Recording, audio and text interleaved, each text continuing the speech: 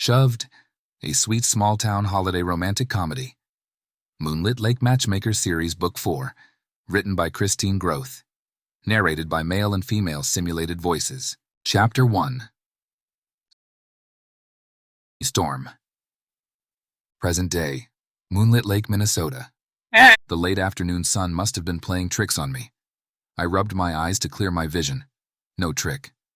Just Tilly wobbling along the lake walk on a unicycle. Her arms flailed out to her side as she tried to keep her balance. I slammed my car into park and ran over to stop her. My thumb was poised on my phone, ready to dial 911. "Tilly, what are you doing?" I hollered. She jerked her head to me, startled, which caused the unicycle to keen forward and shoot out from beneath her. Tilly flew into the air with her arms windmilling. Time stretched out as I ran in slow motion toward her. Even my yell morphed into whale speak. Miraculously, I caught her in my arms before she splatted onto the pavement. Good catch, Storm. And right on time. I've been wanting to perfect my unplanned dismounts, and that one was fabulous. 10 out of 10. Tilly beamed like this was a stunt we practiced every day. I set her on her feet and stepped away to regain my composure. I turned in a circle, my heart racing. Newly fallen leaves crunched beneath my feet. Visions flashed through my mind of what could have happened to her frail elderly body if I hadn't arrived when I did. Let me amend that, or Tilly would have my hide. Tilly wasn't frail. In fact, she was one of the most spry and vibrant people I knew. She might be flirting with the century mark, but she sure didn't act like it. But just because she flouted the typical norms of aging, that didn't mean she could defy the laws of physics. I grew up next door to Tilly, and she was like a grandmother to me and my siblings, but that didn't mean she acted like a grandma. No way. This pint-sized, white-haired pixie defied expectations at every turn. She'd always been eccentric, but that seemed to be getting more pronounced with age. Turning back to Tilly, my hands fisted at my sides to keep from shaking her. "Tilly? What in the world were you thinking, getting on a death machine like that? You're not a little kid." That's right, Storm. I'm not a child, and I'm fully equipped to make my own decisions. Under my breath, I muttered, "That's debatable." Her petite 4'10" frame stood defiantly with her hands on her hips, daring me to make an issue of this. Experience taught me to pick my battles, and this was not one I would win. "I'll make a note to make sure your will is up to date." She waved her hand at me like I was a silly boy. Pshaw, I was just practicing, and I have all the necessary protective gear on. She knocked her knuckles on her helmet to prove her point. My Circus Senioris group meets next week, and I wanted to get some practice time in before it snowed. I was thinking, if I get good at this, it would be fun to hop on my unicycle to string the lights on my Christmas tree this year. All that forward, backward, and curving motion would be the perfect way to get it done. She weaved her body to demonstrate, but looked more like she was doing the samba. "Provided you don't land in the tree or get the lights tangled in your wheel or pedals." Yeah, there is that, which is why I need to practice. She paused for a moment and her energy shifted up a gear. Besides, I thought my practicing would make a fun TikTok video. My followers will get a big kick out of this, and now that you're here, you can film it for me. "Not on your life." Ignoring my objection, she clapped her hands with excitement. My fans will love this. Her gaze shifted to the gray sky. It's going to snow soon. We better hurry. This might be my only window of opportunity to record this video. Snow might give you a softer landing than a pile of leaves. But it's harder to maneuver in. Unicycling is all about the movement to maintain balance. If you can't move freely, you'll be off balance in no time. Just like in life. Don't you agree? What you need is a practice track with foam pits on both sides. Then when you fall, you land in the foam and won't get hurt. Or better yet, a ceiling harness to keep you from falling. Her face lit up like this was the best idea she'd ever heard. Now you're talking. I'll have to see about manifesting that. I picked the unicycle up out of a pile of leaves and brushed it clean. "Need a ride home, Tilly?" You're really not going to film me? Her shoulders sagged and her bottom lip stuck out. And she said she wasn't a child. I slowly shook my head.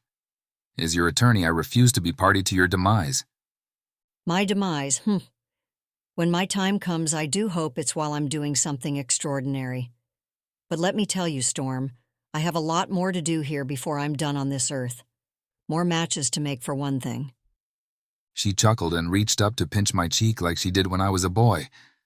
It's okay to break the rules and have a little fun once in a while, Storm, to let a little joy and wonder into your life.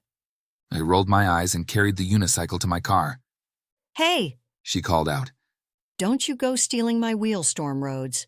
I'd be happy to let you borrow it sometime, though, if you want to give it a go. I can even give you some pointers. My unamused expression just made her giggle. I have my vehicle parked over there. She pointed to her antique truck on the other side of the parking lot. You didn't think I rode that thing all the way to town, did you? Though I probably could have. Another day, perhaps. Wouldn't put it past you, Tilly. All right, if you're done for today, I'll toss this into your truck.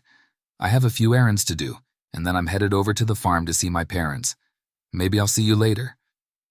I took a step toward her vehicle, but paused. You are done here, right? I guess so, since I can't talk you into filming me. Her shoulders slumped, like a kid being told to put the game away and do their homework. After I secured the death machine into the back of her truck, she lifted a hand to stop me from leaving. Before you go, I have something to show you. She pulled out her phone. I drew some cards for you today and took photos of them. For me? But I didn't tell anyone I was coming home today. Her lips pressed together and her brow lifted, reminding me who I was talking to. Her intuitive skills were legendary, and we all knew not to question how she knew what she knew. All right, but I don't want to be matched. Your mojo might have worked on 3 of my siblings, Rowan, Raven, and Jasper, and helped them find their soulmates, but I'm not buying whatever you're selling with that. I've got enough to handle with starting a law practice here in town. I really didn't have time for this mumbo-jumbo, but since I'd already yelled at her once today, the least I could do was humor her and take a look at her silly cards. I let out an exasperated sigh. What do your cards say about me? Her face lit up like the sun. She opened the photos on her phone and held it out for me to see. The first one is get stuck to move forward.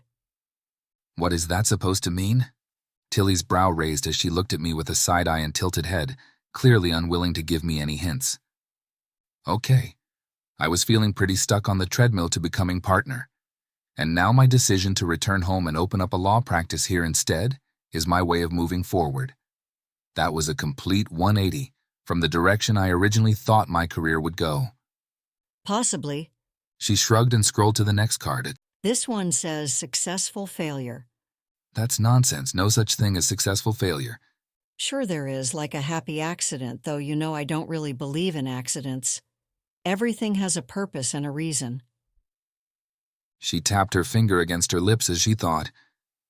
But you know, sometimes you believe something didn't work out, at least not the way you've planned, but it turned out to be the best thing that could have happened. Okay, you're saying something that I think failed will turn out good. I'll take that. I tilted my head and gave her a gentle elbow.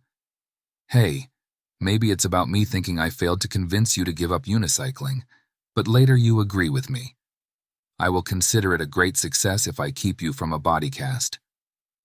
Tilly tisked and her scrutinizing gaze made me squirm. I glanced at my watch, my patience dwindling. What's the third card? I don't have all day. Which is exactly why you need these cards. There's more to life than work, dear boy. She pulled up the image of the final card. The corners of her eyes crinkled with joy as she handed the phone to me. I blinked as I read the card, certain I was reading it wrong. Get a dog? The great oracle is telling me to get a dog? She just shrugged and chuckled in her innocent but sly way. Now that's the kind of matchmaking I can get behind. I've been thinking about getting a dog now that I'm back in town and my life is significantly slower. Love comes along in unexpected ways, she uttered coyly. Who said anything about love? I was thinking more along the lines of avoiding boredom. A dog would give me something to do while I'm building my practice. I pointed at the screen. The L word wasn't anywhere on the card. She just shook her head. Resist it all you want, but love is coming for you, my dear. She looked up at the sky and pointed. And like those clouds moving in from the north, there is nothing you can do to stop it. Best to accept all the blessings it rains upon you. Or should I say snows upon you? I have a feeling winter is just about here. The sharp bite in the air sure felt like winter. I loved fall. It was probably my favorite season, but it never lasted long enough. Winter was already breathing down our necks, causing a shiver to move down my spine. Living in Minnesota, it was inevitable, though. Most years we couldn't make it to Thanksgiving without snow. We were lucky that year, though. Thanksgiving had come and gone without any sign of the white stuff. Truth be told, I didn't really mind the snow. I enjoyed skiing and snowmobiling, but hadn't had time for any of that in years. Hopefully, this winter would be different. Love was another story, one I was not interested in the least. Avoiding attachment was something I'd gotten quite good at. If anything, I was repelled by love. Even the slightest hint of it had me running in the opposite direction. And man, could I run. I studied the fast-moving sky above us. I might not be able to stop the clouds or the cold, but I'll do whatever I can to avoid getting caught in it. Speaking of which, we'd better move along before it starts snowing. Tilly removed her helmet and replaced it with a colorful hand-knit stocking hat, then tightened the scarf around her neck. I have another errand I need to take care of, but it's not outdoors. I'll be fine. But remember what I said, Storm. Life is for living, not working. Make sure you balance your time with equal amounts of fun and joy, and even love. It's what makes it all worthwhile. As I took my leave, I mumbled, "Whatever you say, Tilly." Tilly thought she knew best, but my life was already as perfect as it was going to get. I hadn't made partner, but I was determined my new firm would be a success. And who needed love? I was going to get a dog. Chapter 2. Serena. Splat! Oopsies. My daughter Sadie's eyes widened as the cupcake she was eating fell and landed frosting side down on the floor in the back room of my flower shop. Of course. Ugh. Sadie, what did I tell you? I snapped, blowing a strand of hair out of my face. I was bending over a holiday centerpiece, adding the finishing touches. The smell of pine filled the room from the sprigs I clipped for added greenery. This piece needed to be completed and delivered to the senior center that afternoon. I had also been putting together the bouquets and boutonnieres for a wedding. The fragrant white jasmine mixing with the pine was heavenly. I should bottle that in my spare time. My work table was organized chaos, holding all of these projects in varying stages of completion. Sadie sat on a stool on the other side of my work table. I'd hoped the cupcake would keep her occupied, long enough for me to get this piece done. If you would have sat still, like I told you to, you wouldn't have lost your cupcake, and I wouldn't have to stop working to clean it up. Sadie held her hands out to the side with her elbows bent and her palms open to the ceiling to emphasize the obvious. But Mommy, if we had a puppy, it would clean up my mess so you wouldn't have to. A dog would eat your cupcake all right and lots more. It still wouldn't solve the problem of you losing your cupcake. I wouldn't mind giving a puppy my cupcake, even if it was the last one, because it would give me kisses on my face, like Junior does. And that tickles. She put her hand to her face and giggled. My friend AJ had adopted a puppy recently, and Sadie was absolutely in love with that dog. I'd love more than anything to get one for her, but I had all I could handle with my business and Sadie. My sanity was hanging on by a thread. Thus my uncharacteristic snapping at my sweet girl. The cupcake was an extra from the batches I baked last night for a party at the senior center. Sadie had already gone to bed by the time I finished decorating them, so I saved one for her to have while I worked. I also promised JoJo that I'd stop by the coffee shop in the morning to pick up her coffee donations and bring them over with my cupcakes. And I couldn't very well bring cupcakes and coffee and not have a centerpiece for the table. So my day was off to a busy start, not unlike every other day, actually. I adjusted my reindeer antler headband and cleaned up the sticky mess on the floor before returning to the holiday arrangements. Ever since Thanksgiving, I'd been playing Christmas music in the shop and wearing either a Santa hat, elf hat, or antlers. This was my favorite time of year. I loved the decorating, the shopping, the good cheer, and all the festive events. Along with my daily orders, I was frantically finishing the arrangements for tomorrow's wedding. Thanksgiving and Black Friday were behind me, but I was still crazy busy trying to get all the holiday decorations, gifts, and arrangements ready for the rest of the holiday season. Not to mention the holiday weddings this month, and the centerpieces I donated each week to the nursing home. I'd just finished wrapping the gold ribbon around the bride's bouquet when the door jingled. I peeked my head out front to see who had entered the shop. It was Tilly dropping off some flowers she'd harvested from her garden. "Hey, Tilly, come on back. What did you bring me today?" The last of my fall flowers, needed to get them out before the snow hits. Brown-eyed Susans, asters, mums, and sedum. I've also got some dried flowers from earlier in the summer that you may be able to use as well. Wonderful. I'm working on a wedding right now, and the bride gave me free rein to create whatever will bless them with a happy life together. My superpower, if you want to call it that, was tuning into people and the flowers that are right for them. I was fluent in the language of flowers and what they meant, which was why I named my shop Message in a Blossom. The bridesmaid dresses are dark green, so these flowers you brought, along with some pine branches and cranberry sprigs, should really stand out.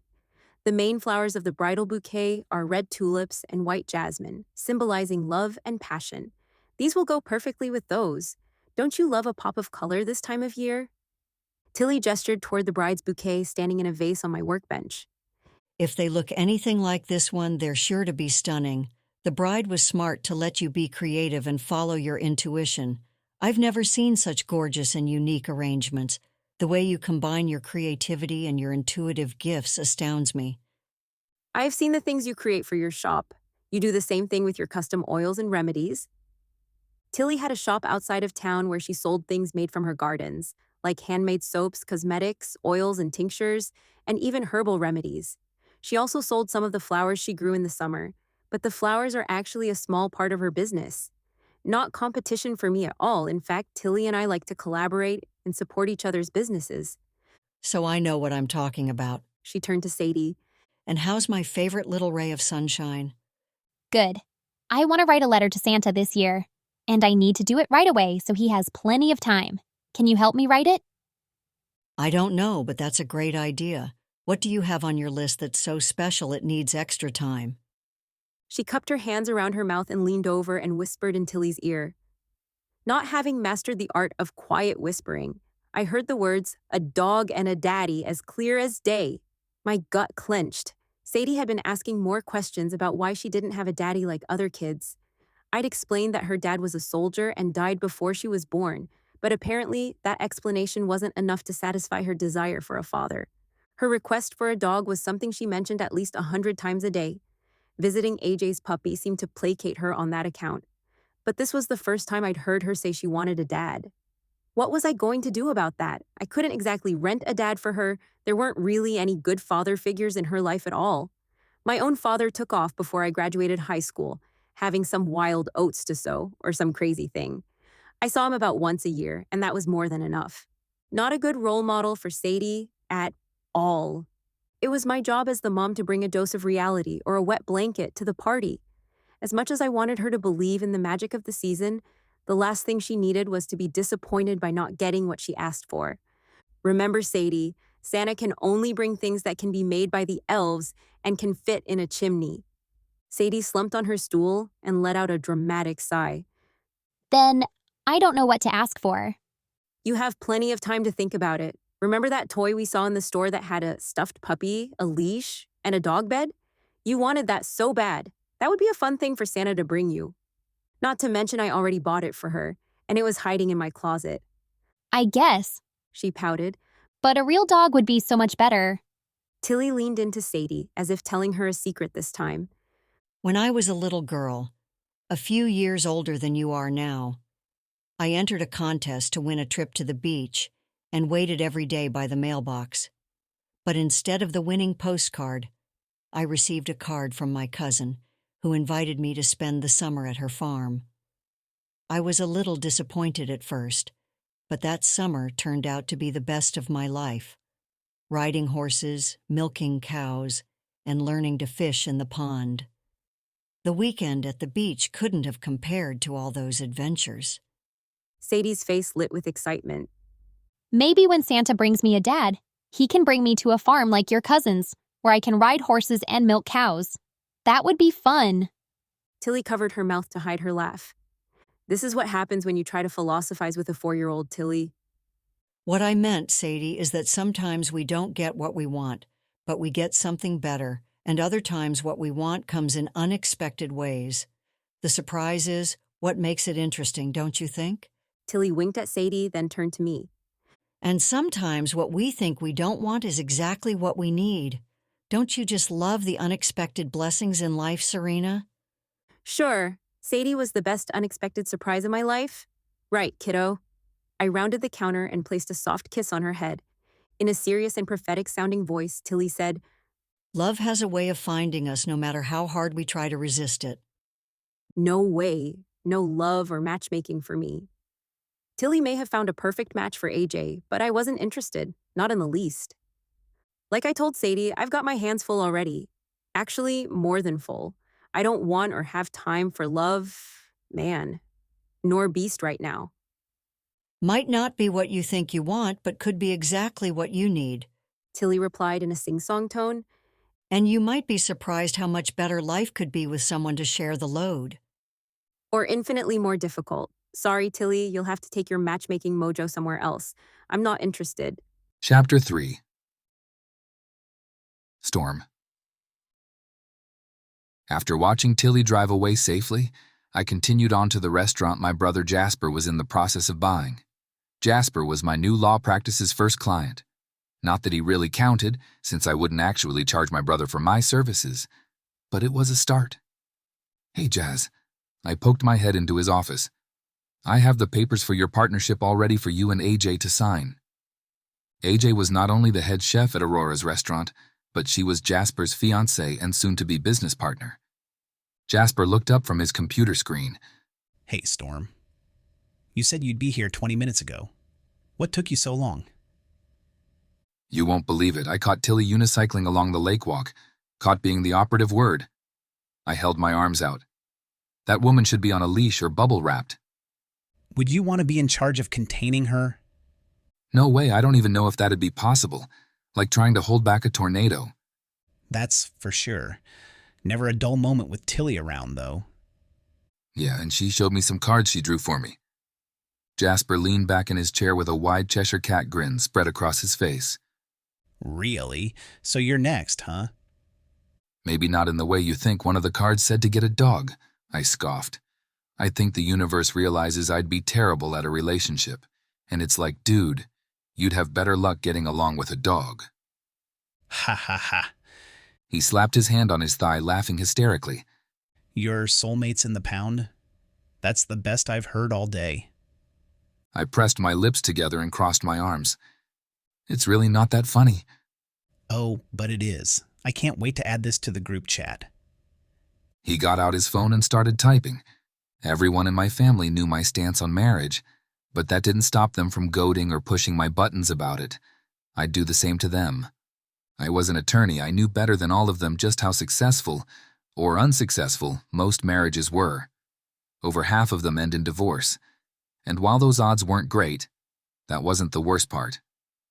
In the firm I'd worked in, there wasn't a single happily married couple in the place. Most were divorced or having affairs. I didn't do anything halfway, and definitely not something that was destined to fail. What was the point? My parents had a happy marriage. I'd grown up with the gold standard. If I ever decided to settle down, I'd want what they had. But a relationship like that was as rare as a snowflake in the desert, and I was a realist. I slapped my hand on Jasper's desk to get his attention. Hey, are you going to look at these papers or not? I don't have all day. What? Do you have a hot date? Are you going to meet your dream girl now? Can I come with to help you screen the candidates? He extended his fingers one at a time as he listed the requirements. You want a girlfriend who's sweet and affectionate, doesn't get upset if you work long hours, and most importantly, potty trained. He burst out laughing again. Laugh it up, fuzzball. I scowled as I sat back in the chair across from Jasper's desk. I actually would like to get a dog now that I have all this extra time on my hands. But you're just starting your practice. That takes a lot of time and energy. Not near as much at the 100-hour weeks I was working. Good point. And actually, if you start walking your dog around town, people will inevitably come up and talk to you, like magic. And then you can tell them you're open for business. He snapped his fingers, his grin widening. Oh, and your dog can be your new paralegal. That's gold. People will be flocking to your office. Best marketing tactic ever. I stroked my chin. You might be onto something there, Jazz, but even so, I'm not going to get one right away. I'll need to research it a bit more. Make sure I pick the right one. Do you want a purebred or a rescue dog? I'm leaning toward a rescue, an older dog maybe. I don't want to have to train a puppy. Way too much work. I can attest to that. I love Junior, but that dog could very well be the death of me. This morning, when I was in the shower, I left him alone for just 5 minutes. 5 minutes. He held his hand up with fingers spread to emphasize his point. In that little bit of time, he completely ransacked my room, emptying all the clothes from my drawers and drooled slimy goo on every single thing. Then he looked at me with his adorable face and sad eyes, so I couldn't even be mad at him. You're ridiculous. That dog has you wrapped around his little finger. You're never going to get him trained at this rate. Speaking of which, I need to add dog training onto my list of things to study before I actually go through with this. Yeah, you talk big now, but you wait. You're going to be just as wrecked as I am. And I'll be laughing my butt off when it happens, too. Hold on to your butt, I'll be prepared. No dog will get the better of me. Famous last words. Look over these contracts, there's a copy for AJ too. I tapped my finger on the file I'd set on his desk. Let me know if you have any questions. Will do. He picked up the folder and set it aside. You going to look at dogs now? Yeah, just a fact-finding mission. I want to see what dogs the shelter has first and then research the breeds when I get home. A solid plan. Good luck with that. He nodded with a smug smile. Oh, and Storm? Yeah. Just don't look them in the eye. Why's that? You'll see. Trust me. After talking with Tilly and then Jasper, the idea of getting a dog would not let me go. Even though my law practice was just getting started and I wasn't completely settled into my rental cabin outside of Moonlit Lake, the idea of having a dog to share it with was sounding better and better. I pulled into the animal shelter just to take a look, maybe get some idea of what I wanted and didn't want in a pet. Not to actually get one, of course. This was just a little preliminary research. No matter the situation, thorough research made all the difference. Good afternoon. Are you looking to adopt a pet? The receptionist at the shelter wore a name tag that read Zoe. She looked to be in her late teens to early 20s, with purple hair and a concert tee from a band I'd never heard of. At least she wasn't on her phone while she was working. I just want to look at some dogs. Not ready to adopt yet. Just looking. She nodded with a slight knowing smile. Do you prefer big or small dogs? I don't want a small dog, so medium or large, and I want one that's already trained. Not a puppy. Okay, we have a few that fit those qualifications. Just give me a few minutes and I'll get them ready. She disappeared through the door behind the desk. I perused the rack of brochures as I waited, grabbing one of each that pertained to dog ownership. All part of my research. A few minutes later, the door opened and she waved me into another room. Inside the room, 3 dogs awaited. One was excited, tail wagging his entire body. He reminded me a lot of Junior, Jasper's master of destruction. I already knew that would not be the one for me. Too much energy. The second was a big fluffy dog almost as big as I was. It had a calmer disposition, which was a plus, but was bigger than I had in mind. The third one was medium-sized black and white mutt, looked a lot like Snoopy from the cartoons, and just sat there looking at me, as if checking me out. Her eyes locked on mine, and I felt a stirring in my gut. What was that all about? Eventually, she walked over to me and curled up at my feet and went to sleep. With her hands on her hips, Zoe tilted her head as she looked down at the snoozing pooch. That one has been here the longest. She hasn't shown any interest in anyone in the time she's been here. In fact, if she doesn't get adopted soon, well, you know. If she's been here so long, why hasn't anyone picked her? Is there something wrong with her? No, she's perfectly healthy, completely trained. She does get anxious when put in a crate, probably some kind of trauma from being locked up before she came here. We've been calling her Lulu, let me out of here.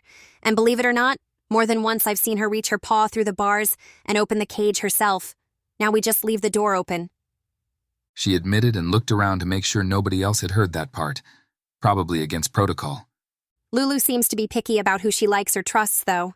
There was one person who wanted her, but when it came time to go with him, she growled at him, peed on his foot, and ran off. I looked at the creature now sleeping on my feet. What could have happened to her to make her so skittish and untrusting? I shuddered to think, having heard many cases of animal abuse. This dog had been through enough already in her short life. She didn't deserve to be euthanized because of it. But I was here for research. Just as important as research was gut instinct, and mine was ruling in favor of Lulu right now. Could I overrule that feeling? Did I want to? The colorful girl interrupted my internal processing. She seems to have chosen you, though. You're the first person she's come up to, and definitely the first she's trusted enough to sleep on. That has to mean something. But I was just coming to look, not adopt. I haven't done my research. Don't know what I'd do with her.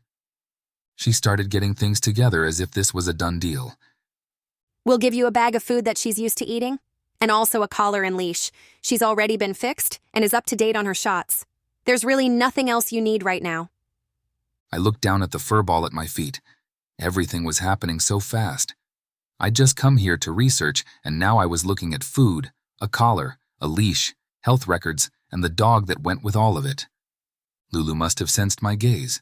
She looked up at me with sad eyes, and I was doomed. So that's what Jasper meant. Knowing I'd been beaten, I let out an audible sigh and nodded to the woman to start the paperwork. I looked down at the dog. My dog, apparently. Gonna have to think of a different name, though. I will not have a dog named Lulu. Chapter 4. Serena. Just as I was putting the finishing touches on a festive holiday centerpiece, while humming and dancing in place to a Mariah Carey Christmas song, my friend AJ popped her head into the store. Don't forget, our committee is meeting at the cafe in 10 minutes. You'll be there, won't you? The town had a festival every couple months, but in December, the celebrations were spread out the entire month. I agreed to help since I loved everything Christmas, and also hoped it would help holiday sales in my shop. Yeah, I'm planning on it. My mom is supposed to be here to watch the store so I can go, but as usual, she's late. I'll be there as soon as I can. She gave me a thumbs up. I'll save you a seat. A few minutes later, my mom waltzed in without a care in the world. Her long hair, once red like mine, had faded to a lovely rosy blonde. She wore wildly patterned yoga pants and an oversized sweater of every color. Others might criticize her and her eccentric ways, but she was her own person, that's for sure. I think she actually enjoyed shocking people and seeing how they would react. Hey, Mom, I'm so glad you're here. The meeting's already starting, so I've got to run. I made some new arrangements, if you want to pick one out as a thank you for helping me today. Thanks, sweetie, but that's not necessary. I'm happy to help, and I had some time to kill before my next yoga class anyway. I thought of trying a new batch of essential oil cookies to bring to the studio, but after what happened last time, with the detox cookie... Her face scrunched up. My entire class rushed to the bathroom, but there weren't enough stalls. We didn't even get to finish class. Somehow, her face scrunched even more, before brightening into a smile. Guess I need to be more careful with what I bring. That's probably wise. Well, I appreciate your help anyway. I gotta go. See you in about an hour. I grabbed my purse and hurried out the door, not wanting the group to be waiting on me. I hated being late, and especially when it might inconvenience someone else. In my rush through the door of the cafe, I bumped into someone carrying a coffee cup on their way out. He was tall with short dark hair and dark stormy eyes. The most gorgeous man I'd ever seen up close. In real life, anyway. I was entranced, at least until he opened his mouth. Watch where you're going, will ya? He wiped the spilled coffee off his black leather jacket. I'm so sorry, did you get burned? Can I buy you a new cup of coffee? He grunted and fled the cafe, and a memory clicked into place. I knew him. I'd seen him at AJ's restaurant a couple of months ago. Sadie had been playing with AJ's puppy in the dining room before it opened. He'd come in all high and mighty, made some rude comment about it being a restaurant, and not a petting zoo. I'd gotten the distinct impression he didn't like kids or animals. Apparently, though, he didn't discriminate. He hated everyone equally. Tilly had said his name was Storm. Fitting. Fine, be that way then, Mr. Stormcloud, I mumbled to myself before finding my group. Hi, ladies. Sorry, I'm late. What did I miss? Our committee had gathered in a corner booth. AJ had her hair pulled back in a bun and looked like she was ready to go right to work at her restaurant after this. Larissa was always in hostess mode, being the owner of a bed and breakfast, and poured everyone a cup of coffee, making sure we each had what we needed. Next to her was real estate agent Lainey, with her blonde shoulder-length bob and designer sweater, stirring cream and sugar into her coffee. Samantha, the owner of the bookstore, pushed up her glasses and smiled at me over the pastry menu. And then there was Tilly. She hopped up and gave me a hug before returning to her seat. Gina sat with her planner, notebook, and pen ready. As a wedding planner, her organizational skills blew me away, which was why we unanimously voted for her to be our leader. She kept us on track, which was often like herding cats, better her than me. We were just discussing the idea of having some kind of bachelor auction or something to raise money for the new community center. AJ slid over and patted the seat next to her. I shrugged out of my coat, hung it on the hook at the end of the booth, and slid in on the bench next to AJ. A bachelor auction as part of the holiday festival? Tilly's eyes sparkled with mischief. I think that's a splendid idea. I already knew what was on her mind and didn't like it one bit. Larissa poured me a cup of coffee and slid it over to me. Sure. A lot of people are lonely around the holidays. And wouldn't it be nice to have a handsome bachelor to bring to a holiday party? We could call it a bachelor holiday auction. She raised her hands like she was creating a marquee for the name. Could be a big moneymaker for the town. I shrugged and nodded as I stirred cream and sugar into my cup. They had a good point. I tried to keep myself wrapped up in holiday cheer so I didn't have to think about how alone I was. But I also had Sadie to celebrate with, and holidays were made for kids. All that meant I certainly wouldn't be the one signing up for a date with a bachelor. The town had been trying to get funding for a community center for several years and was close now. The financial goals were finally within reach, but we'd have to do really well with this month's festivals to hit it. Do we have enough eligible bachelors in town to make it worthwhile? You all seem to have snagged the best ones. AJ got a dreamy look on her face and bumped shoulders with Lainey. Yeah, we really did, didn't we, Lainey? I don't know. Depends on the day. Lainey winked. Some days I'd auction Caleb off for a cheap cup of coffee. We all laughed, knowing she was completely smitten with her handsome husband. Gina jotted something on her notebook and then pointed her pen in the air as if poking an invisible idea bubble in front of her. What about Storm? That hottie will be sure to fetch a high price in an auction. I shook my head, unable to hold back my disagreement. That grump? He may be nice to look at, but as soon as he opens his mouth, it all goes out the window. 1 minute with him could ruin anyone's holiday. Who wants a date with a Grinch? If the Grinch looked like that, pretty much anyone. Gina said, adding his name to her list. I don't know if he dates much, but he always brings the most beautiful women to all the events I've seen him at. They could be straight off the cover of any fashion magazine. Never the same one twice, either. AJ waved off my concerns. Storm may have a gruff exterior, but I'm telling you, Serena, he's all bark and no bite. Now that I'm engaged to his brother, I can vouch for him, because I've seen that he's actually a decent guy. And he just gave up a super lucrative law partnership to move home and be near his family. That's admirable, but it doesn't erase his perpetual rudeness and ugly personality. I sipped my coffee. More importantly, do you really think he'd agree to do something like this? AJ sank back into the booth with a sigh. You're probably right about that. We need a long list of potentials in case we can't convince them all to participate. The group compiled a list of 12 possible bachelors, including Evan, the deputy sheriff, several firefighters, AJ's sous chef, Eric, and Toby, the mechanic. When are you thinking we should do this? I asked, still not sure this was a worthwhile endeavor. Christmas is coming fast. We're running out of time. Gina looked at her planner, tapping her pen as she thought. It's going to take a little time to organize and get our bachelors on board. So I'd vote for mid-December or later. The group all agreed that later would be better and scheduled it the week before Christmas. We need someone to head the entire project, though, AJ said. A chorus of "not me's" rang in the air until only Gina was left silent. We turned to look at her. She rolled her eyes. Fine, but I'll need everyone to help, especially with getting the bachelors lined up. If we each take 2, it won't be so bad. I'll make a spreadsheet we can all access to add the bachelors we've contacted and update their status. We don't want to bombard them with requests. but also don't want to drop the ball on any potentials. We all reluctantly agreed to contact a couple of bachelors. Guess we couldn't expect Gina to do all the dirty work. We also agreed on some other activities throughout the month to keep people coming to town and supporting the businesses, like the tree lighting, a toy drive, breakfast with Santa, sleigh rides, holiday goat yoga, and Christmas karaoke. We each had our assignments and were done in a little over an hour. Pretty efficient for a planning committee.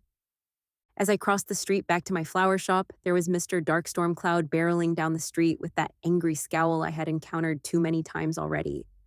Thankfully, I wasn't on the receiving end of it this time. AJ said he was a good guy, but if that was true, I had to wonder why he seemed to be in such a bad mood all the time. His brother Jasper was as happy-go-lucky as they come. I shook my head, trying to clear him from my thoughts. The grump and his negativity were not my problem. I wished Gina or whoever talked to him the best of luck in convincing him to help with the auction. They'd need it. And to the unfortunate person who would be going on a date with him, my sympathies. No matter how lonely the holidays got, I wasn't interested in dating. Not one bit. And not even for a fundraising event like this. I learned long ago that love didn't last, and I couldn't risk Sadie getting hurt in the process. She was my #1 priority and always would be.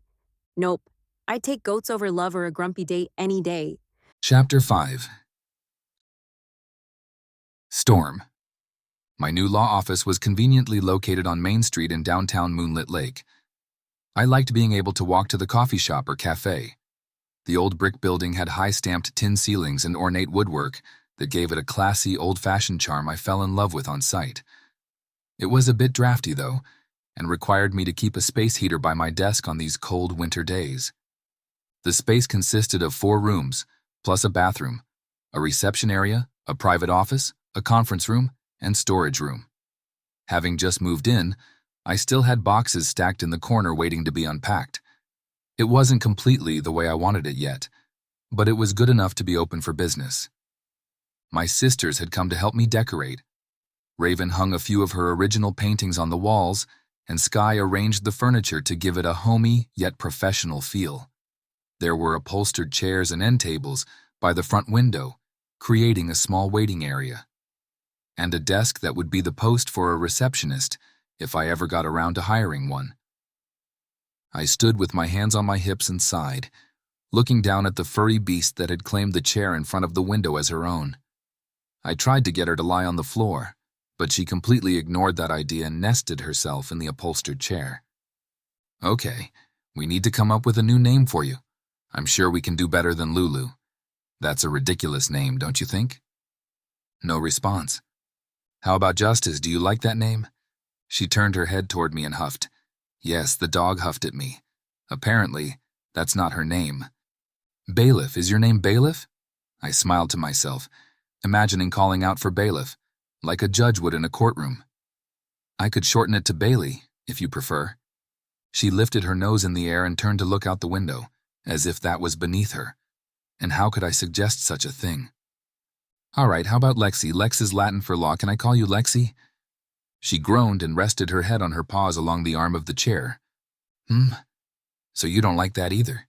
You really don't want me to keep calling you Lulu, do you? She perked up and wagged her tail. Seriously? Lulu. She came over and licked my face, then stared at me with her big eyes. Not sad now, though. Her face almost looked like it was smiling. Do dogs smile?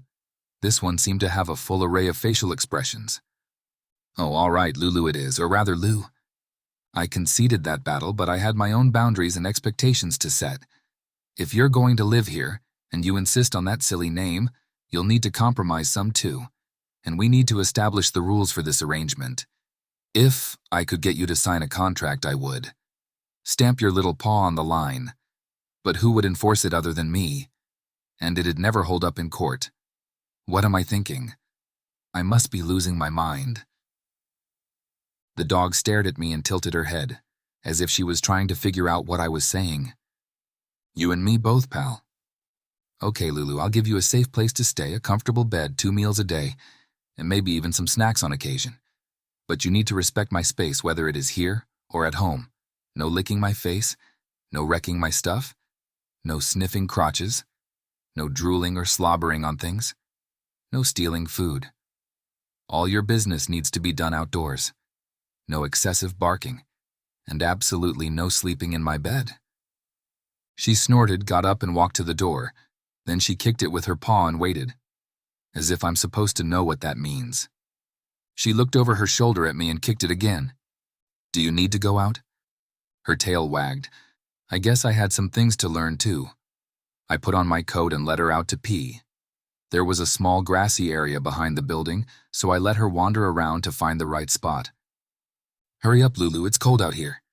A car drove by and backfired. Lulu yelped and took off in a mad dash down the alley, just a black and white streak in front of me. Lulu, stop! But it was no use. I chased after her, praying, God, please let me catch her before she gets hit by a garbage truck or something. What was I thinking getting a dog? I should take her right back to the shelter after this. I don't have time for these shenanigans. I was out of breath by the time I rounded the restaurant to see AJ and Eric unloading boxes from a truck. Lulu, I yelled between panting breaths, get back here. But instead of listening, the dog took off again, running right through AJ's legs as she lifted another box from the truck. AJ wobbled. The box wobbled. Then everything fell, fresh produce spilling all over the ground. I leapt and caught hold of Lulu's collar before she took off again. At first, she pulled and tugged, trying to get away again, but when she realized it was me that held her, she calmed down and licked my cheek. My anger diffused just like that. I'm so sorry, AJ. Lulu got spooked. I'll pay you for whatever is damaged here, and also pay to get a new batch delivered right away. She picked up the vegetables, dusted them off, and put them back in the box. She opened her mouth to say something and then paused for a moment. This disruption will set back our prep time significantly. Won't it, Eric? Eric's brow furrowed as he looked at his boss. Sure. Whatever you say, Chef. She turned back to me. There is something you can do to make it up to me, though. Anything, I offered, desperate to get my dog back to my office so I could return to work. I need a volunteer to help with a holiday event next month. Not much time required. I can give you the details later. Sure, whatever you need. Then I remembered it was the holiday season. As long as I don't have to play Santa or dress up like an elf. AJ's smile widened. Nothing like that. I promise. She handed the box to Eric for him to take inside. Thanks, Storm. I'm so glad I ran into you today. Or that dog did. Who is your adorable little friend?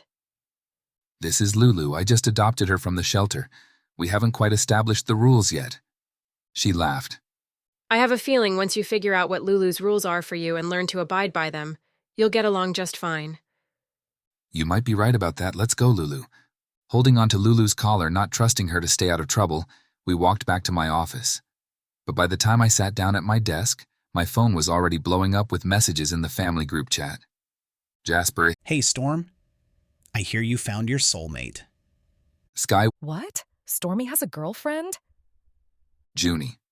Who is she? What's she look like? I took a quick photo of Lulu looking up at me with her big sad eyes and added that to the chat. Me. I just got her. They told me her name is Lulu. Let me out of here. I was going to change it, but after her escape and run across town, it might be fitting. Raven. Oh, now Munch will have a cousin. How fun. Jasper. And that's not all I heard. Storm also agreed to offer up his services in the Bachelor Holiday Auction. Me. What? Jasper? AJ said you volunteered. Me. Ack. After Lulu spilled AJ's produce, I agreed to help with an event to make up for it. I assumed I'd have to wrap presents or hang lights or something. I've been bamboozled. Raven. Haha. Sky. Stormy in a bachelor auction. This is gonna be epic. Jasper. Maybe this is why Tilly's card told you to get a dog. Sky. You know what she always says? Everything happens for a reason. Me? That's ridiculous. Raven. Tilly picked cards for you. Welcome to the club, bro. The Love Club. Junie and No fair, I want to be in the Love Club. Sky. It seems like everyone in the club so far didn't want to be in it at the time. Maybe you need to not want it to get picked. Me. I got a dog, but I am absolutely not interested in joining any love club. No way. Raven. Yeah, that's what they all say. Or what we all said. Wink emoji. I turned my phone off and set it on my desk. Why did I move back here again? After Dad's heart attack, I didn't want to be so far away and miss out on everything. I also realized I didn't want to spend my entire life working day and night only to have a heart attack like Dad and have nothing to show for my life but a full bank account and a fancy office with my name on the door. But now I'm questioning that decision. I'd forgotten how up in your business everyone was here, especially my family. Maybe moving back to my hometown wasn't such a great idea after all. Lulu sat next to me, giving me the big sad eyes. I reached down to pet her head and scratch her behind the ears. She leaned in, and her back leg began to thump. "Ah, you like that, huh? See, this isn't so bad. No more running off, and we can sit here like this all afternoon." I looked at the files on my desk. Well, not all afternoon. I do have to work sometime.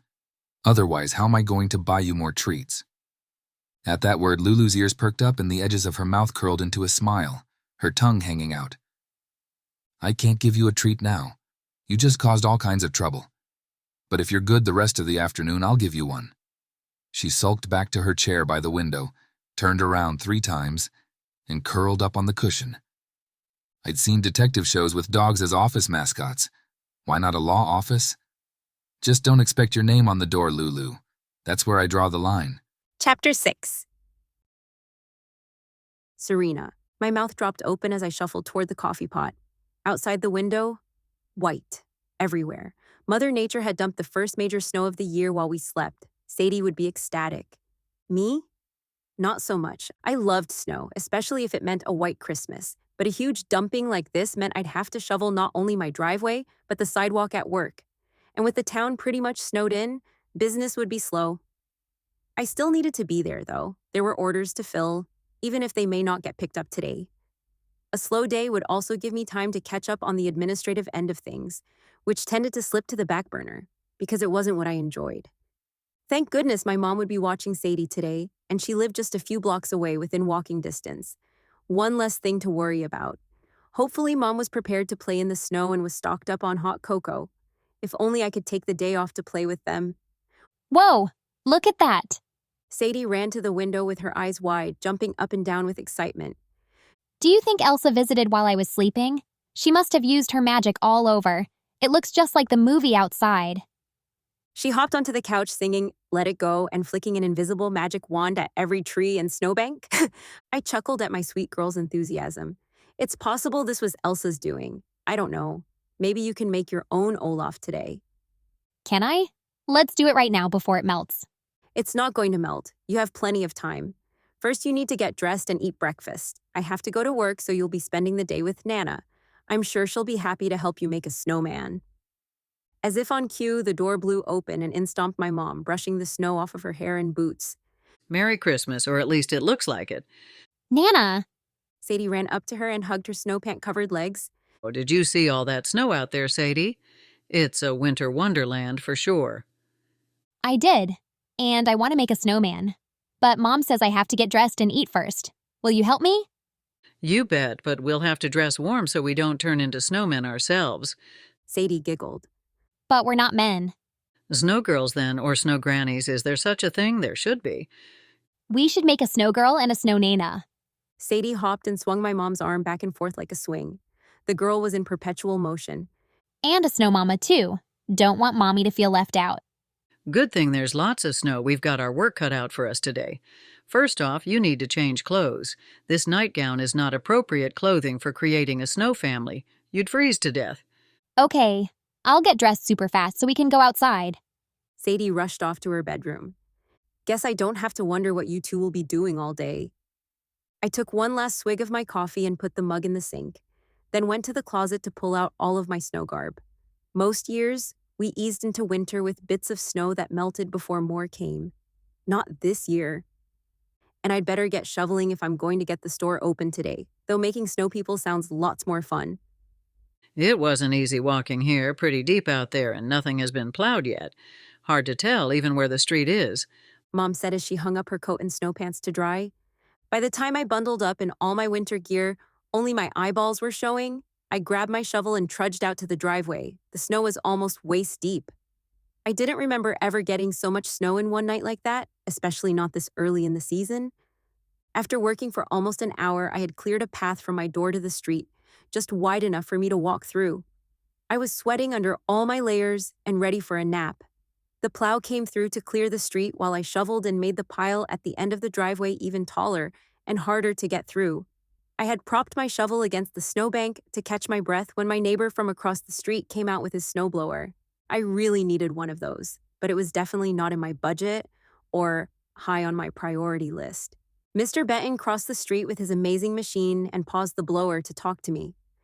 Good morning, would you like some help? Sure is a lot of snow. Too much to shovel by hand, that's for sure. Normally, I was someone who insisted on doing everything myself and would rather be the helper than the helped. But it would take me all day to shovel this by hand, and I really needed to get to the shop. I couldn't turn down this kind offer. You're an angel. I would love the help. I'll bring home some flowers for you and your wife as a thank you. No need to thank me, but I know Jeannie would love some flowers. He revved up the motor and engaged the blower. This shouldn't take long and you can get on with your day. Thanks so much. You're a lifesaver. Mr. Benton began expanding my path, shooting snow into tall banks on either side of the driveway. I tossed my shovel into the back seat of my car. This shovel was bigger than the one I kept at the shop, and I'd need it to get through all this snow in time to open my shop. As soon as he'd cleared a path wide enough for my car to get through, I slowly backed out and crept down the street. Quite a few people were out shoveling and plowing, but not many cars on the streets yet. The alley behind my shop had already been plowed along with my parking spot. Hallelujah. I really hadn't wanted to shovel that too. I unlocked the shop from the back door. Thankfully, the storm didn't take out the power, so everything was fine inside. I unlocked the front door from the inside and pushed it open. At least I tried to. It wouldn't budge. I looked out the window to see what was stopping it and groaned. A chest-high snowdrift was making sure no one came in or out of here today. Unless I cleared the way. Oof! This was going to take a while. Where do I even start? I turned the knob and pushed all my weight against the door and only got it to budge a couple inches, not enough to even poke my shovel through. I studied the door and wall of snow for a moment, trying to plan my strategy. I could keep nudging it inch by inch, or I could give it my all and see if I could break through. I glanced at the clock on the wall, telling me it was already past opening time. Not that anyone was waiting to get in, but I didn't want to be at this all day. Might as well go for it. Like a linebacker, I took a few steps back to get a run at it, tucked my head and rammed my shoulder against the door, shoving it open. Oof! I landed in a heap on the sidewalk just below the front step, and so deep in the snow, all I could see was white. By the time I dug my way out and made my way back up to the door, I was ready for a nap or a hot bath, but that wasn't happening. My day had hardly begun. I shoveled off the step and shut the door. The next hour was spent tunneling my way down the sidewalk to the street. It was grueling work, but I just kept my head down and kept shoveling. I was almost to the street when I heard a voice yell out from where I'd just tossed a scoop of snow. Hey! I peeked up over the snowbank to see what was going on. There was none other than the grump, with my load of snow on the top of his head. I pressed my lips together to keep from laughing at the poetic justice in front of me. If only I could have buried him in snow while hiding on a balcony so he wouldn't know it was me. No chance of hiding now. I rushed over to help because that's just how I was wired. I'm so sorry. Let me help you brush that snow off. Just before I reached him, my boot hit an ice patch and my feet slid right out from under me, knocking Grumpty Dumpty off his feet at the same time.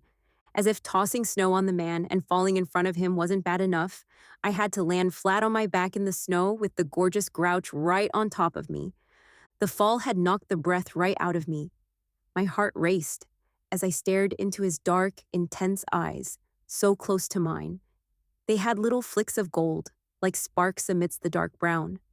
When I finally took a breath, I noticed his musky, woodsy scent.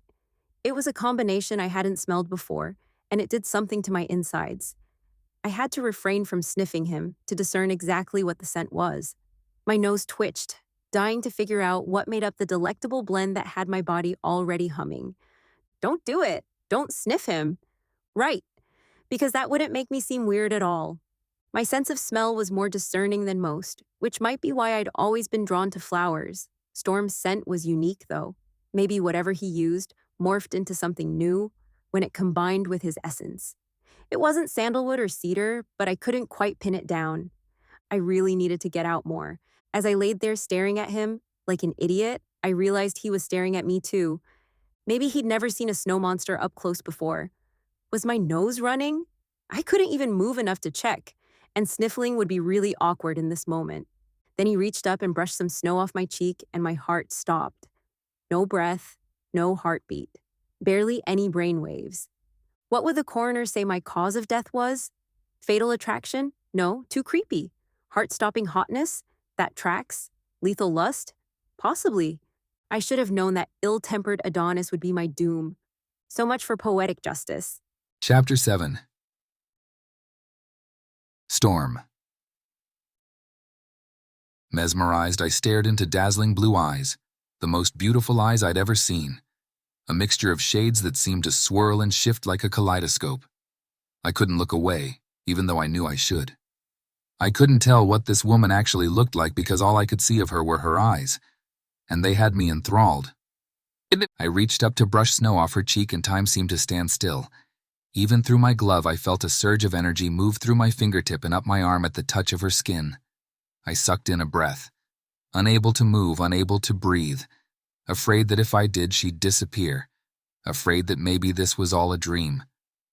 With all this snow, I decided to take a walk to introduce myself to the other businesses near my office and see if anyone needed help shoveling. Jasper said I needed to get out in the community more to show people I was here, reacquaint myself with the townspeople. This wasn't exactly what I had in mind, not that I was complaining. I hadn't felt this intense of an attraction to a woman since, well, ever.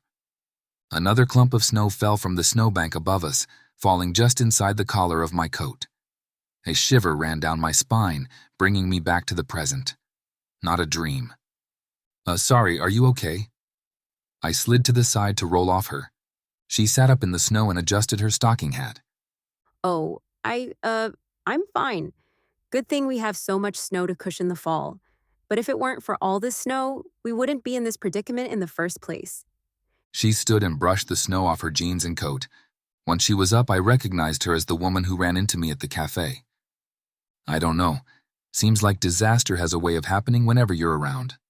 I dusted off my jacket. At least this time there wasn't coffee involved. You know, if you're trying to get my attention, there are better ways of going about it. You don't have to keep throwing yourself at me. She gasped. I don't know why I bothered to help you. I think I'd have been better off if you hadn't. I'd hoped that by joking and making light of the situation, it wouldn't be so awkward for both of us, and we could laugh it off. Apparently, I missed the mark.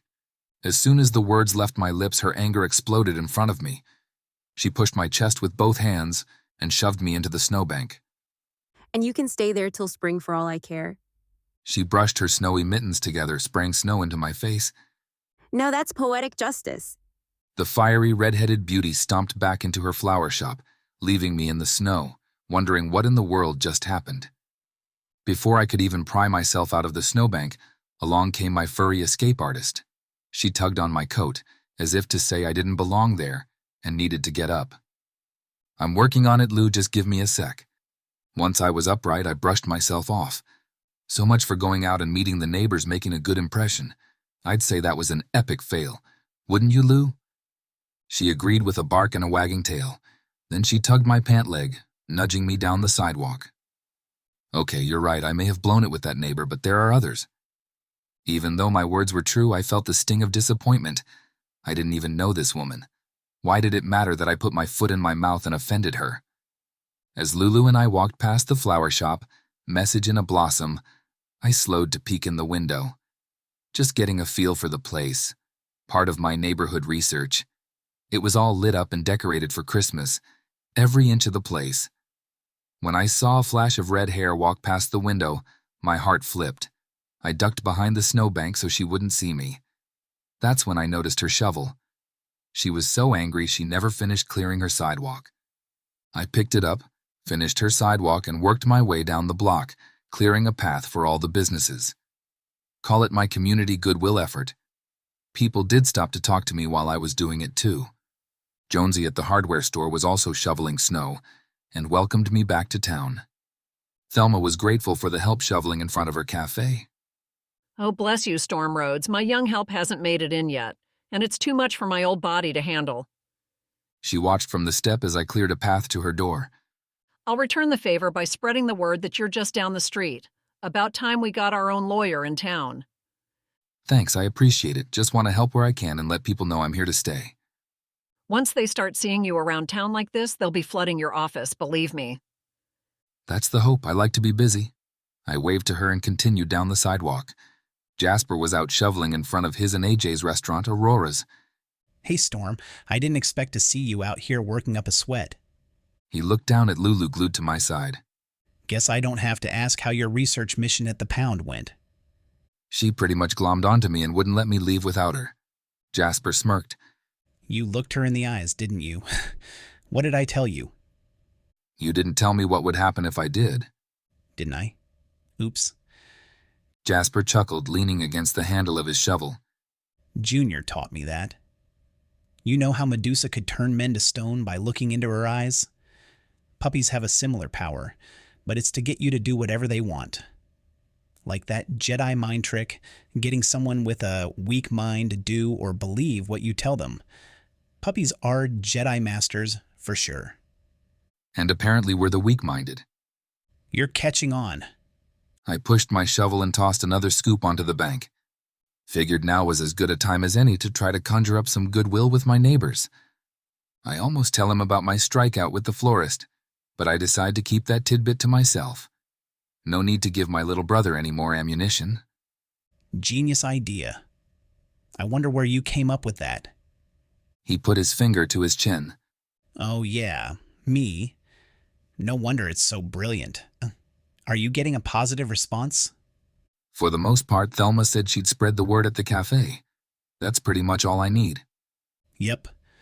Once news hits that channel, it's everywhere. He smacked his hands together with the top hand sliding away like a jet taking off.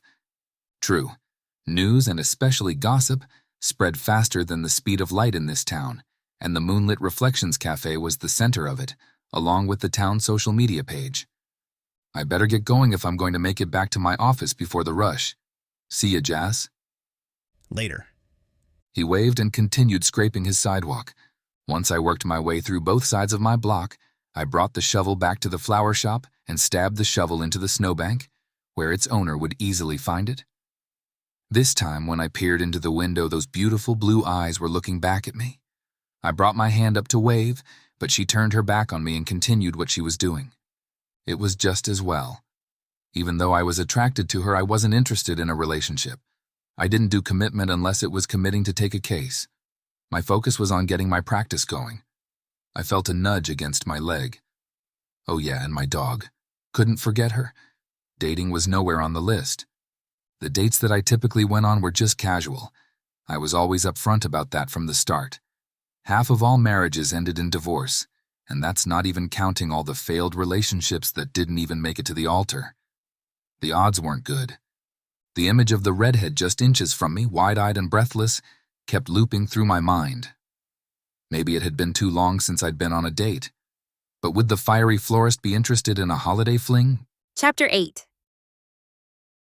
Serena.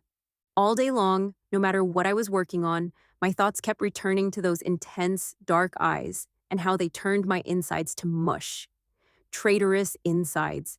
Pushing him in that snowbank had given me a measure of satisfaction, which I hated to admit. I'm normally not a violent person. Something about him just set me off. I don't know if it was his arrogance, his rudeness, or his perpetual bad mood. How could someone be so good-looking on the outside and so awful on the inside? I'd never met anyone so infuriating. If only I would have shoved a big fat snowball in his mouth as soon as he opened it. That would have been the cherry on top for sure. Missed opportunity there. I chuckled to myself, imagining the sexy Scrooge with a huge snowball corking his mouth. But why did it have to be him, of all people, that I had to get tangled in the snow with? How humiliating. I'd have wanted to dive into the snowbank and hide, feeling awful about what happened, if not for his insults. Those certainly riled me up. I'd wanted to bury him under a ton of snow instead of apologizing. Later, we could chip away the snow to reveal a handsome ice sculpture, one that couldn't talk back. Would the handsome but scowling sculpture on my front lawn bring in more business to the store or scare people away? Hard to say, but I'd have fun decorating it with outrageous hats and floral wreaths, like he belonged at the Kentucky Derby. I'd changed the decorations for the various holidays and seasons throughout the year. My mom had a goose statue like that on our front step when I was a kid. We'd dress it up in all kinds of crazy outfits. Sadie would get a kick out of that. I shook my head. The sooner I forgot the whole embarrassing scene ever happened, the better. If only it were that easy. What about the energy zinging between us? I'm surprised it didn't melt the snow. And his eyes. I fanned my face. How did it get so blasted hot in here? Stop it! Storm was not someone I wanted to get involved with. He was a grouch who hated children and animals. Not that I wanted any man in my life, but if I did, it certainly wouldn't be someone like him. No matter how he made my heart race and my stomach flip, Sadie was all that I needed. And to be the best mom I can be for her, and to protect her tender heart, I needed to keep my priorities straight. When I first heard the news that my husband had been killed in combat, I'd been 6 months pregnant with Sadie. I'd held my hand to my belly and promised my unborn child that I'd do whatever I could to be such a good mom, that she'd never feel the loss of her father or the vacancy in her life. Until recently, it seemed to be enough. I seemed to be enough. She rarely asked about her dad or why she didn't have one. But to hear her ask for a dad and a dog for Christmas, it about broke my heart. The dog was no surprise. She'd been begging for one of those for a long time.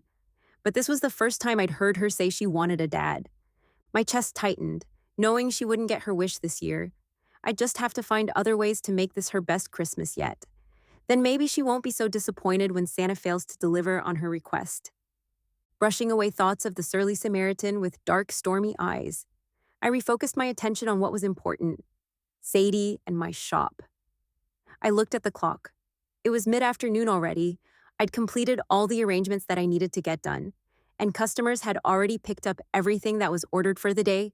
The snow had slowed down business, and it was a great opportunity to close early and go home to play in the snow with Sadie, one of the perks of being a business owner. I flipped my sign to closed and headed home. 10 minutes later, Sadie flew into my arms.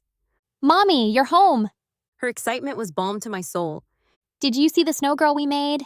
I did. She's adorable. Looks like you had fun out there today. It was so fun. In some places, it was so deep I couldn't even walk. Nana had to shovel a place for us to make our snow girl. One time, I fell over and was almost buried in the snow. My mom chimed in. Yeah, I couldn't see her. I could only hear giggling coming from the snowbank. When we got cold, Nana made me some hot chocolate with marshmallows. Sadie danced around the room with more than her usual exuberance. We didn't get all the snow people made, though. I still want to make more. A whole snow family. Maybe even a snow dog. I'll help you make another one if you want. We have all winter to keep adding more, you know? Sadie thought about this for a moment. If we make a new snow person every day, how many would there be by the end of winter? Winter is pretty long here. That would probably be over 100. I don't think we have room in our yard for all of those. And you'd probably get tired of making them and would want to do something else. Let's just make one at a time and see how far we get. What is the next one you want to make? Now that you're here, let's make the snow mom to go with the snow girl. Then the girl will be happy. This girl. She sure did own my heart. Any insecurity I felt about her wanting a dad dissolved. My sweet girl was happy with her mom, and that's all that really mattered. Sadie and I played in the snow together for about an hour. We were just setting the snow mom's head on top when a niggling feeling crept in, like we were being watched. I looked around and didn't see anyone. We added the final touches and the uncomfortable feeling continued. I'm cold. How about we go inside for some more hot cocoa and I'll make us some macaroni and cheese for dinner? Yay! My favorites. Sadie rushed back to the house, then turned to look at her snow family. Mommy, what will they do when I'm in the house? Will they come to life like Frosty and Olaf do? Well, we don't have a magic hat or a magic wand to use on them, so maybe they'll just keep watch over our house while we're inside, like our very special guards, and they're even better because everyone else just thinks they're snowmen. She smiled brightly and hugged my legs. But we know better, don't we, Mommy? We know they're special. Just like you, Sweet Pea. Now let's go inside before our tootsies freeze off. After she went inside, I took another look around the yard. Leaning forward, I scanned the neighborhood. I looked from house to house, but I still didn't see anyone or anything suspicious. Yet, the uneasy feeling lingered. I quickly went inside and locked the door. It was probably nothing, just stress. Best thing I could do was relax and watch a holiday show with Sadie. Put it out of my mind. So that's what I did. Chapter 9. Storm. After shoveling half of downtown the day before, people had been calling left and right with legal questions. I'd already taken on 3 new clients, and it wasn't even 10 in the morning. Granted, they weren't the most exciting cases. One was a will, the second a prenup, and the third, well, let's just say one neighbor would like to sue the other for psychological trauma from seeing him too many times sans clothing, getting his mail, raking his leaves, even cleaning his gutters. I shuddered and tried to shake those lovely images from my mind. I felt traumatized already, and I wasn't even there. I didn't know if Mr. Fisk was a practicing nudist, had an aversion to clothing, or just liked putting on a show for his widowed neighbor, Mrs. Larkin. That case should at least be interesting. Even with all those calls, I still couldn't stop thinking about the feisty redhead with sparkling blue eyes. I swear we had a moment, lying there in the snow, only a breath apart, our eyes locked on each other. I'd been so tempted to kiss her. I think she'd wanted to kiss me too. Her gaze had shifted to my lips for a second. She was interested, I could tell. But I didn't even know her name, and I'm not one of those guys who goes around kissing strange women. I'm not a guy who flusters easily either. I've taken on mob bosses and murderers in the courtroom and been completely in control. But the opportune moment, when I could have charmed her, gotten her to laugh, made a little small talk in the snow and maybe even asked her out, well, I choked. I opened my mouth and insulted her instead. It was fun seeing her fiery side, though. When she shoved me back into the snowbank, the clincher, I had to redeem myself in her eyes. Wasn't sure how that would happen, but I had to try. I'd seen her around town at the grocery store, the bank, the cafe. She seemed to be pure sunshine wherever she went, making everyone smile as she made conversation with them. It was clear everyone in town loved her and only had good things to say about her. Any time I tried to talk to her, though, she gave me the cold shoulder. The coffee shop hummed with activity and gossip. I stood in line with my eyes glued to the menu on the wall, hoping I could just get my coffee and get back to work. I didn't need to read the menu. I always just got a grande Americano. But I hoped to avoid conversation by keeping my focus on the menu. My twin sister, Sky, always teased me about my antisocial tendencies. I was patiently waiting my turn when a woman slipped in front of me in line, the woman I'd been hoping to see. I was about to make some charming comment about her cutting in line, but then she had the nerve to order the last almond poppy seed muffin that I'd had my heart set on. I ordered my coffee and stood next to her, waiting for our orders. "So we meet again," I said, trying to sound the tiniest bit charming. Her sunshine fades and she mutters, "Oh, it's you," before shifting her body slightly away from me. "Try to contain your excitement. This is a public place. Don't want to give people something to talk about." She kept her eyes glued to the counter, watching for her order to come up. "Just stand there quietly and we'll be fine. It's when you open your mouth that the trouble starts, and I'd rather not have to waste this perfectly good pitcher of creamer on the top of your head." She looked over her shoulder and gave me a fake, ultra-sweet smile, grabbed her order from the counter, and scurried out the door. There was one more cup waiting on the counter. I picked it up, but it wasn't mine. Serena. She'd picked up the wrong cup and taken mine by mistake. I explained this to the barista and asked her to make another Americano for me, which I was happy to pay for. This coffee mix-up just gave me an excuse to visit my local florist, and now I knew her name was Serena. A couple minutes later, I entered the message in a blossom flower shop. Bells jingled above my head, signaling my entrance. A voice called out from the back of the shop, "I'll be right with you, just a sec." Even the song of her voice made my heart rate kick up a notch. I perused the store while I waited. Holiday decorations covered every surface. Excessive, but not tacky. Most of them were probably for sale, so it was to be expected. There were also potted plants and stunning flower arrangements on shelves throughout the shop. My mom would love this place, which gave me an idea. Serena returned to the front and stopped in her tracks when she saw me. "Are you following me? What are you doing here?" "Well, you took my coffee, so I thought I'd bring you your order." She sucked in a breath and cringed. I did? Sorry for the trouble. I haven't even gotten to sit down and drink it yet. She reached behind the counter for the cup. Here, you might as well take this. I didn't drink it, I promise. I got another one, so no worries. We stood there awkwardly for a moment. All right, well, I should get back to work. Thanks for bringing me the coffee. Actually, since I'm here, I was thinking I should pick up some flowers for my mom. Do you have any suggestions? What message would you like to convey? My brows creased and my mouth twisted to the side. I'm not following. Each flower has a special meaning. If I know what you're trying to say with the flowers, I can put together a bouquet that conveys the right meaning or feeling. What is the purpose of bringing her flowers? Just to be nice. I couldn't very well tell her the truth and say it was to make peace with the florist. Now could I? Appreciation, I guess. I want her to know I appreciate her. Okay, I have the perfect flowers for that. Just give me a couple minutes to put it together. Do you want it in a bouquet or a vase? Bouquet is fine. She has tons of vases at home. She nodded and disappeared into the back. A few minutes later, she returned with a beautiful bouquet. All right, I created a mix of flowers that convey a meaning of appreciation. Pink roses, lilies, gerbera daisies, hydrangea, and sunflower. What do you think? They look great. How do they say appreciation, though? They just look like flowers to me. Her face reddened and I stepped back, afraid she'd hit me with the bouquet. She let out a heavy sigh, like I was really trying her patience. Then plastered on that fake ultra-sweet smile again. Must be the smile that keeps her from committing murder, and I've seen it twice now. Each flower has a certain vibration which aligns to emotions and feelings.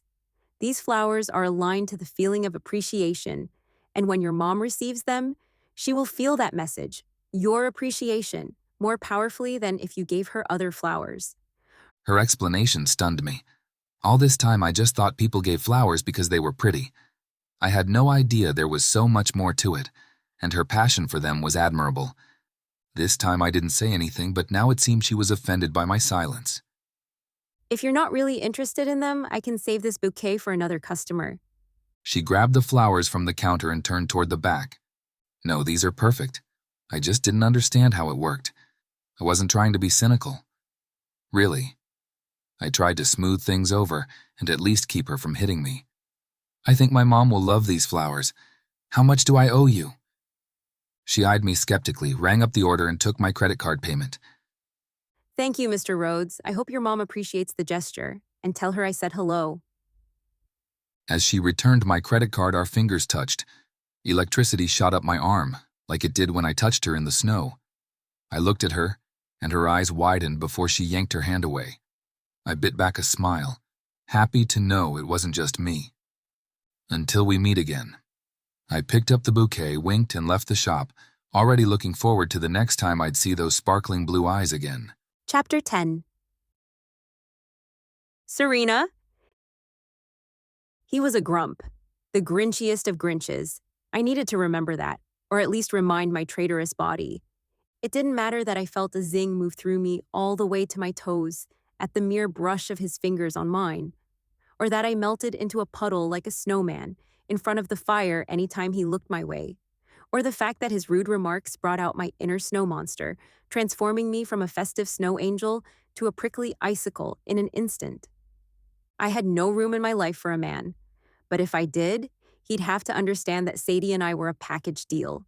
Anyone I let into my life had to love kids, and from what I'd seen of Storm, I was pretty sure that ruled him out. I could easily trim the thorns from rose stems to make them safe to handle. Too bad I couldn't do that with him. No, he might be nice to look at, but only from a distance. I just needed to stay as far away from this Grinch as possible, and we would all be safe.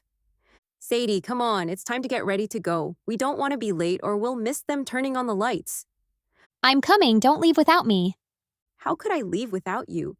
You're my little snow fairy. I tousled her curly blonde hair, making her giggle.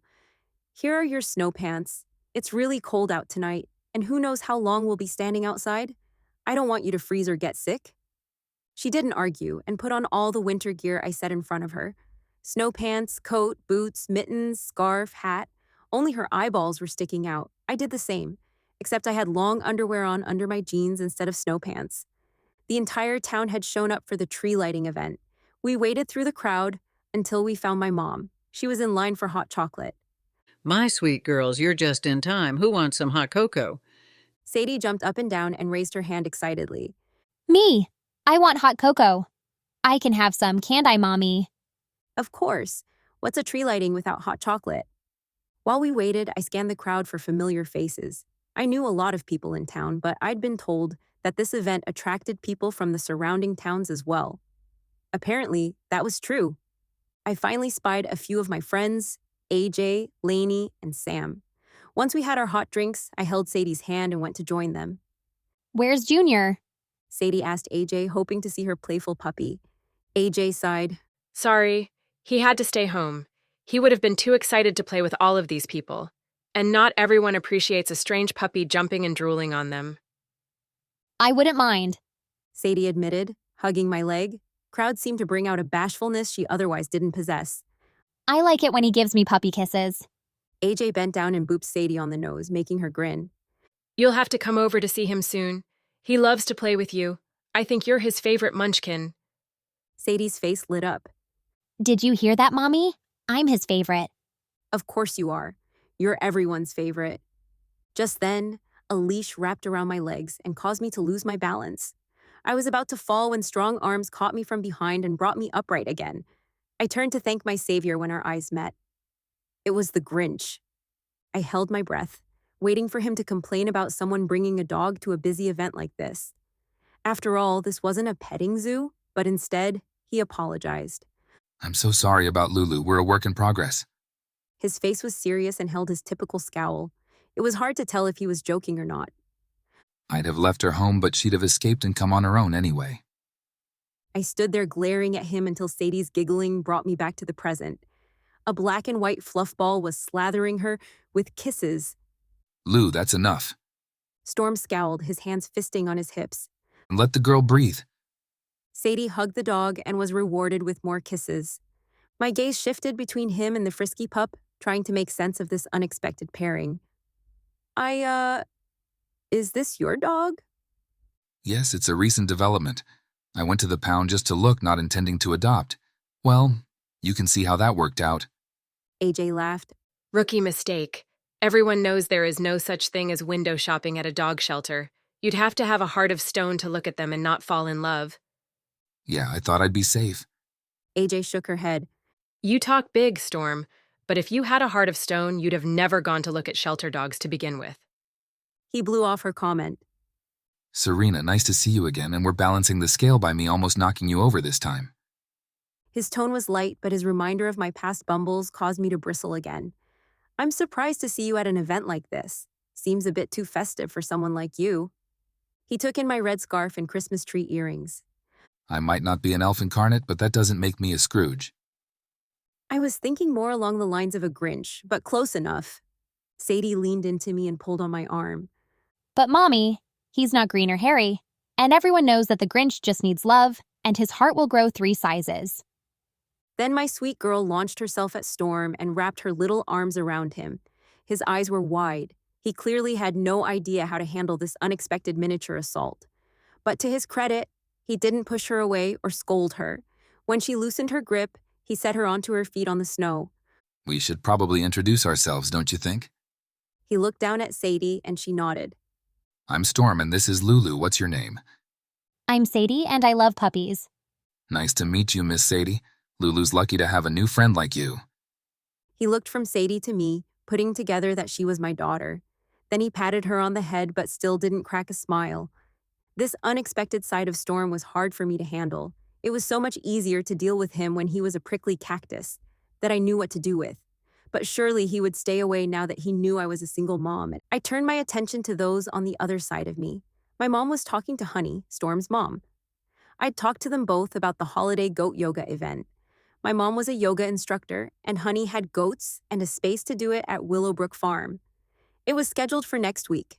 Since they both agreed to help, I was able to check 2 big things off my to-do list. Thank you both for agreeing to do this. It's going to be so much fun. Honey clapped her hands in front of her chest. I'm excited too. I was just telling your mom that I have a surprise planned. You're gonna love it. She peered over at Sadie, who was still playing with Lulu. I hope Sadie will be there too. She'll get a big kick out of this. Oh, I'm sure she will, no matter what it is. If it involves animals and Christmas, she's all in. I assured her Sadie would absolutely love goat yoga. I actually wasn't sure if I should tell her about it ahead of time or not.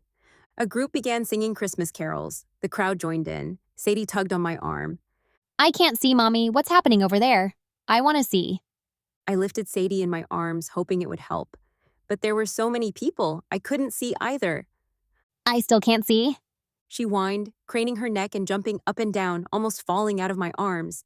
Sorry, that's... Before the words were out of my mouth, Storm lifted Sadie out of my arms and put her on his shoulders. Yay! I can see everything from up here, like I'm on the top of the world. Thanks, Mr. Storm. As much as I wanted to pull my little girl out of his arms, she beamed brighter than any Christmas lights. He kept his gaze on the tree, his face like stone. His hands held tightly to her legs to make sure she didn't fall. He almost seemed protective, and his dog sat right next to him like a guard on duty. I didn't know what to make of this man. He was a walking contradiction. As a protective mama polar bear myself, I kept my eye on him and Sadie. I didn't like the way it squeezed my chest to see the two of them together, looking very much like any father-daughter team. Please don't give her any more ideas. Honey nudged my side. There's a lot more to Storm than the stony facade he shows people. He's a good man, I promise. I hope you give him a chance to show you. That's not necessary. We're not together. His dog just... It doesn't matter what brought you together. Honey shifted her gaze to Storm, Sadie, and Lulu. It's a beautiful picture, isn't it? Before I could respond, she turned to talk to the rest of her family. They'd just arrived, and her husband, Rob, put his arm around her and kissed the top of her head. Those two were the cutest. So there I stood, all alone, watching a gorgeous, grumpy stranger hold my daughter so she could see the tree, unable to shake the uneasy bafflement of it all. And how weird was that interaction with his mom? I liked Honey, but I couldn't believe she was practically shoving me and her son together. I hardly knew the man, and what I did know, I didn't like. No, he was the Grinch. The grinchiest of grinches. Wasn't he? I wasn't so sure. He did buy his mom flowers and shoveled snow for his neighbors. And apparently, he'd adopted a shelter dog. None of that made him Father Christmas, but seeing him treating my daughter with such kindness, I didn't know what to think. It didn't matter, though, because I'd vowed to make this Christmas the best Sadie had ever seen, and I didn't need a man to do that, or to get in the way of that. I looked around for my mom. Now, where did she disappear to? The crowd started counting down, the anticipation building. When the lights turned on, everyone sang, "Oh, Christmas tree." It was magical. My daughter's eyes were wide, and her smile sparkled like the star on top of the tree. Storm's eyes met mine and locked for a moment. My breath caught and my heart flipped. Then his gaze returned to the tree. The spell was broken. As soon as the carols were done, I pulled Sadie down from his shoulders. "We should probably get going, kiddo. It's past your bedtime." But I'm not... Sadie couldn't even finish her protest without yawning. We said our goodbyes and headed home. The whole way, my mind kept replaying every encounter I'd had with Storm, trying to make sense of it all. Who was this man really, and why did I want so badly to figure him out? Chapter 11. Storm. The night suddenly felt a lot colder after Serena and her daughter left. I had been hoping to see her here tonight, but I had no idea she had a kid. Not that I had anything against kids. I just didn't need the complication. Dating a single mom would definitely be complicated. All the more reason to stay away from her. What a wonderful evening. Wouldn't you agree, Storm? Mom asked, nudging my side. Subtlety was never her strong suit. Absolutely. I tugged on Lulu's leash to get her attention. I think it's time I head home. Lots to do tomorrow. Mom grabbed my jacket to stop me. Not so fast. Tell me what's going on with you and Serena. There's nothing to tell. We've bumped into each other around town a few times. That's all. Images of our recent falls flooded my mind, and I had to use my best poker face to keep my mom from asking more questions or making even more out of it. You were adorable holding that little girl on your shoulders. You'd make a great dad, you know. Pfft. I flicked that idea away like an annoying fly. Get that out of your mind right now. I have absolutely no interest in getting married or having kids. Serena's a very attractive woman. But it's best for everyone if I stay clear of her. And her daughter. Even if I wanted to ask her out, and I'm not saying I do, I wouldn't mess with a single mom. I have a firm boundary there. Mom's shoulders sagged with disappointment. It wasn't the first time I'd told her that, but I'm sure she was hoping I'd change my mind for Serena and Sadie. But you looked so fatherly holding her up like that. It almost made me tear up. Her voice cracked and she held her hand to her chest. I was being neighborly like you always taught me. Sadie couldn't see, so I helped her. Simple as that. But... Let it go, Mom. You got 3 kids matched up in the last year. Isn't that enough? I just want you to be happy. She wrapped her arms around me in a tight hug. I am happy. I opened my own practice here, got a dog. I'm happy I moved back here so I get to see you more often. Don't make me regret that. She stepped back and playfully smacked my arm. I really am glad you're home. Don't forget dinner on Sunday. I'll be there, don't worry. A snowball hit my back. I whipped around to discover my assailant, and another snowball hit my shoulder. Hey, Jasper laughed. You were looking a little too serious, big bro. Just trying to lighten you up a little. I'll show you lightened up. I reached for a snowball to return fire. He dodged my throw and shifted his attention to Lulu. So, I see you brought your new girlfriend. He reached down to pet Lulu.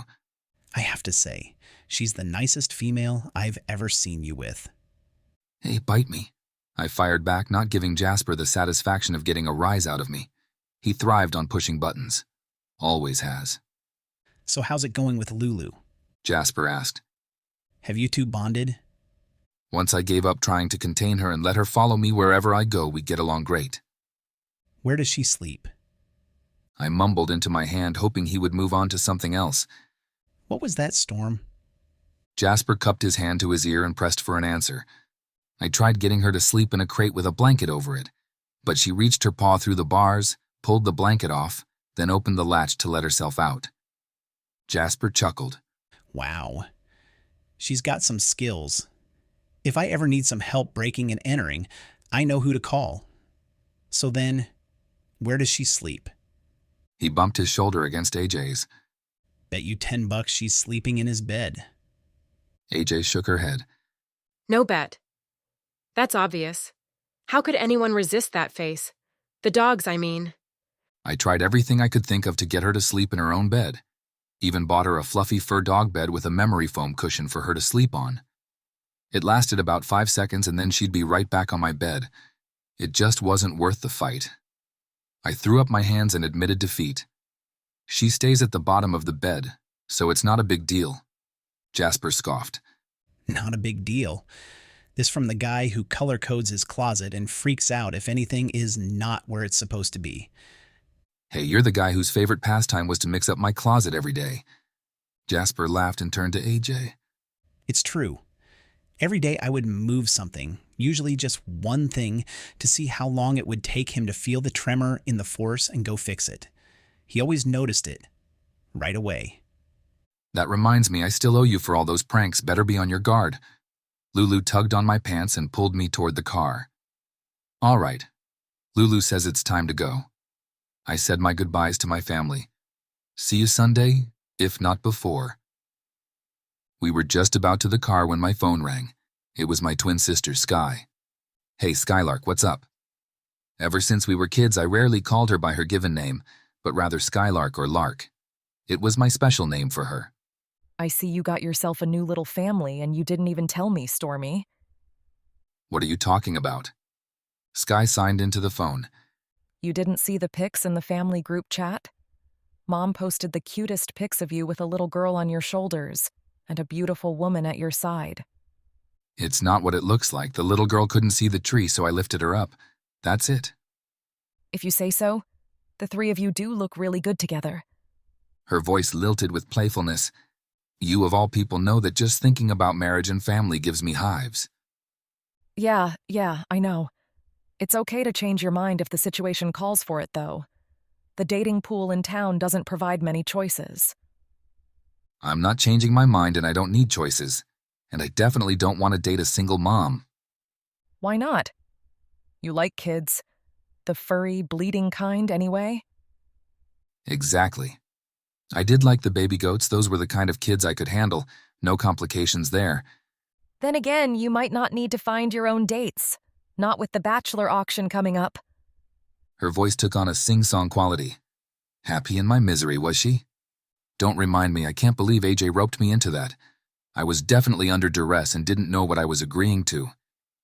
I opened the car door and let Lulu in, before climbing behind the wheel.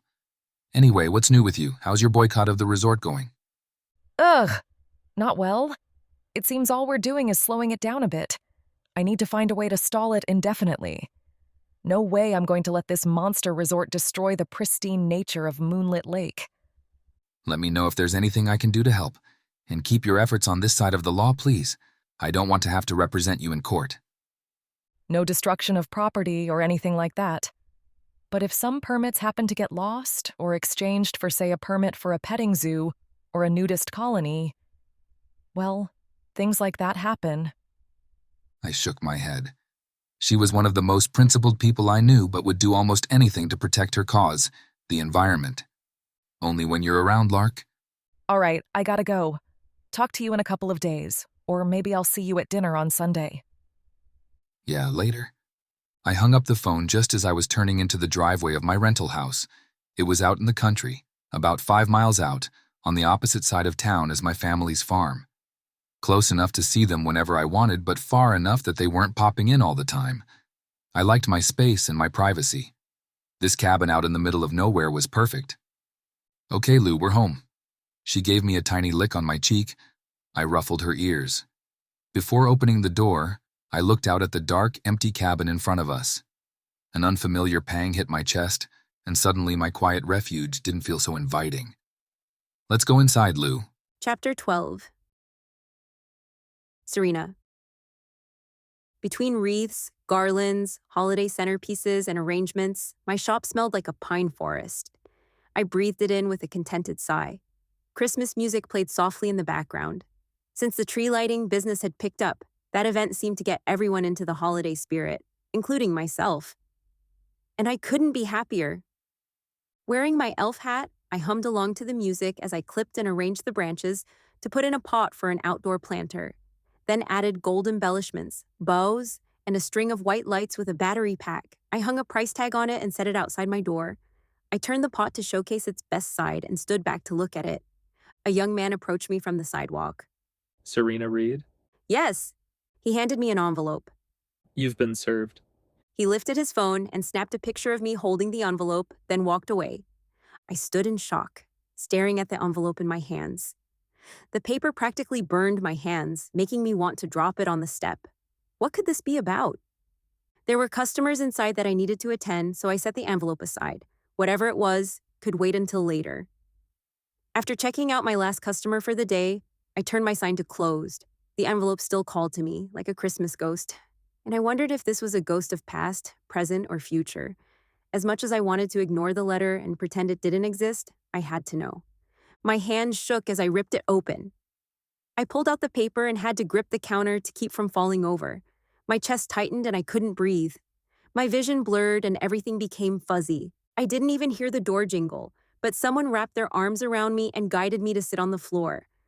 Breathe, Serena. Inhale, exhale, that's it. Tilly's soft voice brought me back to the present. She waved some kind of scent under my nose. Keep breathing. Everything will be okay. I shook my head. You don't know that. Now that I'd gotten through the shock and panic, tears poured down my face. They want to take my baby. Who does, dear? Sadie's grandparents. They've never even met her. Or me either, for that matter. I see. Tilly rubbed my back to calm my nerves. Why would they do this, Tilly? Why would they try to take her away from me? Sniffling, I wiped my face with the back of my hand. Tilly didn't say anything but continued rubbing my back as I processed the information and worked through the shock. How did they even find us? My voice cracked. And why now, after all this time? The shock made my entire body tremble from the inside out, like a leaf in the wind. All these years, it had just been me and Sadie. My mom helped out when she could, but I'd created a stable life for us, all on my own. For me and Sadie. And now some strangers who claim to be family thought they could swoop in and steal that away from us? I think not. Our house, my business, this town that had become so dear to us, none of that mattered. I'd give it all up in a heartbeat to keep Sadie safe. I wouldn't let them take my little sweet pea from me. No way. Tilly handed me a tissue. My hand shook as I accepted it from her. I blew my nose and tried to compose myself, but my mind continued to buzz like a swarm of angry bees, and my nerves were strung tight as florist's wire. Can they really do this, Tilly? I don't know. Her voice was calm and soothing. But I know who can help you figure it out. Who? Storm. He's a brilliant attorney and his office is right next door. I'm sure he'll figure out a way to work this out. I can't lose Sadie. She's everything to me. Maybe I should just pack up and hide her away where they can't find her. That's no way to live and wouldn't be good for either of you. She pulled another small bottle from her pocket and removed the cap. Smell this. It will make you feel better. I breathed in the soothing scents of lavender, lemon balm, vanilla, cedar, and citrus. I closed my eyes and took a couple more deep breaths. My breathing slowed and I was able to pull myself together. Thanks, Tilly. Grabbing the edge of the counter, I hoisted myself back onto my feet with Tilly right by my side. I suppose you're right about running away. If they tracked us down here, they'd probably find us somewhere else, too. She put her hand on mine and caught my gaze. Go talk to Storm.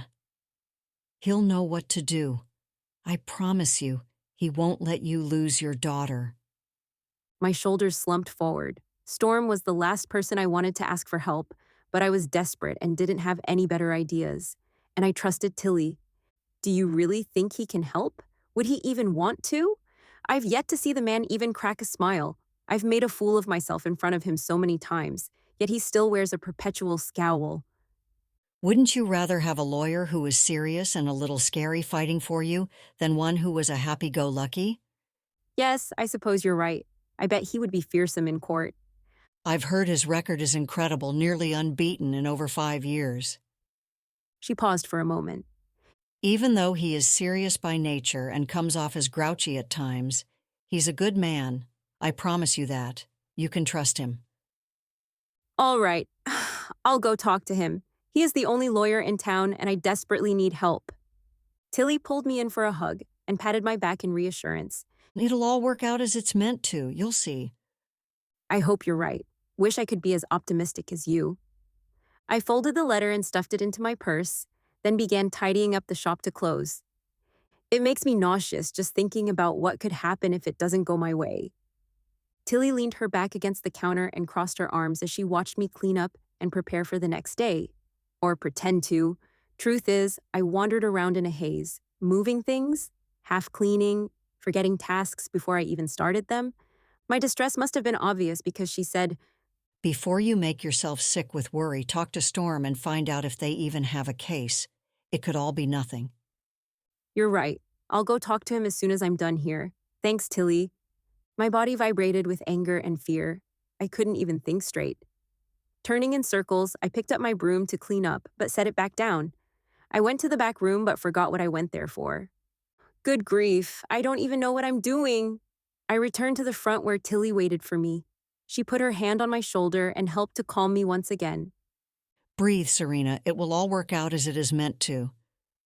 I did as she suggested, then looked over at her. Was there something you needed here today, Tilly? Surely you didn't come to the store just to help me. To be honest, that's exactly why I'm here. I was walking down the street and had a feeling you needed me. I'd been told Tilly had some mad intuitive skills, but I'd never seen them in action. Maybe I should listen to her. I certainly didn't have any better ideas. Does your intuition tell you this will all be fine? I asked, ready to cling to any thread of hope I could find. Yes, I believe it will. But it's mostly telling me you need to get Storm on the case. She said very matter-of-factly, then looked around the shop. Where is that little ray of sunshine of yours? Is Sadie with your mom? She's at daycare. I glanced up at the clock. Oh my gosh, I need to get going. It's time to pick her up. I rushed around, turning off the lights, and donned my coat. Slow down. Tilly held a hand up to stop me. Can you call your mom to see if she can pick Sadie up today, so you can talk to Storm? You'll be up all night worrying if you don't. Good point, I'll give her a call. I called Mom and was lucky enough to catch her on her way out the door. When I asked if she could grab Sadie for me, she said, Oh, sure, I'd be happy to pick her up and take her grocery shopping with me. We'll pick up something for supper and have it ready when you're done. Sure, that sounds great. Thanks, Mom, you're a lifesaver. With that taken care of, I sank against the counter with my head in my hands. Okay, Serena, take a breath. You've got this. Tilly was at my side again. With her hand on my back, I felt an infusion of strength move through me. Grab your keys and your purse. Let's close up shop. I'll walk you over to Storm's office. He just moved in next door to you. Did you know that? Isn't that serendipitous? See, things are already looking up. Leaning into Tilly, we walked next door, arm in arm. I hoped a little of her optimism would rub off on me. Normally, I was the eternal optimist, and others came to me for a dose of hope. But my hope went up in flames as soon as I opened that envelope. My optimism reduced to a little pile of ash. Tilly pushed the door open and walked in with me, probably to make sure I followed through and didn't turn around and flee as soon as she left my side, which I actually might have done. Lulu rushed over with her tail wagging, excited to have visitors. She was quite the office mascot. Storm must have heard the commotion and emerged from a door across the lobby to our left, which I assumed to be his office. He stopped in the middle of the room and crossed his arms. His stony scowl didn't so much as twitch, and his royal rudeness didn't even say hello. Tilly reached down to pet Lulu. Storm, glad we caught you. Serena, here, needs to talk to you. She smiled and patted me on my cheek, like I was a child who needed encouragement. Storm will take good care of you, won't you, Storm? Everything is working out. She walked out the door, leaving me standing in front of the grump all by myself. Storm glanced out the window, watching Tilly go. What was that all about? I rarely understand what Tilly is thinking, but she always has a purpose. Tilly, thought I should come talk to you. I felt like a bumbling idiot without a coherent thought. I gathered that. What does she want us to talk about? I don't have time for small talk. His tone was short and clipped. His churlishness was not what I needed right now. I closed my eyes and shook my head. This was a mistake. I turned toward the door to make my escape. As I started to open it, a large hand pushed it back shut. I fought the tears welling in my eyes, praying they didn't fall in front of him. What's going on, Serena? I looked up at him, and the concern I saw in his eyes broke my resolve, along with the gates holding back my tears. I ducked my head and wiped my face with my gloved hand. Then I pictured my sweet girl, the reason I was here, and mustered every ounce of courage I had to stand tall and face him. Storm, I need your help. Chapter 13. Storm. The excitement I felt at seeing her at my door quickly vanished when I saw her face. Something was wrong. Very wrong. I hoped nothing had happened to her adorable little girl. Tell me what's happened, Serena. Seeing Serena trying so hard to hold it together and then lose it in front of me about did me in. I might be tough on the outside, but crying women made me uncomfortable. I'd do anything to make them stop. A surge of protectiveness moved through me like a tidal wave. Whoever hurt her and made her cry would have to answer to me. I took her arm, led her into my office, and sat her in the chair across from my desk. Lulu followed and curled up at her feet. I sat in the chair next to her and waited for her crying to stop. She grabbed a tissue, dried her eyes, and blew her nose. Then she took a deep breath and handed me an envelope. I was on the front step of my shop when a guy came up and said my name. I asked if I could help him. He handed me this and said I was served. She folded her hands in her lap to keep them from shaking. It's from my late husband's parents. I've never even met them. I didn't even think they knew about us. Why wouldn't they know about you? You were married to their son. I met my husband when he was on leave from the army. It was a whirlwind romance, and we eloped just before he was deployed to Afghanistan. He was estranged from his parents, said they were terrible people and he didn't want me to meet them, that they would never be a part of our lives.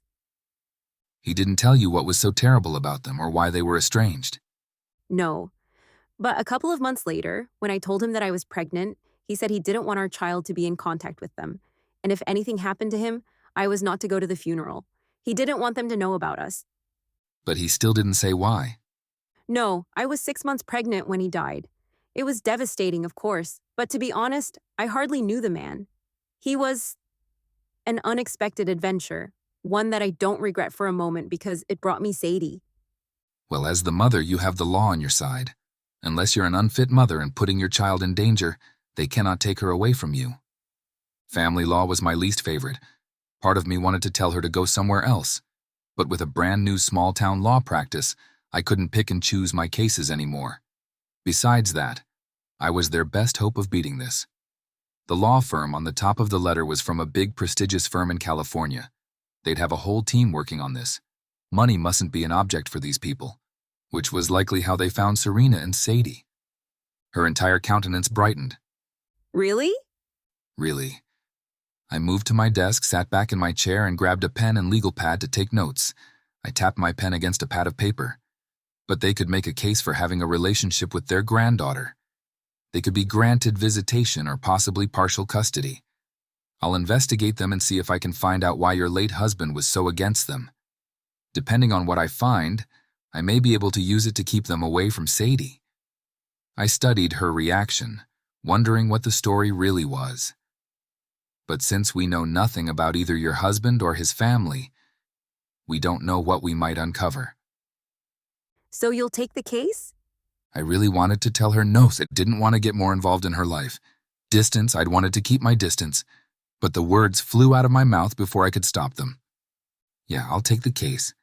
She jumped up, flinging herself over the desk and throwing her arms around my neck in excitement. Oh, thank you. I was thinking I'd have to pack up, take Sadie, and disappear to keep them from taking her from me.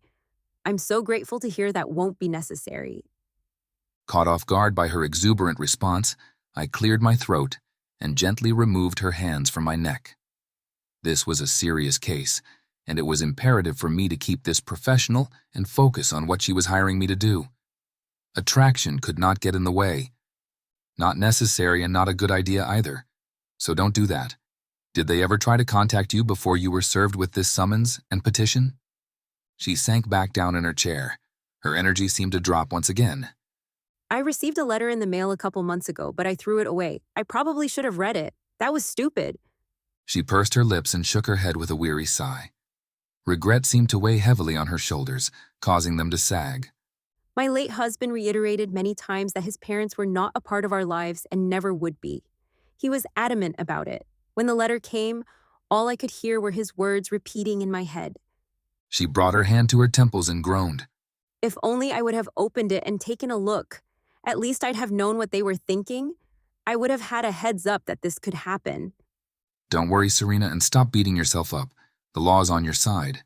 If they make any other contact with you, whether by mail, phone, text, email, or in person, let me know. This is between the attorneys now. She let out a big exhale. Okay. Her face was still tense with worry and her eyes were glossy with emotion. I can't lose her, Storm. Promise me you won't let them take my baby. I hated to make promises about a case because so many factors play into the outcome. There's never a guarantee, but I wanted to give her one. I'll do everything in my power to protect you and Sadie, that I can promise you. She accepted that with a nod. Serena, just so we don't have any surprises, I have to ask, is there anything in your past that they could use against you to try to paint you as a bad mother? No, nothing. I've never done drugs, got good grades in school, never so much as had a speeding ticket. Always worked and paid my bills on time. The most reckless and impulsive thing I've ever done was marry their son. She took a deep breath and sat back down in the chair. I met him during a difficult time in my life. I was in college, my parents divorced, my dad left, and my mom took off for an ashram in India for her own eat, pray, love experience. I felt very alone and abandoned. Then I met Ty. That's it. That's my boring life in a nutshell. I paused for a moment to process what she'd said and her raw vulnerability and strength to admit it. There was a lot more to this woman than I realized, and definitely more than she gave herself credit for. Okay, that's good. I just need a bit of information from you so I can get started. I'll look into your husband's background and find out more about your in-laws. I pulled out a form from a folder on my desk. Fill this out the best that you can. I'll start digging into this tonight. I'll call you when I know something. Call me anytime if you have questions or if anything happens. Thanks, Storm. I appreciate you taking this on. I didn't know what I was going to do. She touched my arm and her gaze met mine. Time seemed to stand still for a moment. Then she quickly removed her hand and looked at the clock. Gosh, it's late. I better get home to Sadie. I'll be in touch, I said as she walked toward the door. I sat at my desk stroking my chin. This should be a simple open and shut case, but I still needed to give it due diligence to make sure that happened. Assumptions were dangerous in any case. Research was one of my favorite parts of the job. At the firm, I'd always had a paralegal to do most of that, but until my practice grew, I was doing it all.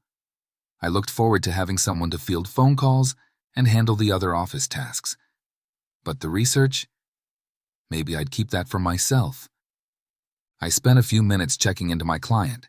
Everything she said checked out. She was squeaky clean. Not that I expected to find anything on her, but you just never knew. A few more clicks of my keyboard and I hit pay dirt, uncovering a goldmine of unexpected details. It seemed the late husband was lucky he died in combat and not on the streets. The guy was trouble with a capital T, forced into the military to avoid jail time. How did a woman like Serena, all sunshine and flowers, and the poster child of a perfect parent, marry a guy like that? Maybe what they say about the appeal of the bad boy was true. Maybe that was why she was so resistant to my charms. Doesn't matter, she's a client now. Right. Now that she's my client, any thoughts I might have had about asking her out were off the table. I was the epitome of professionalism and would never cross that line. Not even for those sparkling blue eyes. Why did I feel disappointed? Before I could begin another search, I felt a tug on my pant leg. Lulu was pulling me toward the door. I'd gotten so wrapped up in my work that I completely forgot about my dog. Without this furry little alarm clock, I'd have probably kept working until midnight. Sorry, Lou, you're right, it's time to go home. I closed my laptop, stuffed it into my bag, and put my coat on. Let's go get some food.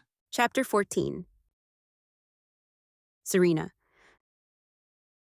The heaviness of the summons weighed on me all night and through the next day.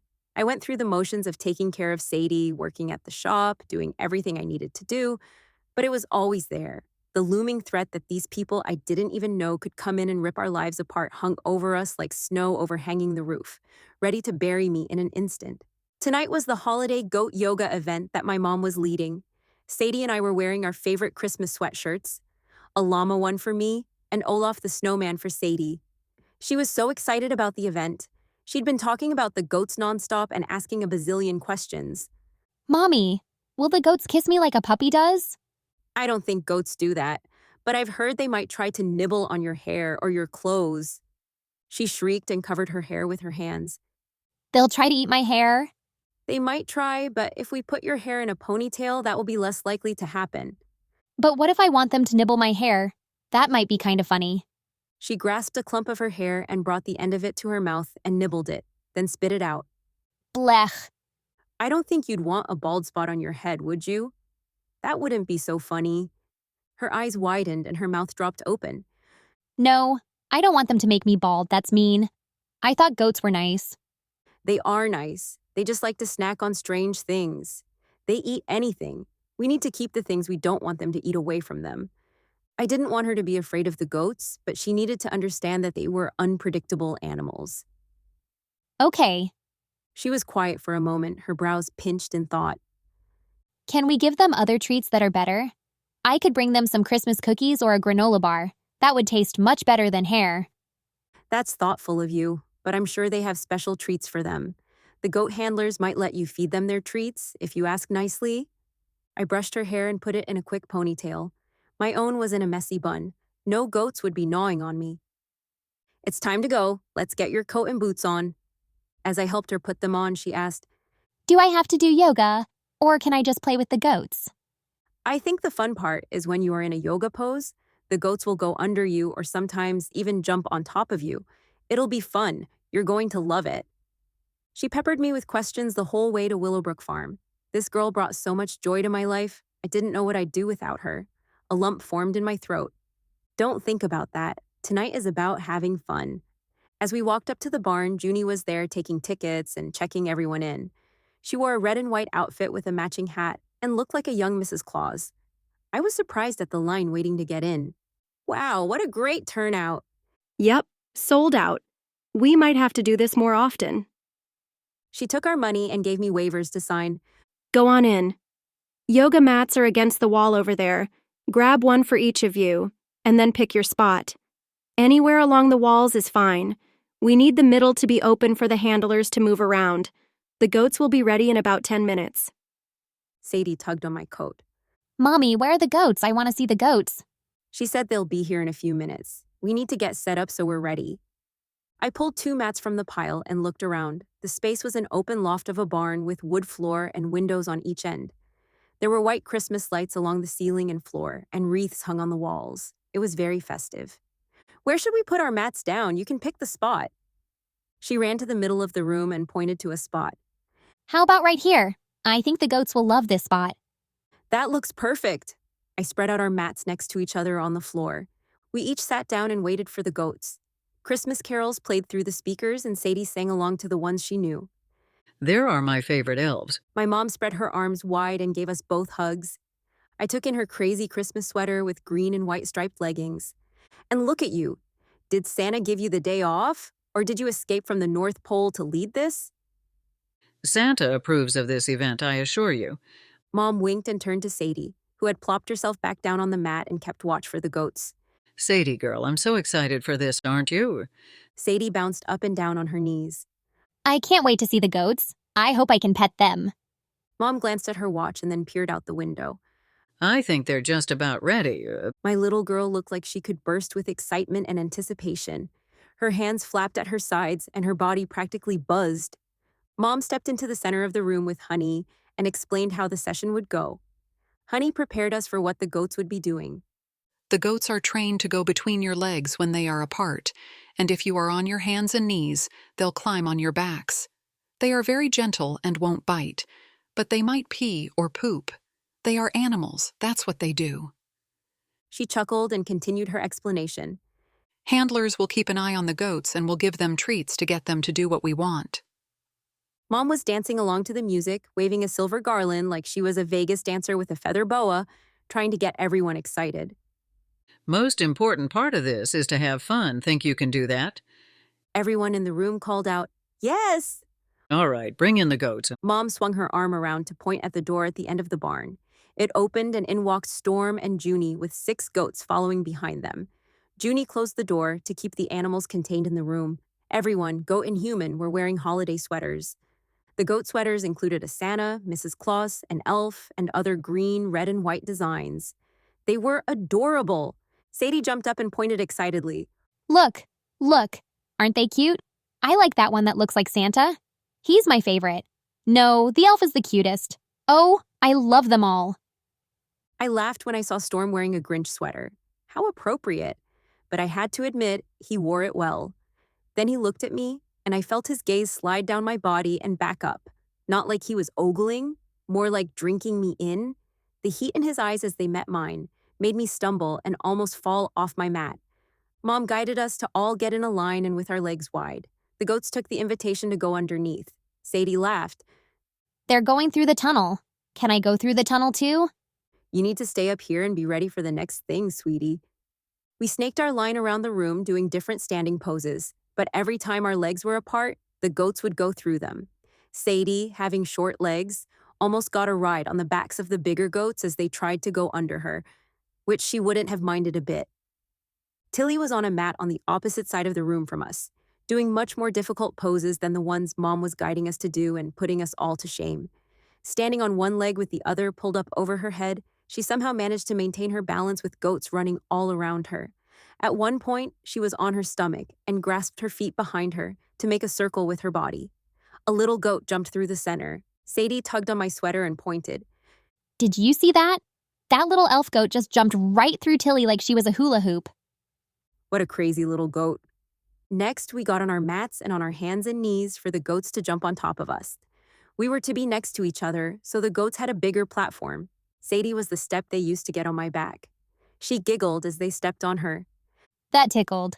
When the goat was on my back, Sadie jumped up and approached Storm. Mr. Storm, can you get a goat to stand on my back like he did on Mommy's? Storm looked around at all the goats. Let's get that little one for you. He's the youngest one here and should be just your size.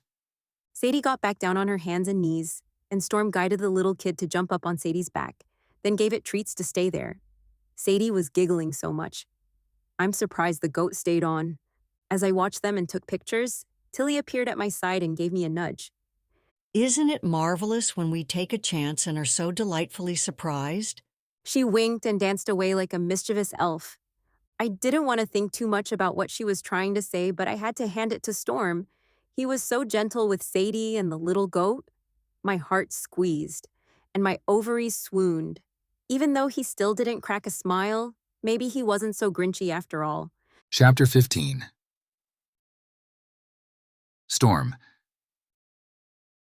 Helping Mom and Junie with the goat yoga event last night was more fun than I expected, especially seeing Serena and Sadie enjoy it so much. Now I was even more determined to win this case, to keep their lives from being disrupted. I'd spent every spare moment since she hired me, digging up everything I could find on her late husband and his family. I'd been able to discover a ton, but how much of it was Serena aware of? We needed to meet and talk about everything I'd found so far. I dialed her number, and she answered right away. Hey, Storm, what's up? I've got some information to share with you. When would you have time to come to my office? I can come this afternoon while Marlis, my seasonal helper, watches the shop. Would 2 o'clock be okay? Works for me. See you then. As I looked at the information I'd found, I tried to imagine what her reaction might be. She was married to the guy and probably thought he was a war hero, but he was a criminal, and it was quite possible she had no idea. How was I going to tell her all this, destroying the memories she had of her husband, Sadie's father? She needed to know everything, though. It was important to her case, and that was the priority, helping her to win the case and protect Sadie. A couple minutes after 2, my door burst open and in rushed Serena. Sorry, I'm late. We had a problem with a delivery that had to be straightened out before I could leave. Lulu greeted her with a wagging tail and exuberant kisses. Hi, Lulu. It's good to see you too. It's fine, come on in. I led her to a small conference room with a dark oval table and chairs. There was a big window that lit the space with natural light. Serena sat down at the table looking at the files I set down in front of me and took a deep breath. All right, lay it on me. What do you know about your husband's life before he went into the military? Nothing other than he was from California and didn't get along with his parents. I paused, trying to figure out how to share this with her. Finding no easy way, I just blurted it out. Your husband, Ty Kettering, joined the military to avoid going to jail. She gasped. What? There has to be some mistake. What did he do? His juvenile record is sealed, but from what I can tell, he was into drugs. He was busted for minor drug and theft offenses. The judge must have thought the structure and discipline of the military would help him turn his life around. I opened the file in front of me and slid the printout of his criminal record, complete with his mugshot. I'm so sorry to have to tell you all this. I hate to tarnish your memory of him, but it's important you know the truth. I can't believe this. He never mentioned a word of it or gave any indication he'd been in any trouble. But he was very evasive whenever I asked about his past. I figured he must have some bad memories he didn't want to talk about. Never in a million years would I have imagined this. I glanced at his military record and handed that to her. He served in the Army for 2 years of his 4-year stint and had a clean record. The judge was right. The military was the right thing for him. It turned him into the hero you knew. Thanks for trying to soften the blow. I do believe he was a good man, but even though I fell in love with him and married him, I didn't really know him. I have fond memories of the time we were together, but it was so brief, and even that has faded in these 5 years. She wiped a tear from her eye. What did you find out about his family? His family is wealthy and lives outside of Malibu. His dad is the CEO of a cosmetics company. It seems Ty stole some jewelry, family heirlooms, from his mom's jewelry box and tried to pawn them for drug money. His parents turned him in and had to testify against him. I paused to take in her reaction, which she seemed to be soaking in. Tough love, they probably thought he was better off getting convicted than strung out on the streets. No wonder he hated them and didn't want us to have anything to do with them. Sounds like a rough situation. Dealing with a child with an addiction would be hard for any parent, especially when they had to make choices that he apparently never forgave them for. I stacked the information about Ty into a pile and set it aside. This is just what I've put together from my online research. It's not the whole story. She nodded and shifted her gaze to the other stack of papers in front of me. What can you tell about his parents? They can't be all that great if they're suing me for custody. rather than coming to meet us in person. They don't have criminal records. They're quite wealthy. No other children.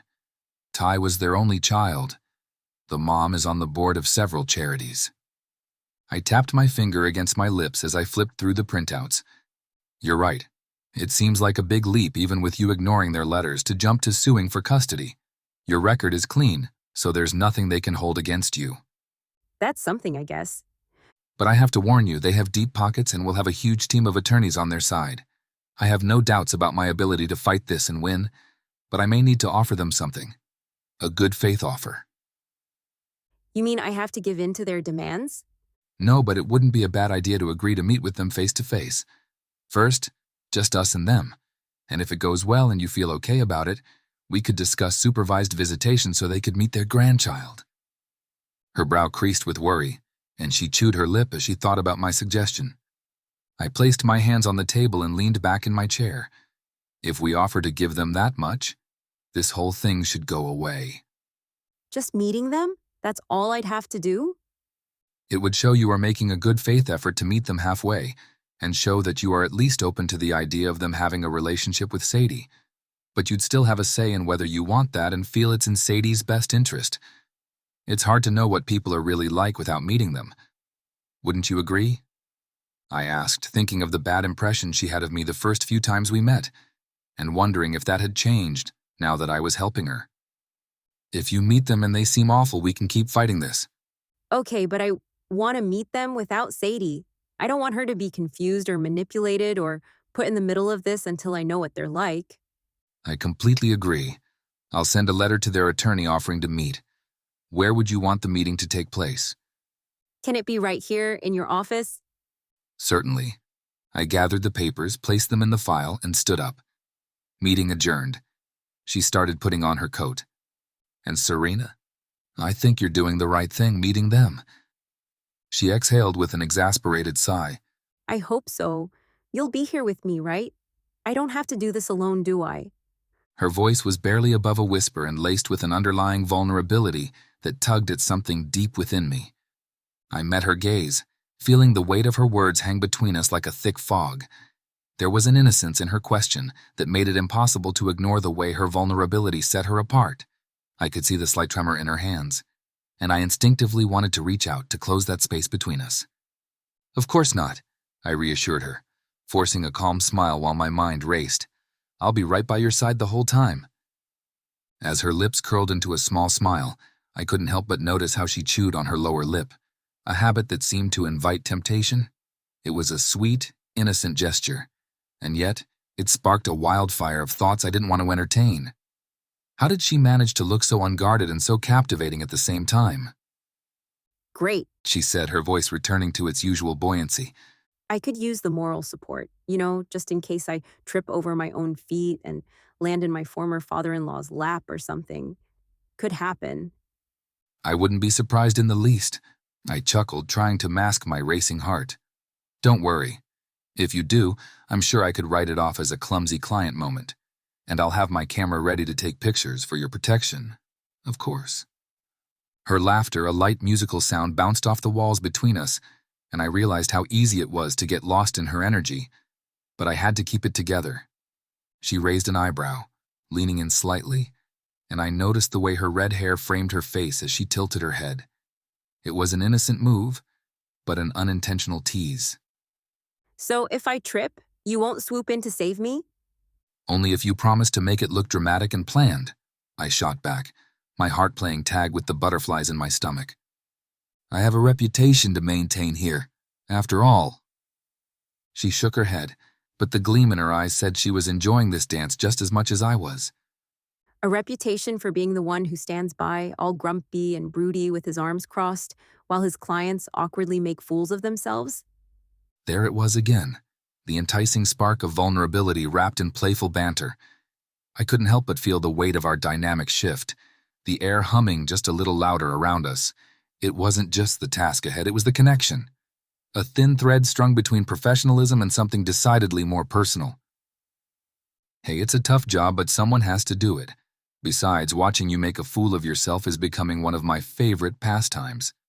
She swatted me on the arm.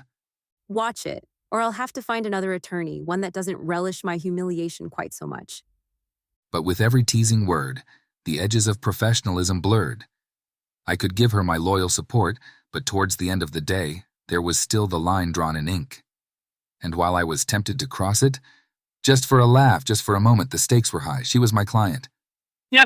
Don't worry, when I'm working your case, I'll be every bit the intimidating, intense, no-mercy lawyer you shoved into the snowbank. It's what makes me really good at what I do. But I assure you, I'll do anything to protect you and Sadie. You have my word on that.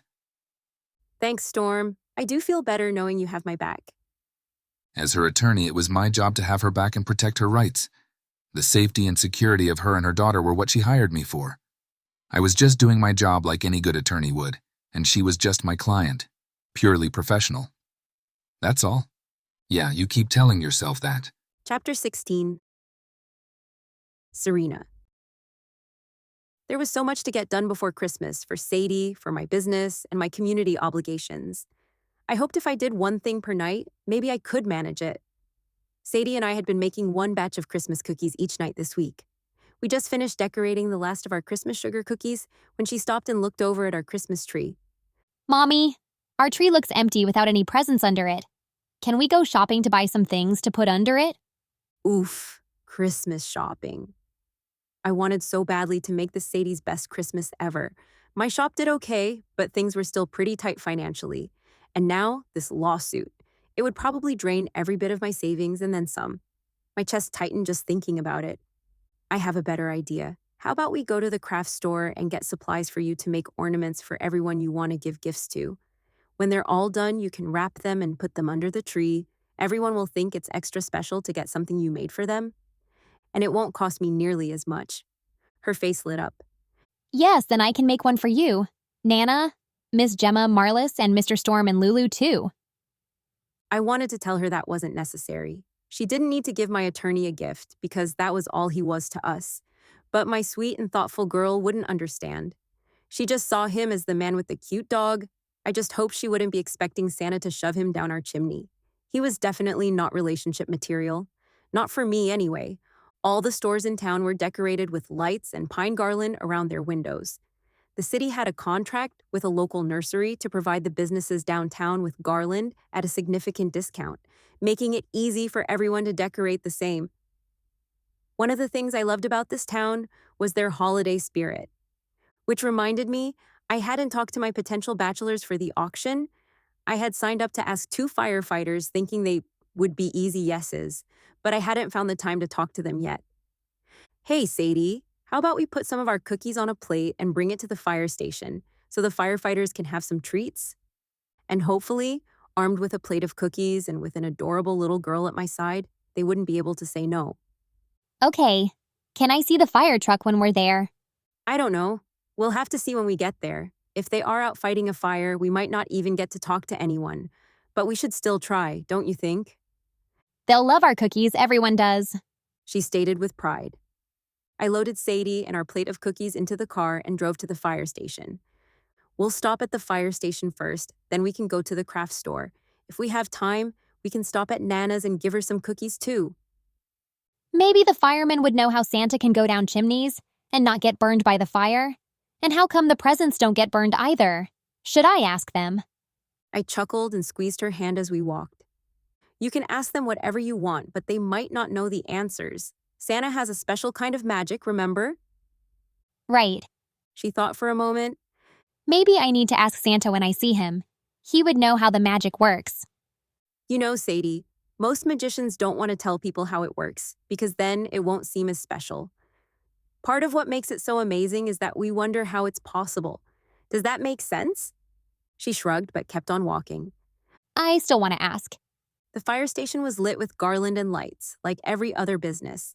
The garage door was open and the fire truck was sitting there, waiting. It's there. The truck is there. See it, Mommy? Yep, I see it. Let's take these inside and make the firefighters' day. When we walked inside, a few of the firefighters were mulling around the lounge and kitchen, with and without shirts. Oof. Maybe we should have done a firefighter calendar instead of an auction. Next year. I forced myself to look away, to keep from spontaneously combusting.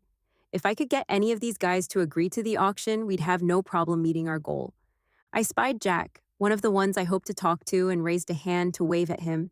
He was incredibly handsome and seemed like a nice guy. My friends had been pushing for me to go out with him, which I knew was the entire reason they assigned me to talk to the firefighters. But after what happened with Ty, I had no interest in being with someone in a uniform or a dangerous job. Been there, done that. Jack came over to greet me and Sadie with a warm and friendly smile. Hello there. We always love it when beautiful girls stop in at the station. What can I do for you, ladies? Sadie beamed and held out the plate of cookies. We brought cookies. Do you like cookies? Love 'em. That was incredibly thoughtful of you. He knelt in front of her and took the plate from her outstretched hands, then looked at all the goodies. These look delicious. Can I eat them all, or do I have to share? You have to share. She practically scolded him, and I had to bite my lip to keep from laughing. The others would be sad if you ate them all, and that wouldn't be nice. He faked a pout and sighed. Well, since you put it that way, I guess I'll share. Then winked at me and stood up. He was about to take the cookies away when I realized I hadn't done what I came here to do. There's something else I wanted to talk to you about, Jack. I don't know if you've heard, but the town is having a bachelor holiday auction to raise money for a community center, and we're looking for single men to volunteer. I raised my brows and gave him my sweetest smile. I was hoping I could persuade you to sign up. Really? You want to auction me off? Will you be bidding? 'Cause that would definitely make it worth my time. I'll be there, but I'll be working. Besides, I'd imagine the bidding for you will be way out of my price range. I felt my face get hot. What was I doing? I shouldn't be flirting with the hot fireman with my daughter standing right there. I wasn't even interested in him, not really. I just wanted him to help with the auction. He gave me a smoldering smile. I don't know if that's true, but I'll do it anyway. Do you need some others? We've got a few more single guys here. Absolutely, the more the merrier. He called out to his buddies. Hey guys, Logan, Garrett, Declan, Josh, these pretty ladies need your help. Declan strutted into the room, stopped to look me up and down, and got a lascivious grin on his face. Oh yeah, whatever she needs, I'm there. Ignoring Mr. Full of Himself's innuendo, I explained what we needed. It's the bachelor holiday auction. You'd show up for the auction, get bid on, and then accompany the winner to the holiday date of their choice. I told them the date and time they'd need to be there for the event. Declan nodded. Sure, count me in. Logan raised a hand to be counted. Me too. I got nothing else going on, and who knows, it might be fun. Another one, who was sitting on the couch doing a crossword puzzle, said, Sorry, I'm scheduled to work that night. Otherwise, I'd do it. That's fine. Maybe next year. I made note of the 3 that had volunteered. I'm grateful to have 3 bachelors to add to our roster. Thanks so much, guys. I'll send you more details as it gets closer. I grabbed Sadie's hand and pulled her toward the door. And enjoy the cookies. Thanks. They'll probably be gone in 5 minutes with this crew, but we appreciate it. Jack walked us to the door and looked like he had more to say. But I'd done what I'd come here to do and hurried us both out the door. I held Sadie's hand as we trudged along the snowy sidewalk. She looked up at me and asked, Now where are we going? Next stop, craft store. Yay! Sadie held my hand and tried to skip, like she did in warmer weather, but the snow and her heavy boots got in the way. Didn't dampen her spirit, though. She sang Frosty the Snowman, repeating the chorus over and over. As happy as I was walking with my little elf, the hair on the back of my neck raised, just like it had when we'd made snowmen. I looked around and glanced over my shoulder, but once again, I didn't see anyone. Then why did I have the distinct feeling we were being watched? My blood ran cold, and my heart raced. What were we going to do? Here we were, out in the street, without any defense, and nobody to help us. I could turn around and go back to the fire station, but that could put us right in the path of our follower. No, we just had to hurry and get into a building. Come on, Sadie, let's see how fast we can run to the store. We held hands and ran down the snowy sidewalk. It wasn't easy running without either of us slipping and falling on our faces. As soon as we stepped inside the store, I sighed with relief. My heart was still racing. I was probably just being paranoid, but at least it seemed we were safe here, for now. Chapter 17. Storm. Nothing relaxed me like some late-night online research. Yes, I was a geek. Sue me. And as my siblings loved to remind me, that's why I was still single. One of the reasons, anyway. I had just settled down with my laptop and a drink on the couch, and Lulu curled up right next to me when I got a text from Serena. Serena. Hi, Storm. Are you awake? My spidey senses were pinging. Serena had never texted me before. Something had to be wrong. I typed and deleted my reply several times. Did I pretend to be casual? Or come right out and ask what was wrong? While I was being an idiot, she was waiting for my reply. What was wrong with me? Me, of course. What can I do for you, Serena? I might be crazy or paranoid, but I think someone's been watching us. My gut clenched and a chill moved down my spine. I set my computer aside and began pacing as I typed into my phone. Me. What do you mean? Did you see someone? Serena. No, I didn't see anyone, but I keep getting the feeling that we're being watched.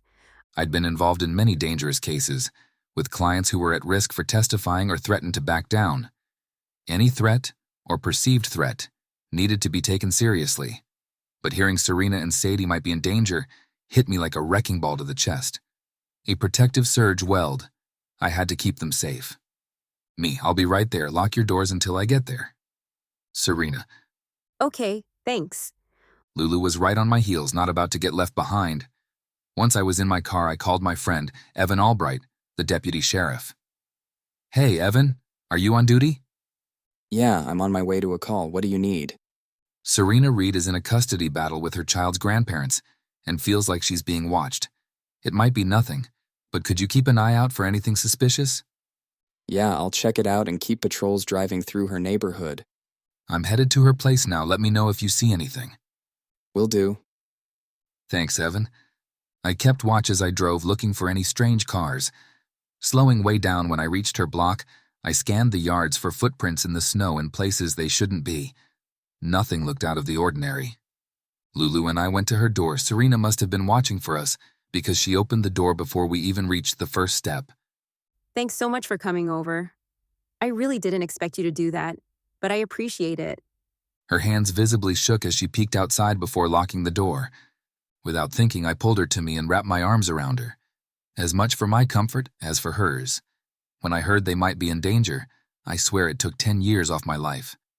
I took a deep breath to calm myself down, breathing in her floral and pine scent. Having her this close to me wasn't helping my heart rate settle down, though. Her trembling seemed to subside, and her breathing slowed.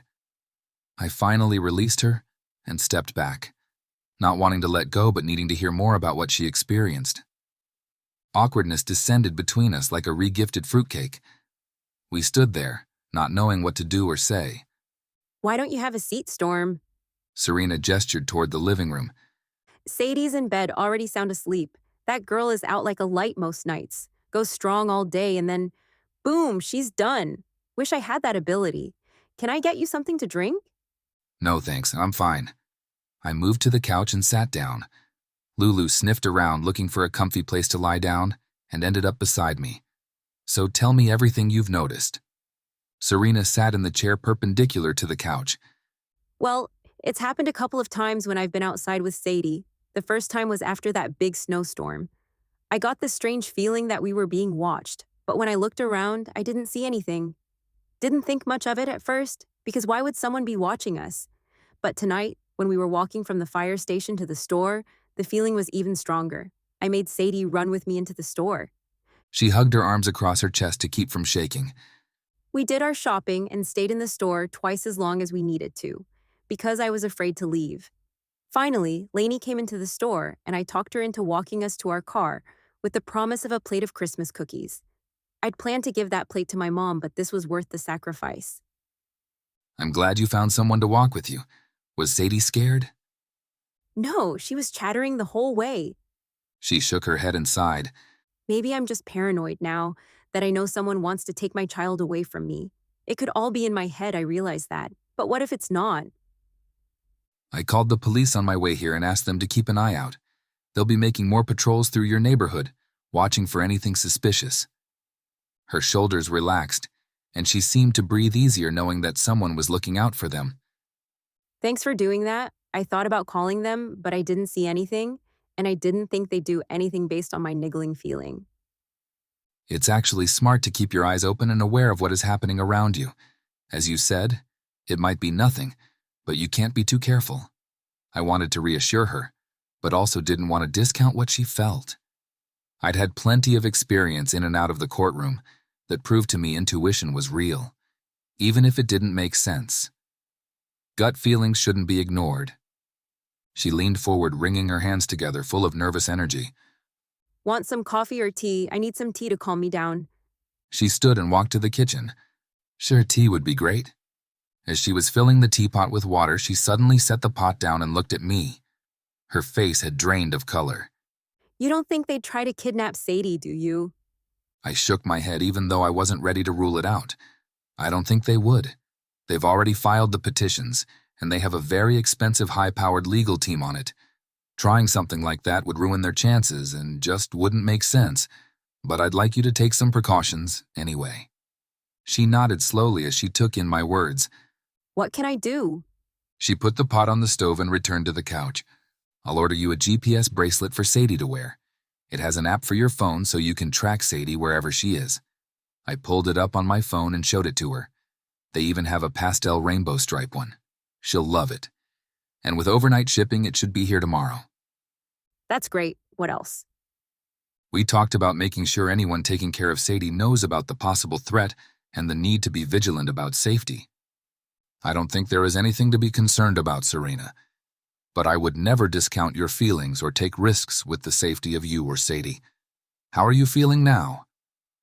I feel better now that we have a plan. You've given me some tangible things that I can do to keep Sadie safe, and that makes me breathe a little easier. We both stood up at the same time, bumping into each other. I reached out to steady her, placing my hands on her hips. The energy between us crackled like logs on the fire. As her eyes met mine, the warmth of her gaze felt more like an inferno.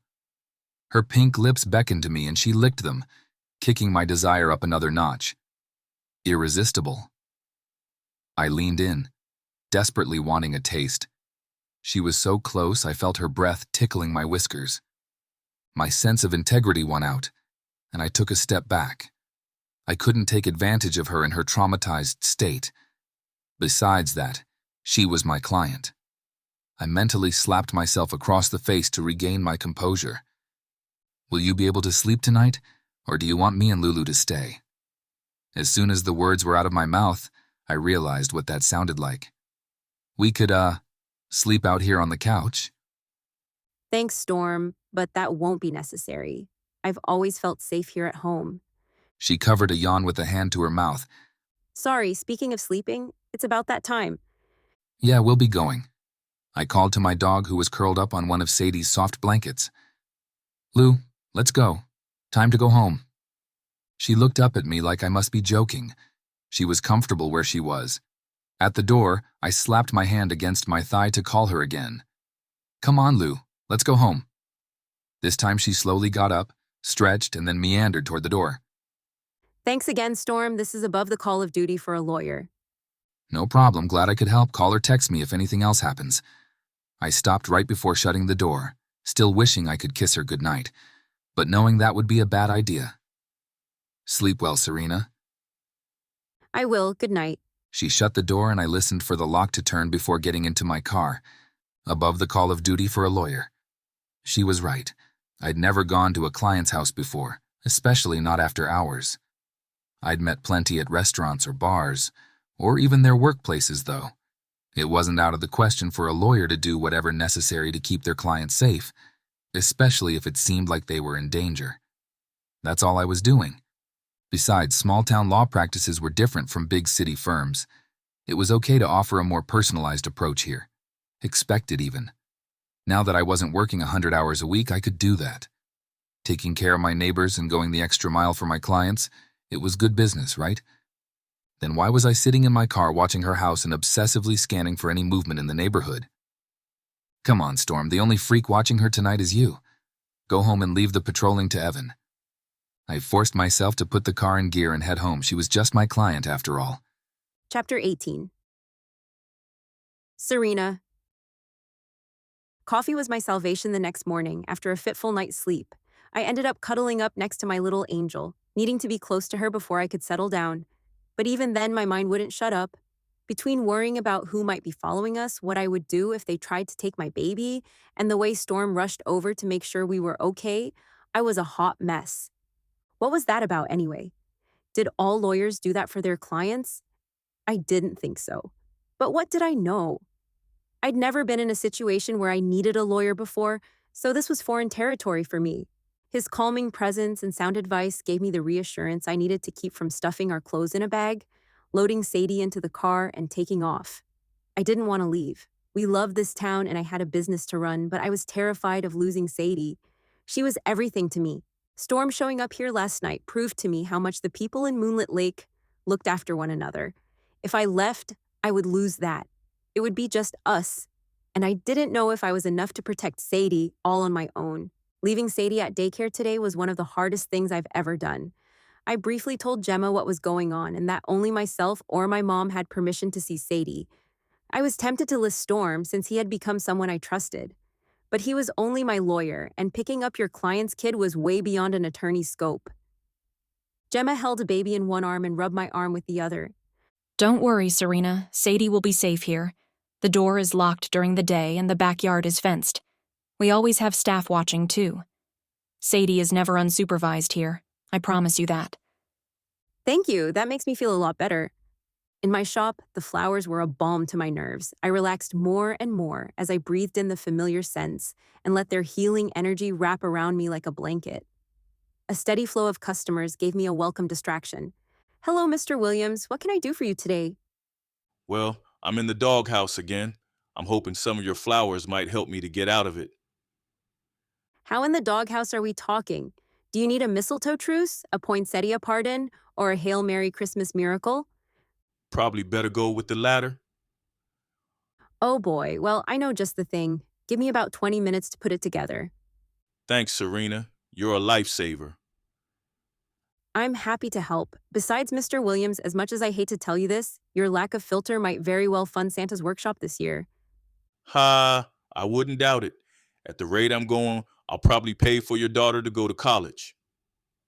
He laughed and leaned against the counter. Maybe I should just set up a standing order for you to deliver an apology every week. Proactive instead of reactive, you know? Not a bad idea. Let me get this put together for you first. Pulling out all the flowers I had in stock that represented forgiveness, I created a humongous bouquet of white tulips, white daisies, white orchid, and lily of the valley. I added sprigs of pine and holly to make it festive, then tied it all together with a gold bow. It was a stunning arrangement, if I had to say so myself. I brought the arrangement to the counter and set it in front of him. Here you are, Mr. Williams. Do you think this will do the trick? I sure hope so. He handed me his credit card to pay the bill, then picked up the massive arrangement and headed toward the door. Thank you so much, Serena. We'll talk later about setting up regular deliveries. I rushed to get the door for him since the flowers were an armful and pretty much blocked his view. All right, good luck. I hoped he found his way to his car safely. By the end of the day, I was barely standing, grateful we were having dinner with my mom tonight, so I didn't have to think about cooking. I picked Sadie up from daycare and was relieved to hear it was just a normal day there. In the car, Sadie filled me in on every little thing that happened while we were apart. Justin is such a meanie.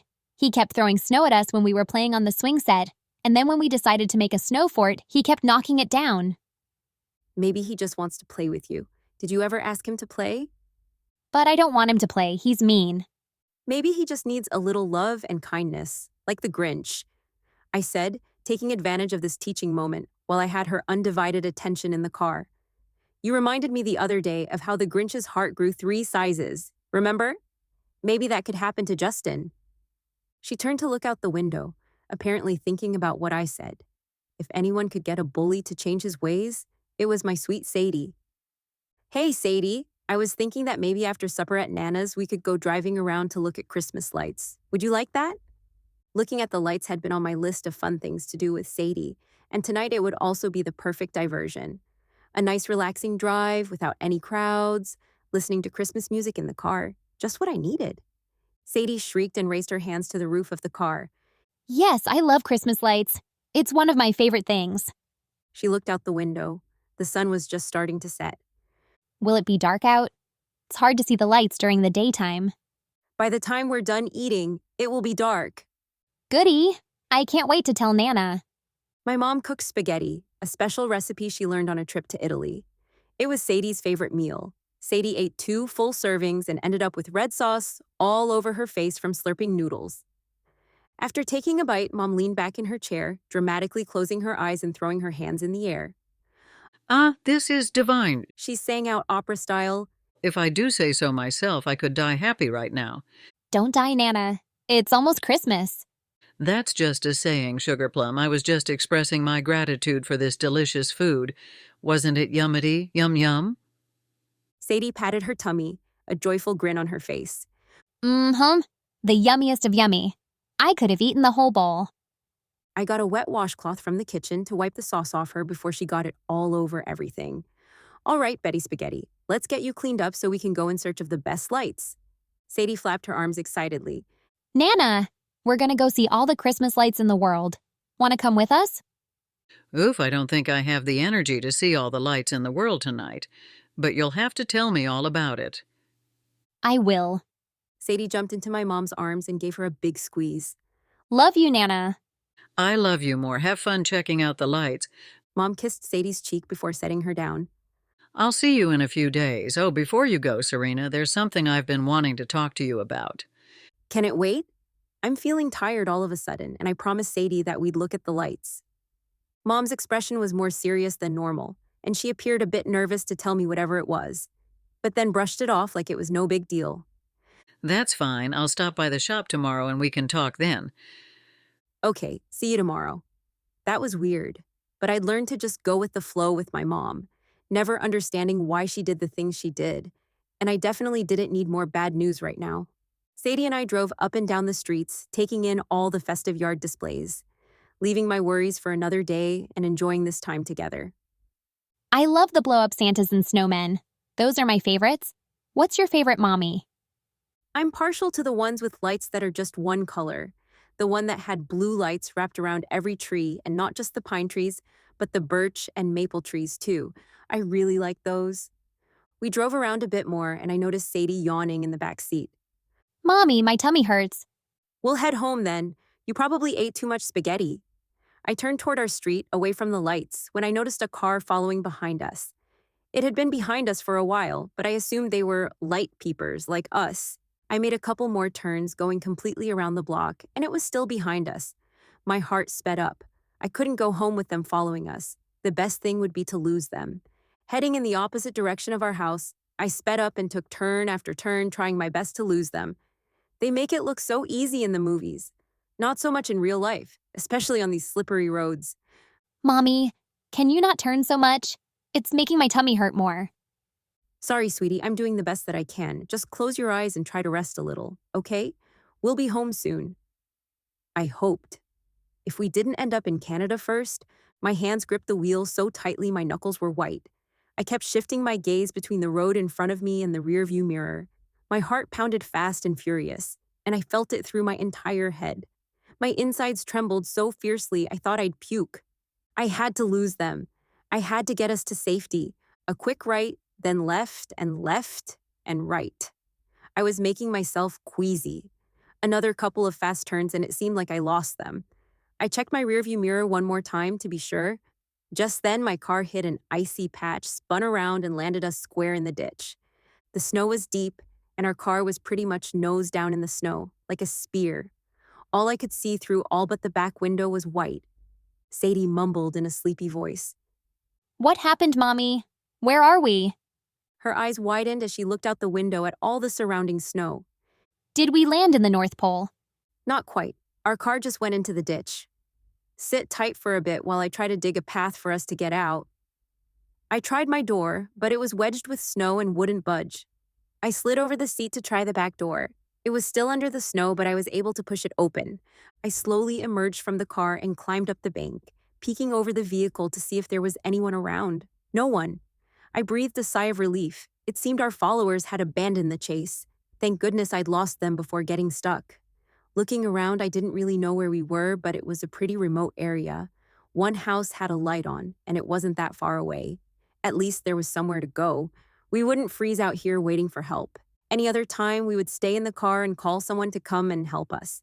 But the temps were sub-zero already, and dropping. We only had one thin blanket, which wouldn't keep us both warm. Leaving the car was risky, but so was staying out in the cold. Since there was a house close by, we were better off getting someplace warm and safe, and out of sight from whoever had chased us. Sadie, honey, our car is stuck, so we need to get out and walk to the next house, okay? But my tummy still hurts, Mommy. Can't we just go home?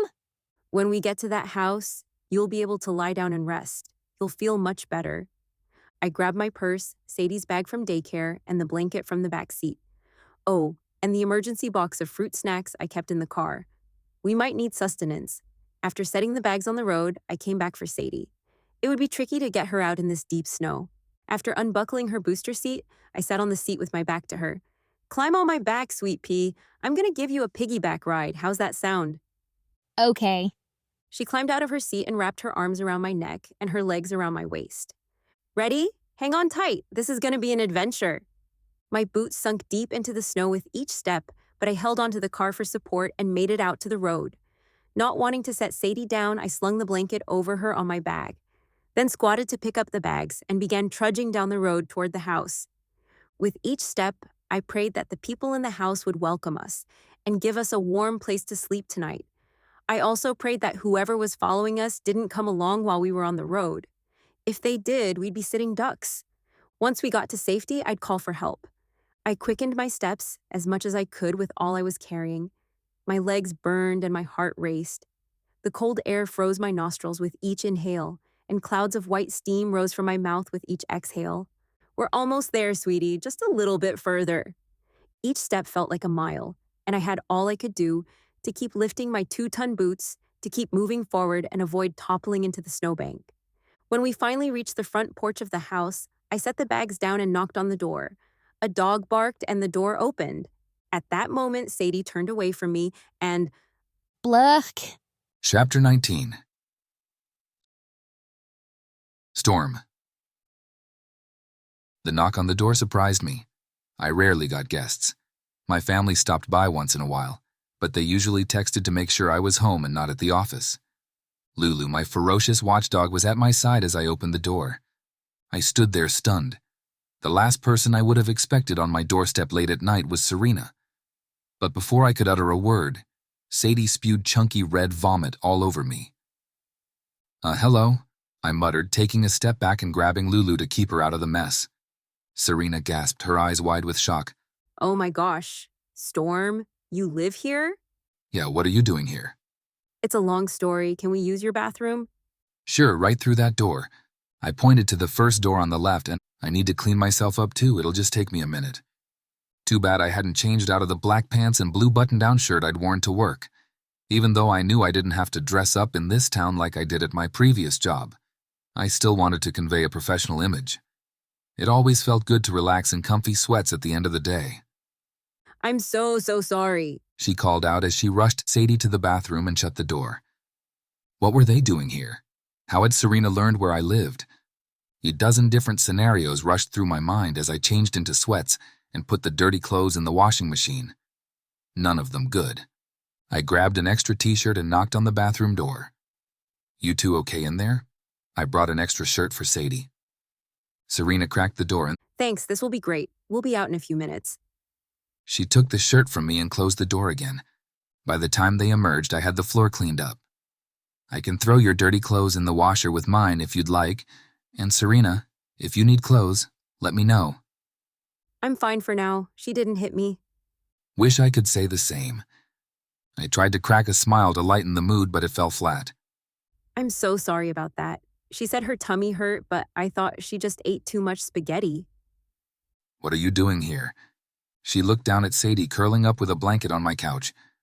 Could you get her a big bowl or bucket, just in case? Then I'll tell you everything. I found a large plastic popcorn bowl in the cupboard and brought it to Sadie. She wrapped her arm around it like it was a precious doll. Thanks, Mr. Storm. You're welcome. Feel better. Okay, she said as she closed her eyes, out like a light. Serena sat on the other end of the L-shaped sectional. I stood with my arms crossed, too amped up to sit, needing to hear her story before I could relax. Okay, what happened? She took a steadying breath and exhaled. Sadie and I had dinner with my mom. Yeah, spaghetti, I saw. She cringed. Yeah. After that, we went driving to see the holiday lights. We were about to head home when I noticed a car following us. I didn't want them to follow us to our house, so I kept driving, trying to lose them, and I think I was successful.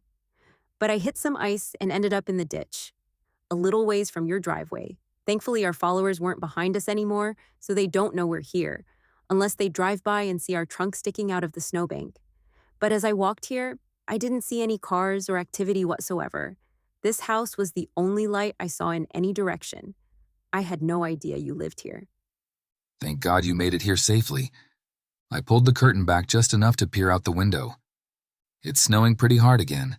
Your car will be covered in no time. Not good for your car, but good for hiding your whereabouts. You'll be safe here. She was shaking like a leaf. I could hear her teeth chattering from across the room. I got up and covered her shoulders with a throw from the back of the couch. Maybe I should start a fire. You must be freezing. I don't know why I feel so cold all of a sudden. I wasn't this cold when I was outside. You were pumped full of adrenaline. Now that's wearing down and your body is finally reacting to the stress. I'm sorry to have imposed on you like this. Stop apologizing. This is the best place you could have gone. Nobody would ever look for you here. And I will do everything in my power to keep you both safe. Thank you, She said, her voice quiet and vulnerable. I actually felt relieved when I saw you open the door. For a split second anyway, until Sadie barfed all over you. But seriously, I am glad we ended up here. She pulled the blanket tighter around her, still shivering. Do you mind if I rest here for a bit? I'm really tired all of a sudden. There's a guest room you can both sleep in if you'd prefer. Serena moaned, barely able to keep her eyes open. Too tired to move. I'll just rest a bit, and then I'll go to the guest room. She rested her head against the armrest of the couch and fell right to sleep. So much for getting more information out of her, or a description of the car that had been following them. I texted Evan to let him know what happened, as much as I knew. Anyway, I also wanted him to know Serena and Sadie were safe with me, in case anyone was looking for them. I pulled a couple of water bottles from the fridge and set them on the coffee table, in case they woke up and needed fluids. Sadie turned over and moaned, her blanket falling off to her waist. Lulu stood with her front paws on the couch next to the sleeping girl. Then she carefully grasped the top edge of the blanket with her mouth and tugged it up over Sadie's shoulder again. Once Sadie was tucked in, Lulu hopped up on the couch and stretched out along the sleeping girl's side. I shook my head. This dog never ceased to amaze me. You're a good dog, Lou. She lifted her head to acknowledge me and then laid right back down. My attention shifted back to Serena. Her face looked pale, but she was no longer shivering. What was I supposed to do? I didn't know anything about caring for the sick. My mom would know what to do, but I didn't want her to know they were here. She'd get ideas I didn't want her to have. Next best thing would be my twin sister. I'd never admit this to her, but she was the smartest person I knew, and no matter what the question was, she'd likely know the answer.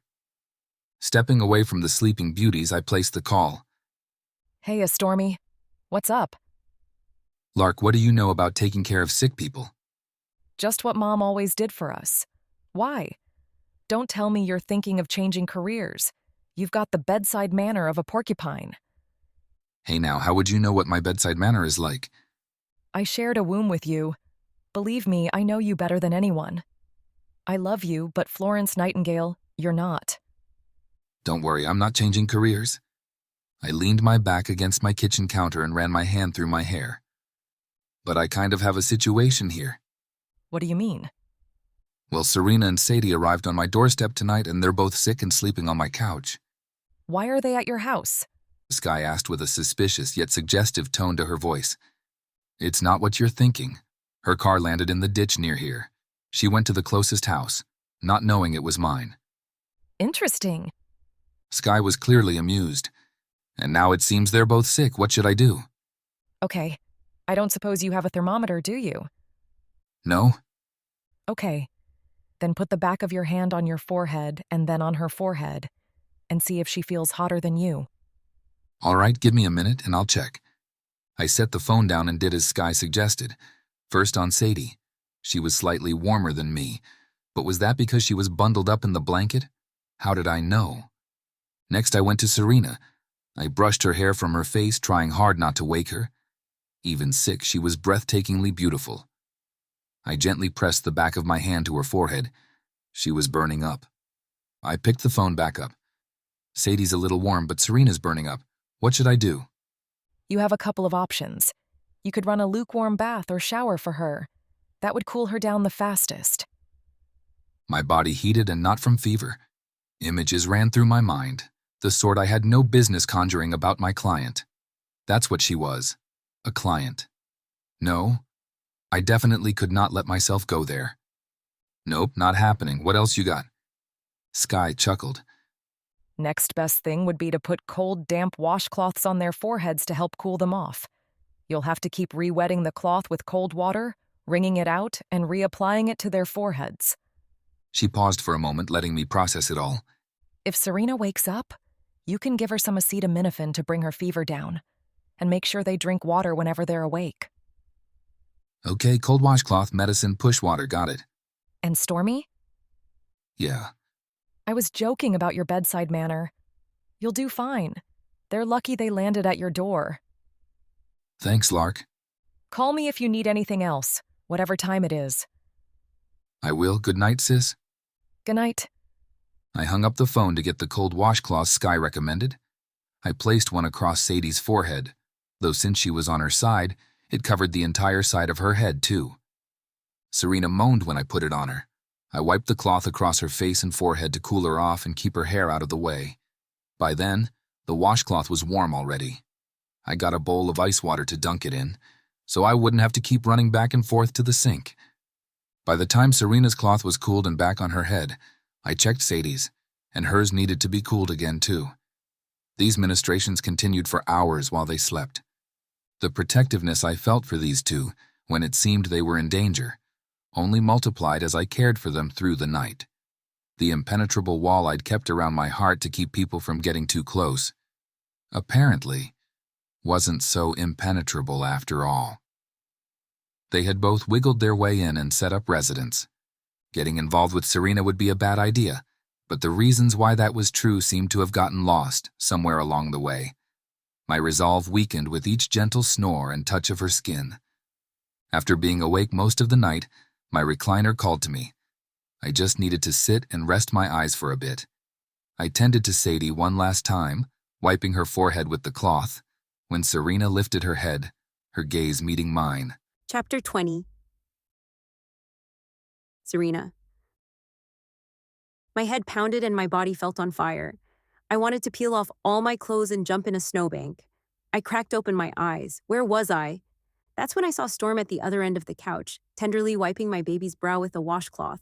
I blinked my eyes to make sure I wasn't hallucinating. Nope. He was still there, still taking care of my sick child. There was a cloth across my head as well. He'd been taking care of both of us, definitely not the uncaring Grinch I had him pegged for. Not only did we show up on his doorstep, completely out of the blue, uninvited and unexpected, but Sadie puked all over him, and then we both passed out on his couch.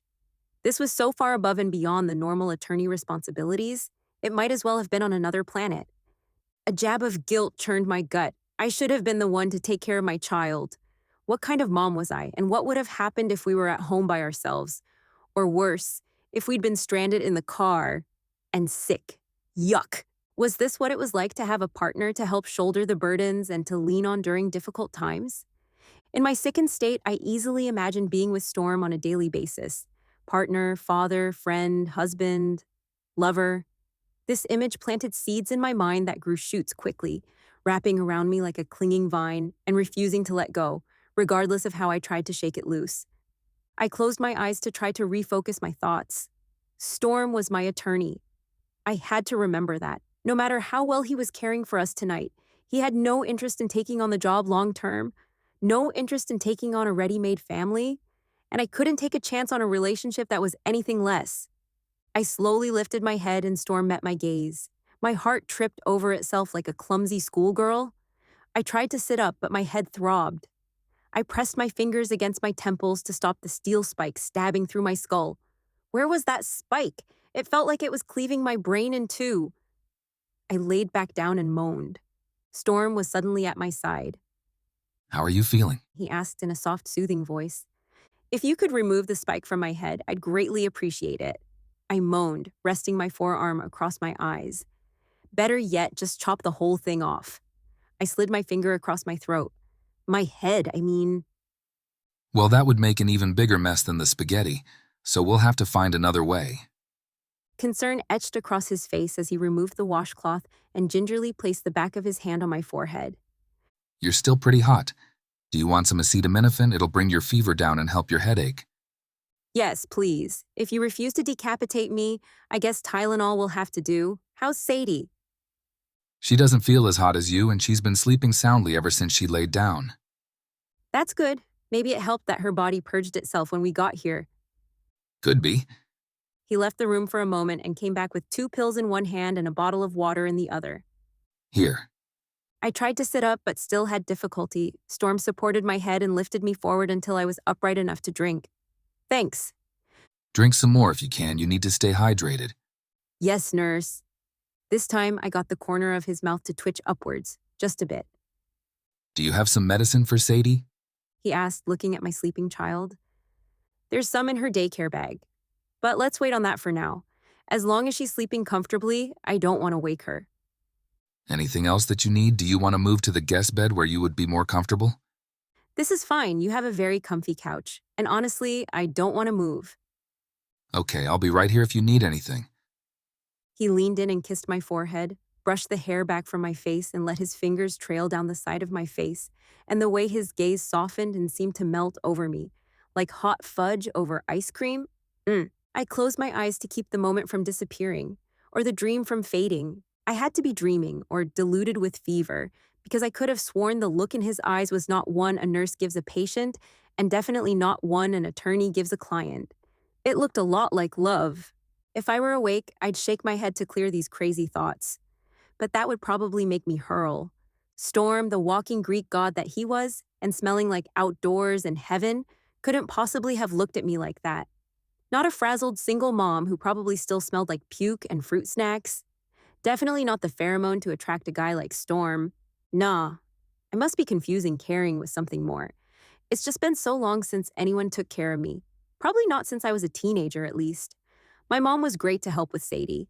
I didn't know what I'd do without her, but I didn't remember the last time I had someone mop my forehead with a cloth to cool my fever or bring me medicine so I didn't have to get out of bed. After being on my own for so long, it would be easy to mistake this kind of caring for love. That's it. A simple mistake. But since this was a dream, I could make it as good as I wanted. Right? I'd reach up, hook my hand behind his neck, and pull him to me. Breathing in his irresistible scent, I'd run my fingers through his dark hair, making him groan with desire.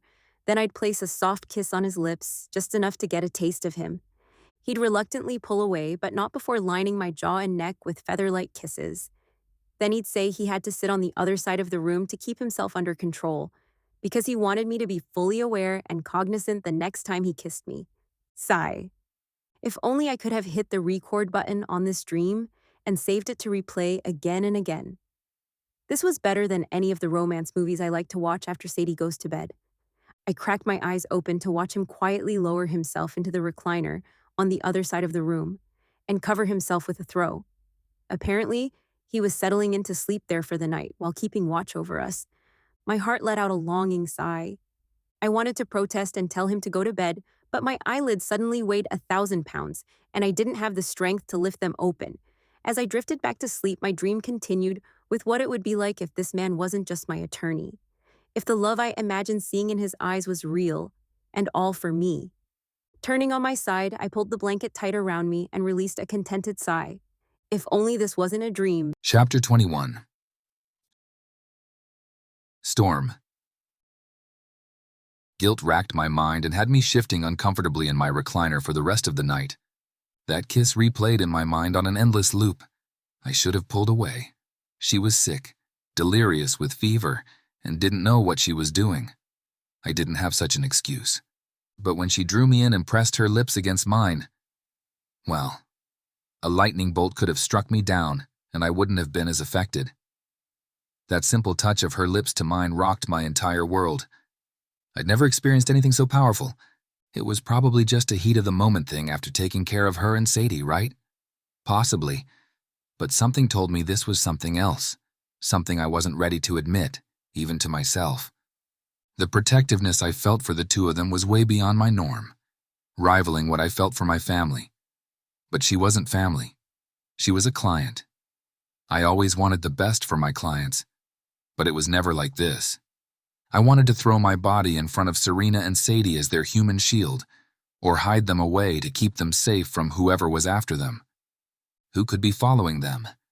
It made no sense for the grandparents who had filed the custody suit to try to intimidate them or kidnap Sadie. It would completely ruin their case if they did anything like that, and with the high-powered legal team they had, that was highly unlikely. Maybe Serena had some disgruntled ex that was after her. My chest seized at the thought. Of course she had a past. I did too. But the thought of her with anyone made my blood boil and my jaw clench. I'd had plenty of dates over the years, but I'd always been married to my job and never needed anything else. Long-term relationships held no appeal for me. After spending time with Serena and Sadie, my stance might be wavering.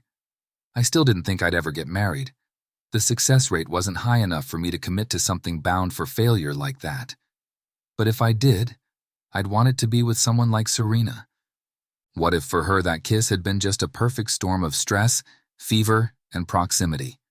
She might not even remember that it happened, or she might be humiliated that she did something so bold while she was out of her mind. Even though I heard her mumble something about me being a walking Greek god. Yes, I'm sure that's what she said, and I couldn't help how my chest puffed when I heard it. All that showed was that she was attracted to me. It didn't mean she'd ever want more than a professional relationship with me. Did it? Not that I wanted more. Casual was all I was capable of, all I could offer her, but casual seemed impossible with Serena. It would be confusing for Sadie, and I didn't want to do anything to hurt her. It was all or nothing with these two. Unless I could figure out how to be Serena's friend, then I'd have a right to protect them without giving Sadie hopes for gaining a father. Maybe we could add a friendship to our professional relationship. I could handle that. Unfortunately, friends and professionals did not kiss. That fever-induced kiss would probably be all I'd ever get from her. Sadie stirred first. She sat up and rubbed her eyes, then looked around the room with her face twisted in confusion. Where am I? Lulu woke and stretched next to Sadie, reaching her head close enough to the little girl's cheek to slather her with kisses and make her giggle. I sat on the coffee table in front of her. This is my house. You had a slumber party here last night. Her eyes widened. We did? I don't remember doing anything fun at the party. No, you got sick as soon as I opened the door, and then you fell asleep on the couch. Not a very fun party. I placed my hand on her forehead, was relieved to feel a normal temperature. Finally. How do you feel? Hungry? Sadie pushed herself to sitting. Good morning, sweet pea. Serena mumbled as she stretched and extended her arms to Sadie. Come, give Mommy a hug. Sadie crawled along the couch to her mom and snuggled into her arms. Do you feel better? Serena asked, placing a kiss on Sadie's forehead. Not unlike the one I gave Serena last night. I'm not sure what possessed me to kiss Serena's forehead. The idea of me becoming a tender-hearted forehead kisser was laughable. Good thing my siblings weren't here to witness it. My whole life, I'd never done that before, not even to my sisters when they were sick or crying. Somehow taking care of Serena last night opened up a caregiving side of me I didn't know existed. Besides that, being the one she trusted to watch over them when she was vulnerable felt intimate, even though it wasn't. I distracted myself by starting the coffee pot, a definite necessity this morning. Sadie nodded. Mm-hmm. Can I have some breakfast? You need to talk to Storm. It's his house. Sadie looked up at me with puppy dog eyes that I was hopeless to resist. I leaned against the counter, trying to think of what I had that would be good for sick people to eat. I didn't want to give them anything that might upset their stomachs again. My mom always made us cinnamon sugar toast when we were sick. Serena, would it be okay if I made her some of that? Or do you have other ideas? Serena shifted her gaze from me to Sadie and back. Yeah, toast should be good. Let's see how that goes before eating anything else. Sadie climbed up onto a bar stool at the counter in front of me. Do you want cinnamon sugar on your toast, Sadie? Or would you prefer butter or jelly? Cinnamon sugar, please. Sadie said with more energy than me and Serena combined. Coming right up, I put a piece of bread into the toaster. Serena, how about you? Toast, bagel, yogurt, and egg. Sorry, I don't have more choices to offer you. I think I'll go with toast too. My stomach still feels a little queasy. She leaned her head against the back of the couch and then she looked up at the clock. Oh, I better call Marlis and see if she can cover for me at the shop. She picked up her phone and made her call, which reminded me I should call someone to come and pull her car out of the ditch so we could both get on with our day. But that could wait until after breakfast. I made cinnamon toast for all of us. It had been years since I'd eaten that, and it just smelled so good, I couldn't resist. Made me nostalgic for mornings on the farm with my family, though those were never quiet like this. With 6 kids, it was a perpetual circus. Most of the time I loved my solitude, where I could think and work as long of hours as I wanted. But there were times when I missed the noise of home. Serena joined us in the kitchen. Marlis will take care of the shop today. That woman is a godsend, so we have time to get my car out of the ditch and get out of your hair. She sat on a stool next to Sadie, and I slid a plate of toast in front of her. Storm, I appreciate all the trouble you've gone through for us. Glad I could help, it's not a big deal. And no hurry, I have nothing pressing to do today. I poured myself a cup of coffee and took a sip. Did you want some coffee? Serena bit her lip as she considered it, then shook her head. I think I better wait on the coffee to see how my stomach handles this. The toast looks great, by the way. Gimme toast is my favoritist, Sadie said with her mouth full, spraying crumbs and sugar as she talked. Serena ran her hand over Sadie's head to smooth out her curls. Would it be okay if I gave her a bath after breakfast? That's fine. I folded up her clean clothes and set them on the table over there. I pointed to the end table where I'd piled their things. I'll set out some shampoo, soap, and towels in the bathroom for you.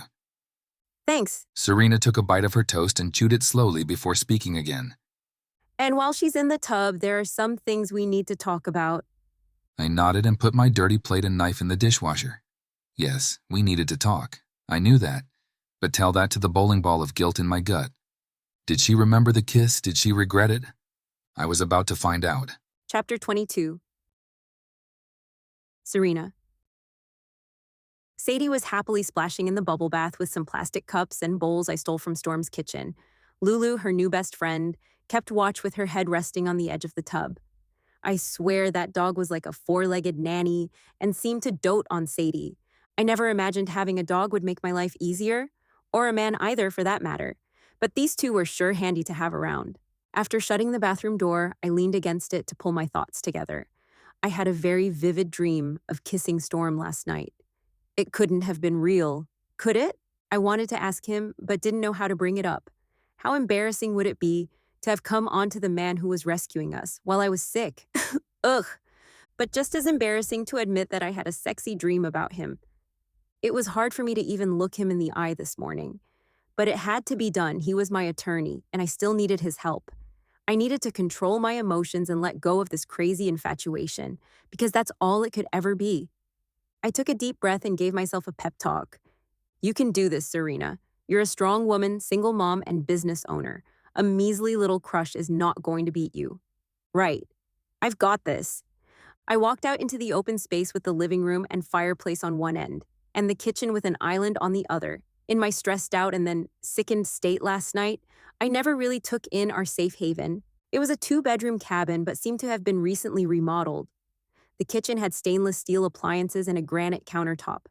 The island had stools on one side and a sink on the other. There were hardwood floors throughout, and a gorgeous stone fireplace with a big flat-screen TV on the hearth. It was the perfect fusion of rustic and modern, definitely masculine, and seemed to suit Storm perfectly. But no Christmas decorations to be found, not a single one. We'd have to do something about that. The hearth screamed for a pine garland and stockings to hang from it. At the very least, he needed some greenhouse plants. This place was like a blank canvas, and my florist fingers itched to bring a little life to the room. A tall bamboo palm for the corner and a snake plant next to the fireplace would do wonders in improving the vibe and cleaning the air at the same time. Both would suit the masculine decor and Storm, and were also low maintenance. I might have to order them for him when this was all over. The least I could do.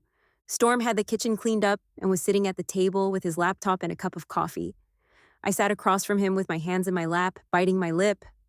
Thanks again, Storm, for letting us stay here and for taking care of us all night. I can't tell you how much I appreciate all you've done. He waved it off. Don't mention it. I'm glad I could help. He pushed his computer aside, rested his elbows on the table with his fingers steepled. Any idea who could be following you? I can't believe the grandparents would do that when they've hired attorneys and are already suing for custody. Doing something like this wouldn't make sense. Anyone else have a grudge against you, crazy exes? Anything you can think of? No, I hardly dated before I met Ty, and there's been nobody since. No enemies that I'm aware of. I have no idea who would do this. I slumped in the chair and looked down at my hands.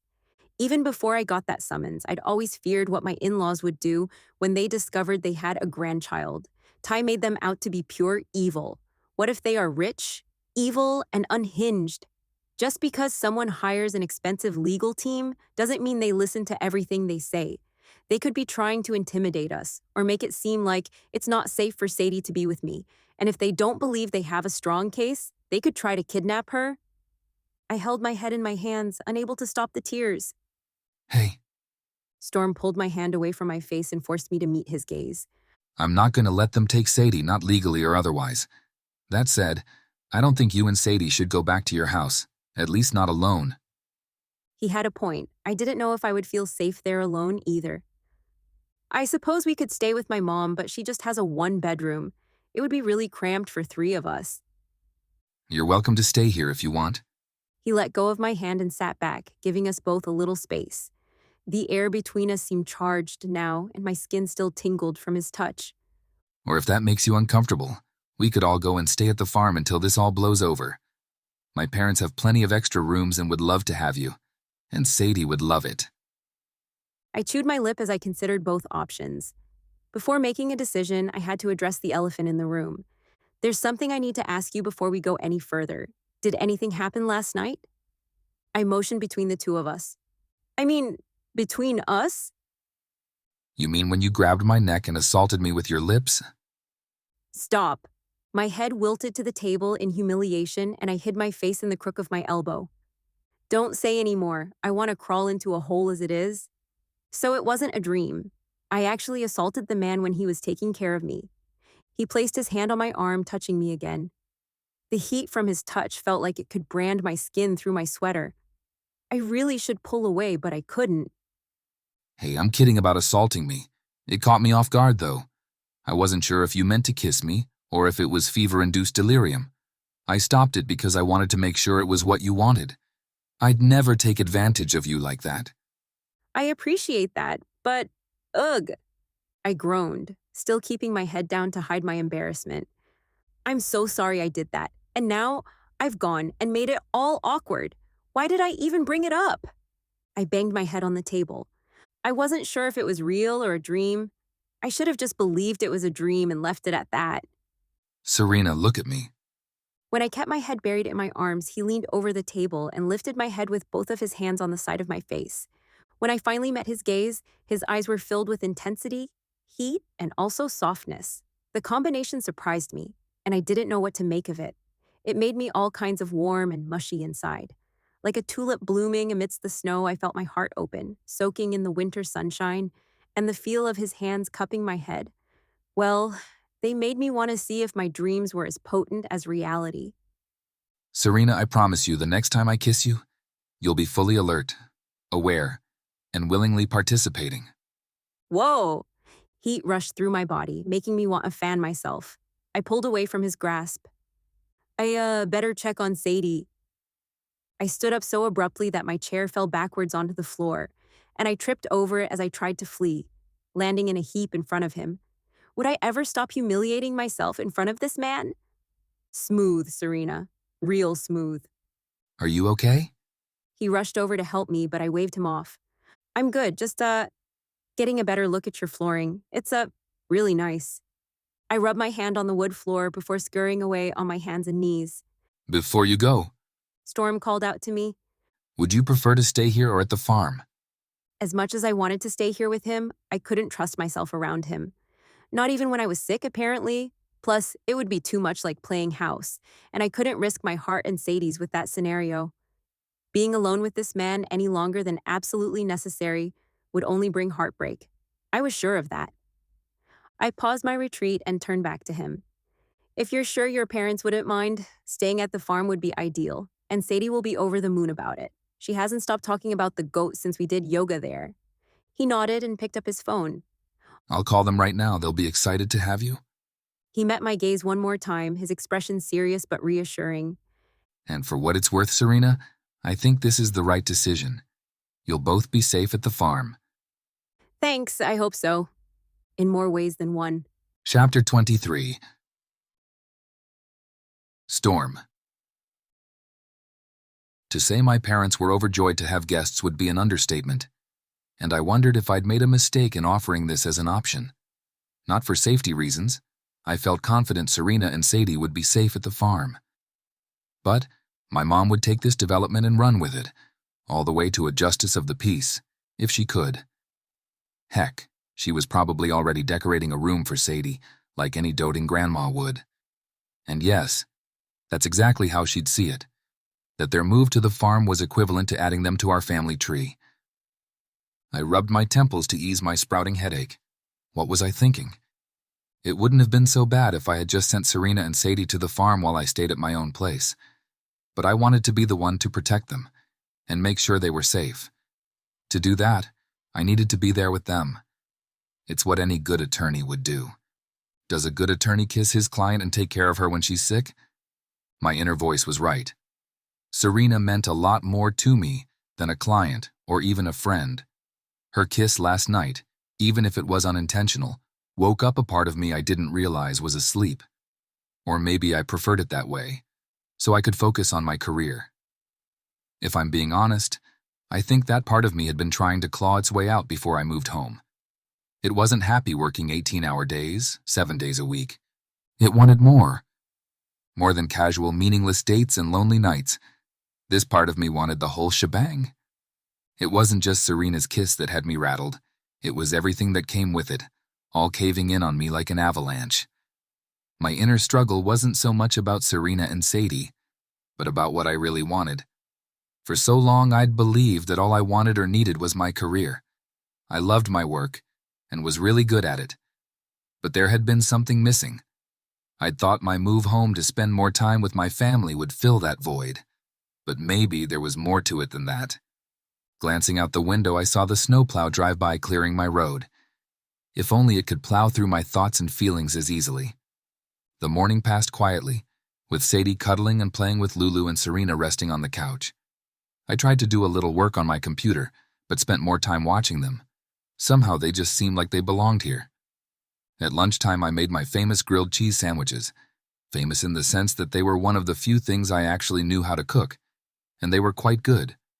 They each scarfed down a whole sandwich and asked for more.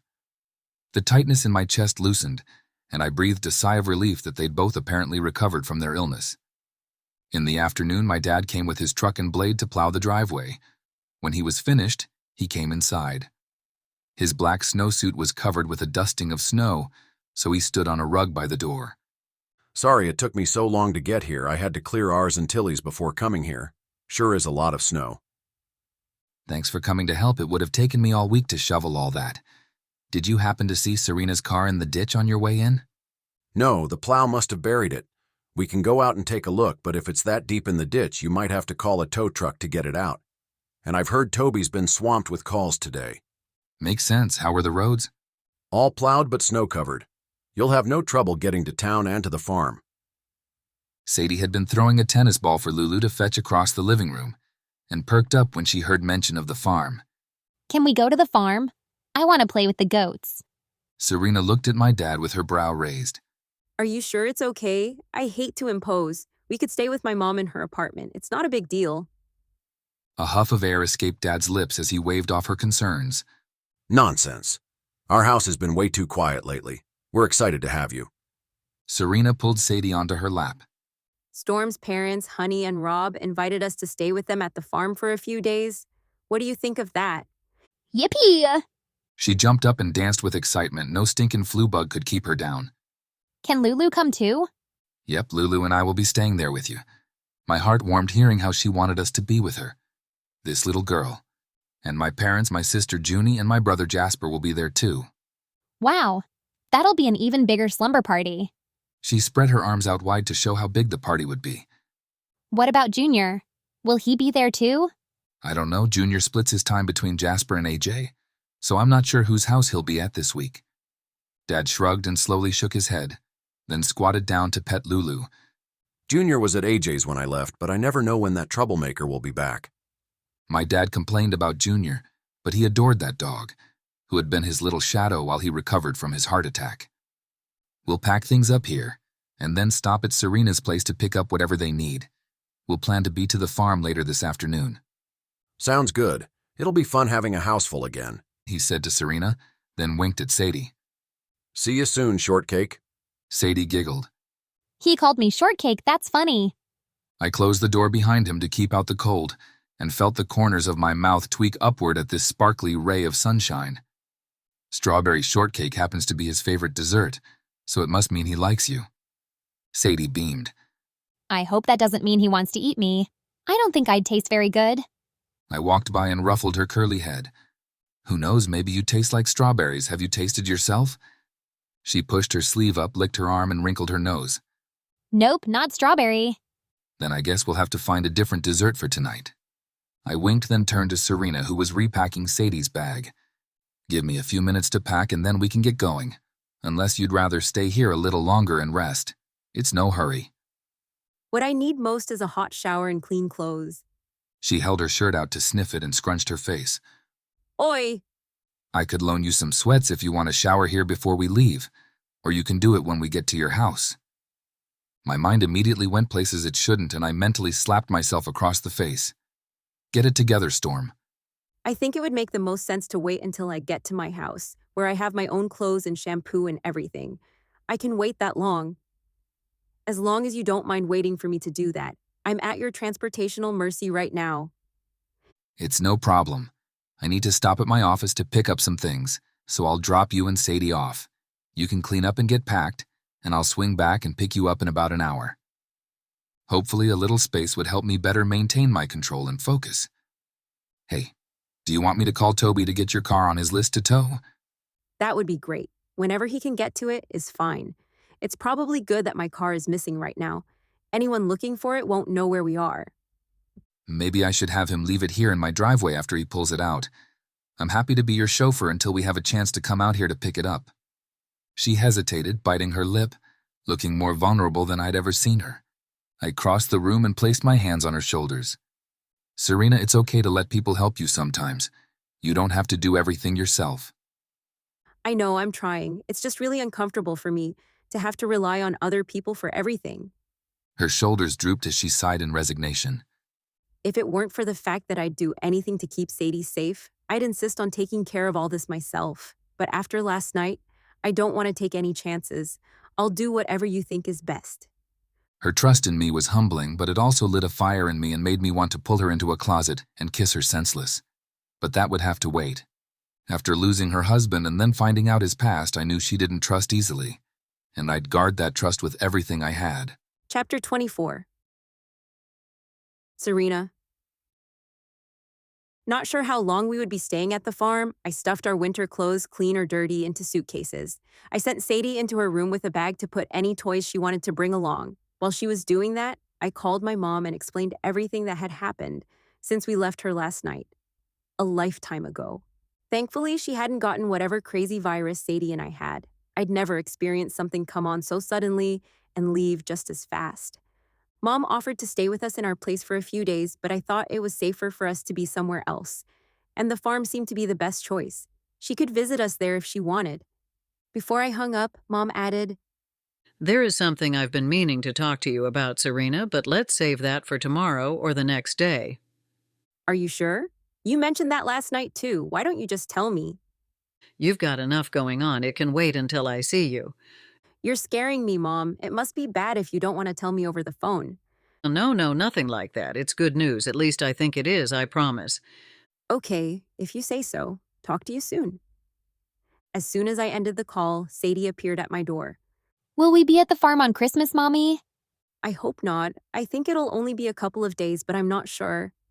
Her brow pinched as she puzzled through this. What if Santa can't find us because we're not home? Santa's magic, remember? He always knows where you are. Her face brightened like daisies dancing on a sunbeam. I bet the reindeer like going to the farm because they have lots of veggies. They better not eat too much or they won't get all the presents delivered. I thought about the gifts I'd wrapped and hidden in my closet for her. Should I bring them or come back for them later? Later would be easier. Hopefully we'd be back home by then. Speaking of presents, what did you ask Santa for this year? You never told me. Not out loud, anyway. It's a secret. Santa knows what I want. I cringed, dreading her disappointment when Santa didn't come through for her. Besides what you told Santa, what other things do you want for Christmas? She shrugged and walked over to the window. Most kids her age had a list a mile long of the toys they wanted. Not my girl. She only wanted what I couldn't give her. Or wrap up and put under the tree. Sigh. Sadie jumped up and down when she saw Storm's SUV pull into the driveway, as if he hadn't just left us an hour ago. They're here. Come on, let's go. She put on her coat and rushed out the door to his car, leaving me gathering up the bags. Storm met me at the door. Let me help you. He took the 2 suitcases and carried them to the back of his vehicle. I set the 2 bags I was carrying on top of them, and he shut the door. I'm not usually such an excessive packer, but I didn't know how long we'd be there or what to bring, so I just grabbed everything I saw. He held his hands up. Hey, I have 3 sisters. I know better than to comment on such things. And you're packing for a child, so that's different. He smiled, showing a dimple I hadn't seen before. He even opened the door for me. So chivalrous. Was this the same guy that I thought was such a Grinch? Had I really assumed he didn't like kids or animals? Holy mistletoe, was I wrong? The whole ride over, Sadie jabbered nonstop about Santa, goats, puppies, snowmen. Her train of thought was as erratic as a drunken bumblebee. Never a dull moment nor a quiet one with this girl. I kept peeking over at our driver, trying to figure out if he was for real. I'd been fooled before. I'd thought Ty was my knight in shining armor, and look how wrong I was about that. But loading luggage into the car and driving away together, it seemed like the 3 of us were going on a family vacation. And that thought sent my imagination off in all sorts of directions it shouldn't be going. As I was looking over at Storm for the bazillionth time, I noticed him frequently checking his rearview mirror. How could I have forgotten to look over my shoulder to make sure we weren't being followed? This wasn't a fantasy family road trip over the river and through the woods to grandmother's house for Christmas. No, we were basically on our way to a safe house because we were in danger and I had to protect Sadie. I couldn't forget that, or let my guard down. There was too much at stake here. When we arrived, Storm's parents came out to greet us. Rob was out of his snowsuit and wearing a thick flannel shirt and a stocking hat over his salt and pepper hair. He helped Storm with the luggage. Honey stood on the step in her apron, her face lit with excitement. As soon as I opened the door, Sadie and Lulu bolted out of the car and ran up the steps. Honey wrapped Sadie in a big hug while Lulu stood on her hind legs to get in on the action. Honey bent down to Sadie's level and smiled warmly. I'm so glad you're here. I was just making monkey bread. You're just in time to help me. Sadie's eyes widened with disbelief. Monkey bread? Does it have monkeys in it? Or does it just look like monkeys? Neither, but all of my little monkeys love to eat it. Are you a little monkey? I can be. She jumped from foot to foot and scratched her armpits. Honey chuckled. Just as I suspected. You're going to love this. Come on in, little monkey. I followed behind and Storm met me at the door. Mom is a retired kindergarten teacher. Sadie's in good hands, and monkey bread really is the best. I haven't had it in years, but it was always my favorite. Probably why she's making it. I think she's making it for her new favorite little monkey. She's been hinting not so subtly that she'd been dying for grandchildren, and none of us have come through for her yet. I stopped walking, my heart leaping at his words. Storm realized what he said and began backpedaling. I mean, she loves kids, not that Sadie would be a grandchild. That's not... I laughed and bumped my body into his side. I know what you meant. It was fun to see you get flustered, though. That doesn't happen too often. Under his breath, he muttered, More often than you know lately. By the time I took my coat and boots off, Sadie and Honey were already busy in the kitchen. Storm showed me hooks on the wall to hang our coats. Let me show you which rooms are yours and Sadie's and give you a quick tour. Then you can make yourself at home. The house was huge but comfortable. You could definitely tell a family lived there. It had gorgeous woodwork and furniture you'd want to cozy up in. The kitchen, living room, and master bedroom were on the main floor.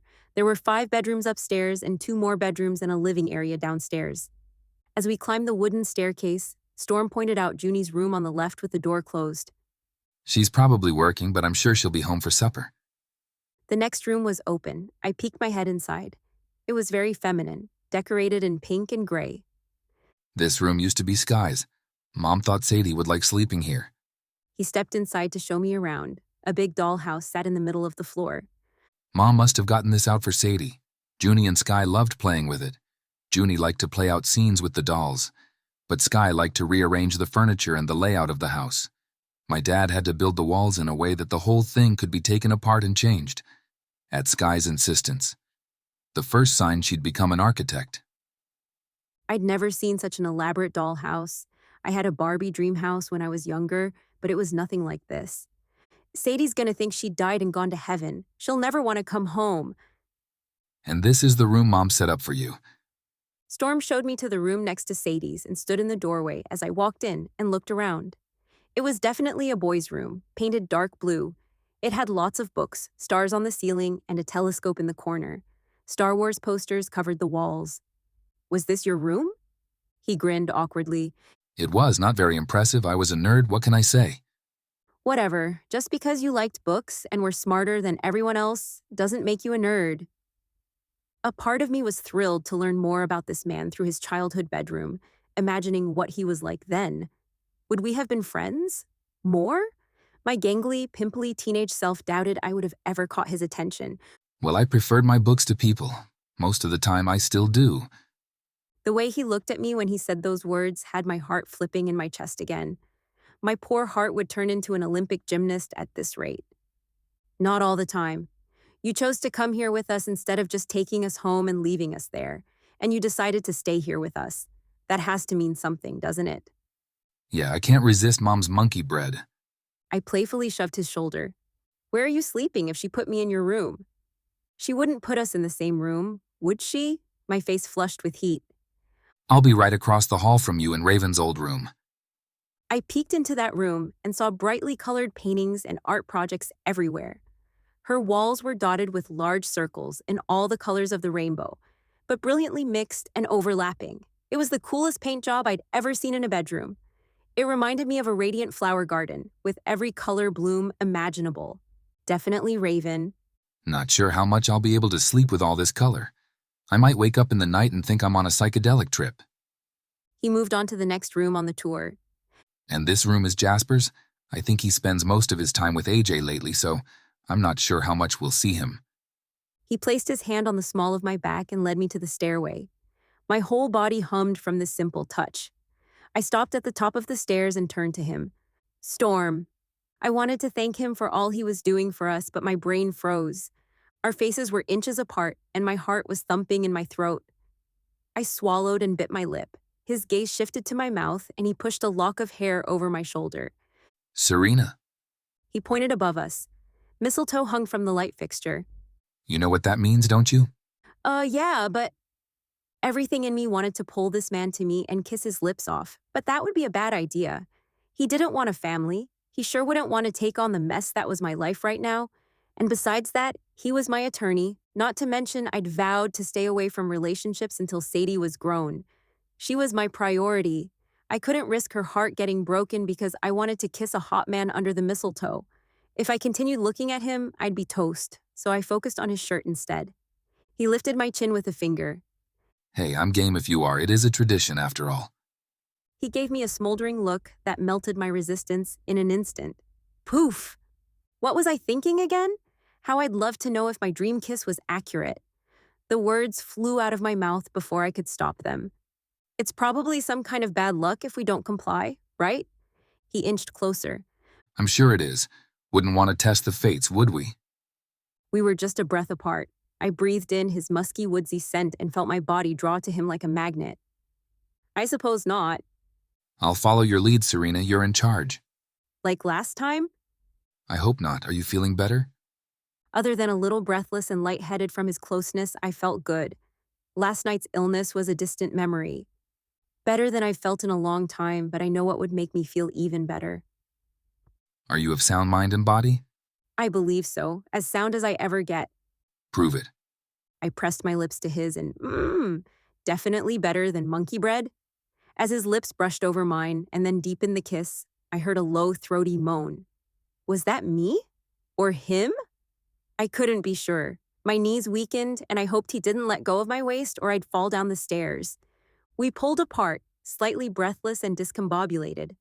Wowzers, that mistletoe was some powerful stuff. I had a whole new respect for the plant. Where could I hang some more? We just stepped apart when Sadie appeared at the bottom of the stairs. Hurry up, Mommy. The monkey bread is almost ready to go in the oven. I got to roll balls of dough in cinnamon sugar like Mr. Storm's toast. It's gonna be so yummy. I forced myself away from Storm and fled down the stairs with my lips still buzzing, wondering who or what had just inhabited my body and emboldened me to kiss that gorgeous man. They're welcome to come back and try that again. Anytime. Chapter 25. Storm. Whoa. Where did that kiss come from? Sign me up for more. From the moment she first bumped into me at the cafe, this woman had completely hijacked my thoughts. I didn't know what it was about her, but I was addicted. And now that we'd kissed, voluntarily this time, I knew I'd never get enough. The thought of being tied down with a family had always made me cringe and almost break out in hives. Not something I ever thought I'd want. I had my work and now my dog. And that had been enough. Past tense, my present tense was entirely upside down and I couldn't quite see the future without images of buying a house with a swing set in the backyard, plenty of room for a flower garden, and vaulted ceilings for the tallest Christmas tree we could find. What had happened to me? Much to Sadie's dismay, Serena insisted that she have some quiet time reading books. Despite how much she didn't want to miss out on anything, Sadie looked like she needed a nap. She'd probably be out by the second page. I brought my laptop to the kitchen table hoping to get a bit of work done, but I'd been reading the same page for the past 20 minutes, unable to focus my attention. Not on work anyway. Over the top of my screen, I had the perfect view of Serena and Sadie cuddled together in a chair by the fireplace on the other side of the house. Much more interesting to look at than a will. My phone started buzzing with messages. Jasper. Hey, Storm, AJ asked me to remind you about the Bachelor auction tomorrow night. Me. Ugh, I'm praying for a blizzard so it'll be canceled. Jasper. Don't worry, bro. No stinking weather emergency will stop us. In case of inclement weather, it will be held online. AJ will send you the link. But so far, the forecast looks clear. Raven. I'll pay good money just to watch this. Sky. Would it be weird if we bid on you just to raise the bids and spur on the competition? Me. Way too weird. I'd rather stand there with no bids than to have my sisters in a bidding war over me. Jasper. You know, if nobody's bidding, it might help if you did a little dance. Shake your moneymaker, something to stir things up and spark a little interest. Me. I'm not a Chippendale Jazz. I'll not be shaking anything on stage. Sky. Do you have your clothes picked out? What are you going to wear? The clothes make the man, you know. Junie. Maybe he should ask Serena what he should wear. She would know what looks best on him. And she's right there at the farm with him. Wink emoji. Raven. You brought a woman home to meet Mom and Dad and didn't tell us? Me. It's a long story, but not what you think. They needed a safe place to stay, and this was the best option. Junie. Mom is sure in her glory, even brought out the dollhouse. Sky. Must be serious, Stormy, if you risked bringing Mom a potential daughter-in-law and grandchild into the house. To stay. Jasper. Yeah, you better put a ring on that before Mom does. Me. You guys are ridiculous, Raven. That's why you love us. Me, or why I turned my phone off. I set my phone aside and tried to get back to work. What was I working on again? Just as I regained my focus enough to read through an entire document, Mom sat down next to me with a cup of coffee. Quite the girl you got there. Yeah, Sadie's something else. She sure is, but I wasn't talking about her. Mom nudged me and gave me a side-eye smirk. I don't think I've ever seen you smile as much as you have today. And you seem so relaxed, sitting at your computer, but not getting any work done. You can blame my siblings for a lot of that. Even though they're not here, they still don't give me a moment's peace. I gestured to my phone on the table. Probably should have turned this thing off and brought my laptop up to my room to work. Maybe so, but you didn't, because you'd rather spend time with them than work. She brought her arm around my shoulders and squeezed. I can't tell you how happy it makes me that you finally found someone more important to you than work. She was right, but I couldn't bring myself to say it out loud yet. There were still too many roadblocks between me and that family-filled house with a garden and swing set. I didn't know yet if I could promise Serena what I wanted, if she wanted it back. Don't get ahead of yourself, Mom. Serena's my client. She put her hand up to stop me. You can say that all you want, but I see the way you look at her, Storm. Your eyes don't lie. I shook my head but couldn't disagree. Yeah, I had feelings for Serena and wished we could be more, but was that the best thing for her? She's a single mom. I can't give her what she needs, and I don't want to hurt either one of them. Then don't. Come on, Mom. You know as well as I do that the majority of marriages end in divorce. I'm smart enough to know those odds aren't worth it. She placed her hand on mine and looked me straight in the eye. Come on, Storm. You have a 50-50 chance of winning any case you take on. Does that stop you from accepting any of them or ever going to court? Your odds there are often worse than the divorce rate. Well, no, because I know I'm better than most of the other attorneys, so my odds are much better than that. Well, what if I told you that you're a good man and would be a better husband or father than the 60% that fail? I know you'd never cheat, abuse, or abandon them. You are all in when you love someone, and you'd protect them with your life. Still holding my hand, she glanced over at them, and then back at me. If you were committed to being loving and devoted to your family, don't you think that would significantly increase your odds of success? She had a good point. I suppose. And haven't we given you good examples of what a loving couple and family are like? Research and data aren't everything, my dear. Love is much more powerful than numbers. And you have an incredibly big heart, and lots of love to give. She patted my hand before standing up. Don't let fear of failure stop you from being happy. I opened my mouth to refute that, but my argument vaporized into the air. She continued with a closing remark. You want to know what increases your chance of failure to 100%? What? Never trying. She leaned over and kissed the top of my head and went to clean up her baking mess in the kitchen. She was right. I was avoiding relationships out of fear of failure. But that only guaranteed that I'd never have what my parents had. And if I was truly honest with myself, that's what I'd been missing. As Mom wiped off the counter, she offered a suggestion. Hey, how about we watch Christmas movies with Sadie after supper so you and Serena can do something together? You deserve some alone time. Like a date where there was kissing? My heart skipped a beat. Thanks, Mom, that's a good idea. But I didn't know if Serena would want to leave Sadie. The sleigh is next to the horse barn, in case you were interested. That's all I'm saying. Buttoning my lips now. She made a show of closing her lips with her fingers and twisting them closed. A sleigh ride was a good idea. We wouldn't have to leave the farm. And with my parents watching Sadie, it could almost be like a first date. All I needed to do was convince Serena to give me a chance. Chapter 26. Serena. Storm asked me out. OMG. I flew into my room and flung myself onto the bed, then flipped over and gazed at the ceiling with a dreamy smile on my face. I assumed that mistletoe kiss would be the end of it, that once he had a taste, he'd be ready to move on. But he'd just asked me for a real date tonight, and he'd already arranged for his parents to watch Sadie. When he asked, I wasn't sure if I should say yes or not. It had been a really long time since I'd been on a date. Not since Ty. I could deny that I'd love a chance to have some time alone with Storm, even if it was as friends. But we were hiding out on the farm for a reason. There was still someone stalking us.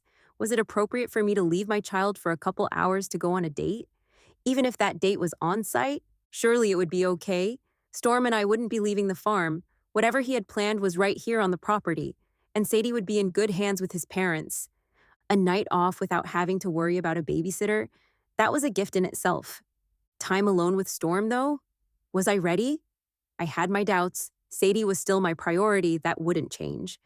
Besides that, he was my lawyer and the one helping me through all of this scary stuff. I needed him to continue doing that. Would he, if something went wrong between us? I couldn't lose Sadie. But through it all, Storm had also become the one I turned to, the one I could count on to support me. I trusted him, and after that kiss, my certainties were louder than my fears. Storm wouldn't hurt us. If I was taking risks, he was the sort of man to take them on. That settled, I allowed myself to revel in the joy of a first date. After supper, Storm disappeared to get things ready. All he told me was to dress warm and that we weren't going far. I put on my favorite jeans that hugged my hips just right and a soft sweater that begged to be touched. The blue in the sweater matched my eyes, and I don't know why I was spending so much time on my hair and makeup when I would just be putting on a hat and scarf anyway. But this was a first date. I entered the open family area on the main level with Sadie skipping alongside me. Storm stood by the back door wearing his black leather bomber jacket. The sight of him made my breath catch. What a beautiful man! Can I have him for dessert? It didn't matter that I just saw him at the dinner table 20 minutes ago. The butterflies in my stomach swirled as if in a snow globe, and my nerves were a tangled mess of Christmas lights. Sadie didn't care one bit that I was leaving. They have a whole pile of Christmas movies we can watch, and I want to watch them all. I pulled her to me, gave her a hug, and kissed the top of her head. Well, you won't have time to watch them all tonight, but we'll still be here tomorrow, so you can watch more then. Honey knows when your bedtime is, so you need to listen when she tells you it's time, okay? Okay. Sadie agreed, but I wasn't sure she heard a word I'd said. She was too busy dancing around to the Christmas music Honey had playing in the background. I'm gonna go pick my first movie. Bye, Mommy. And she darted off to the living room, with Lulu on her heels, leaving me standing there with my mouth agape.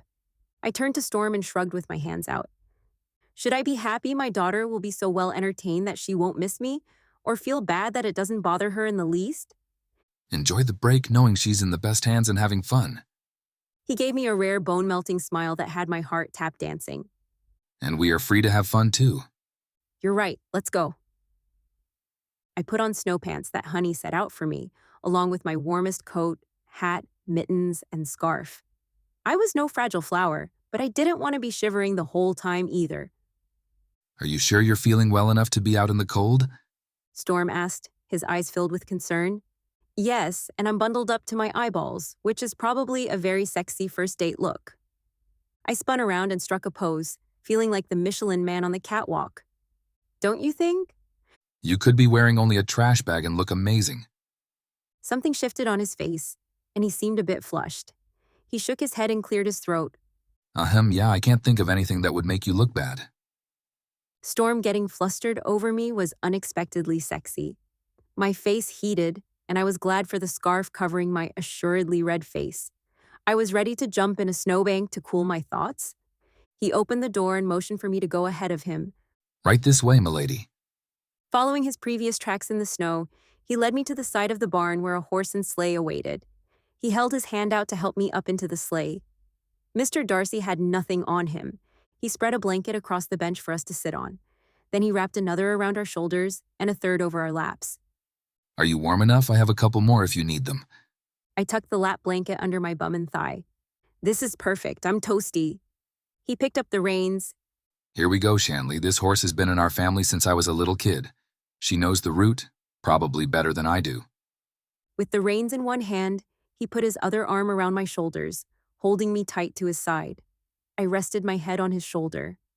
I was so comfortable next to him, with the gentle swoosh and jingle of the sleigh.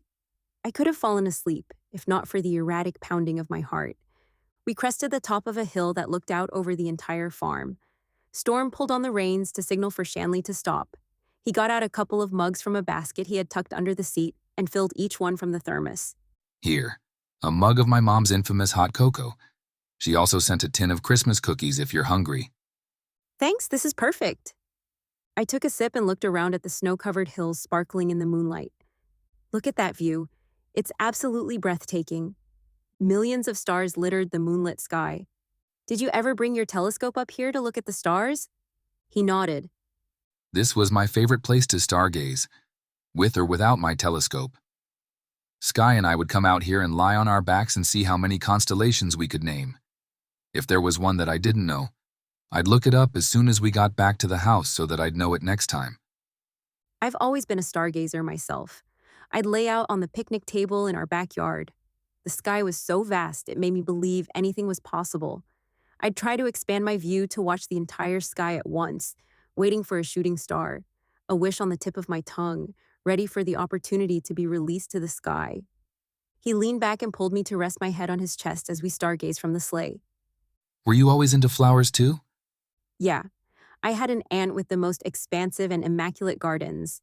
I helped her tend to them in the summers. She let me pick flowers to make bouquets and arrangements. She also taught me that flowers had meanings and healing properties. She sounds a lot like Tilly. That's one of the things I love about Tilly. She reminds me of Aunt Lydia.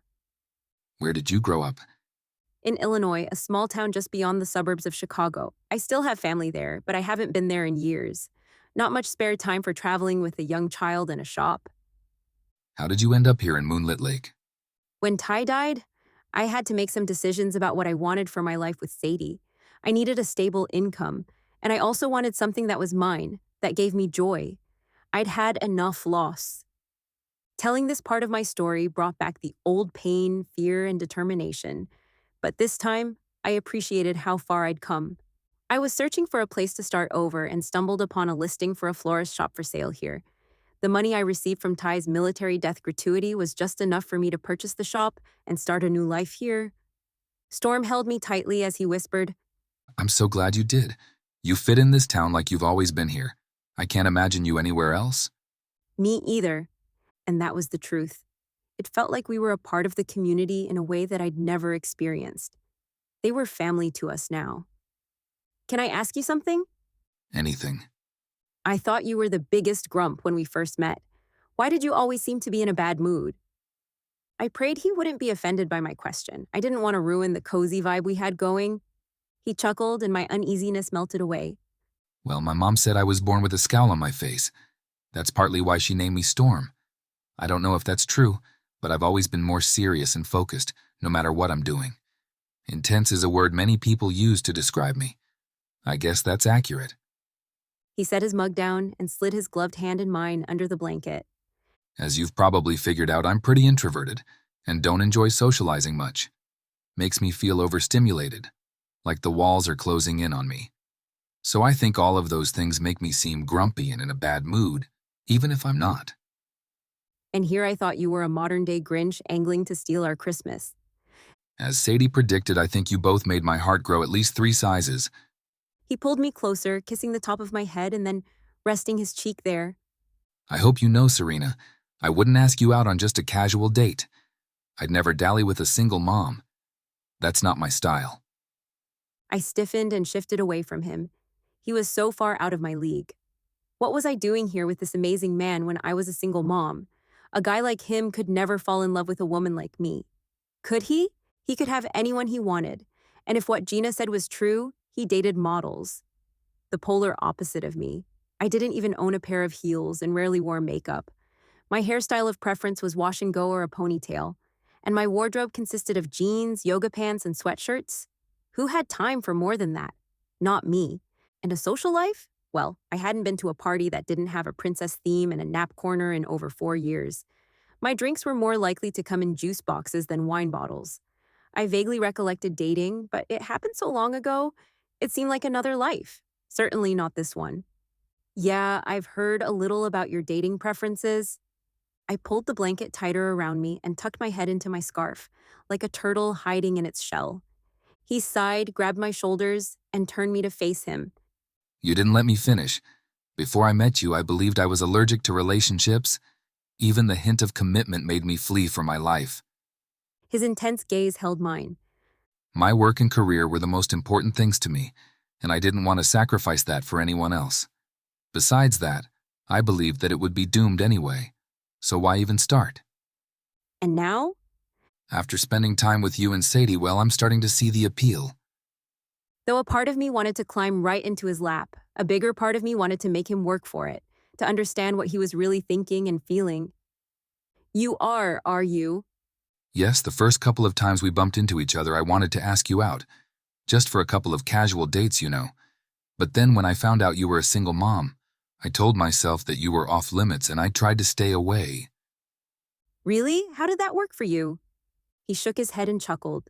Terribly. Because when I'm not with you, I'm thinking about you. And when I'm with you, I have to stuff my hands into my pockets to keep from touching you. You make me feel things I never thought I'd feel. His hands gently massaged my shoulders through my jacket as his dark, soulful eyes gazed into mine. And those feelings didn't even cause me to want to fake my own death and escape to the Azores, like I thought they would. My heart tripped over itself at his words. I chuckled and playfully slapped my glove against his leg. Happy to be your aversion therapy. His honesty and openness were unexpected and made me a little uncomfortable. I felt drawn to him and enjoyed his company, but didn't know if I was ready for all he was admitting or how it made me feel. He grasped my gloved hand beneath the blanket. No, you've shown me how wrong I was, and I don't like to be wrong. Almost as much as I don't like to fail or lose. So where do we go from here? I swore I'd never date again, at least not until Sadie's grown, I admitted, aware of the irony of telling him this while on a date. And my past has taught me that the people I love will leave me. I won't let myself or Sadie be hurt like that again. We each have some big issues keeping us from doing this. But here we are. He pulled me to his side, tighter than before, wrapping us in the blanket again. We gazed up at the dazzling night sky. What do you say we work through it together? What do you mean?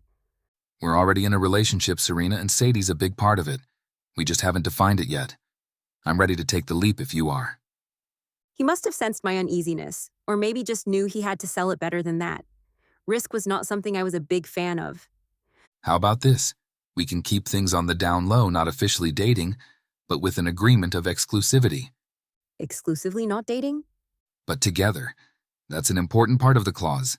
We're together and exclusively not dating. I burst out laughing and slapped my glove against his chest. That's ridiculous, you know that? If we told that to anyone, they'd think we lost our marbles. I knew this crazy defined the relationship was primarily for my benefit, to make it less risky for me to be with him, and I appreciated it. We wouldn't have to tell anyone we were together, but we weren't seeing anyone else either. Problem was, it wouldn't protect my heart when he decided to move on, but I wasn't ready to let him go yet either. This arrangement might be weird, but it was the best we could do right now. Even if it's ridiculous, there's something about it that feels right. Does that mean we have a deal, or are you my exclusive non-girlfriend? I guess I am. I slid my hand into his under the blanket and squeezed. You've got yourself a deal. A swoon-worthy grin swept across his face.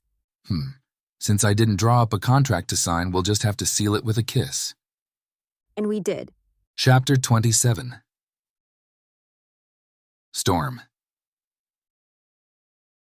This is all your fault, Lulu. I glared and pointed a finger at my dog. She looked up at me with innocent eyes and tilted her head as if to say, "Who, me?" "Yeah, you. If you hadn't run off and caused trouble at AJ's restaurant, I wouldn't have gotten roped into doing this asinine auction." As my luck would have it, not 24 hours after the most amazing date of my life last night with my exclusive non-girlfriend, some stranger would pay a lot of money for me to be their escort to the holiday of their choice. My head throbbed just thinking about it. AJ said most people will probably choose to bring their date to a Christmas party or family gathering. Not a big deal. Easy for her to say. Frankly, I'd rather be trapped in an elevator with sugar-hyped carolers. If only Serena would bid on me. I offered to give her the money no matter how high the bidding went, and then I'd be her holiday. But she said, as one of the organizers, she would be working the whole time. Even if she wasn't busy, the committee wasn't allowed to bid. It was against the rules. I wanted to see those rules. There had to be a way around this. A loophole? Maybe I should have taken my sisters up on their offer to bid on me. The humiliation would be worth sparing me a nightmarish date. I dropped Serena off at her shop this morning on my way to the office. Mom was more than happy to keep Sadie with her for the day.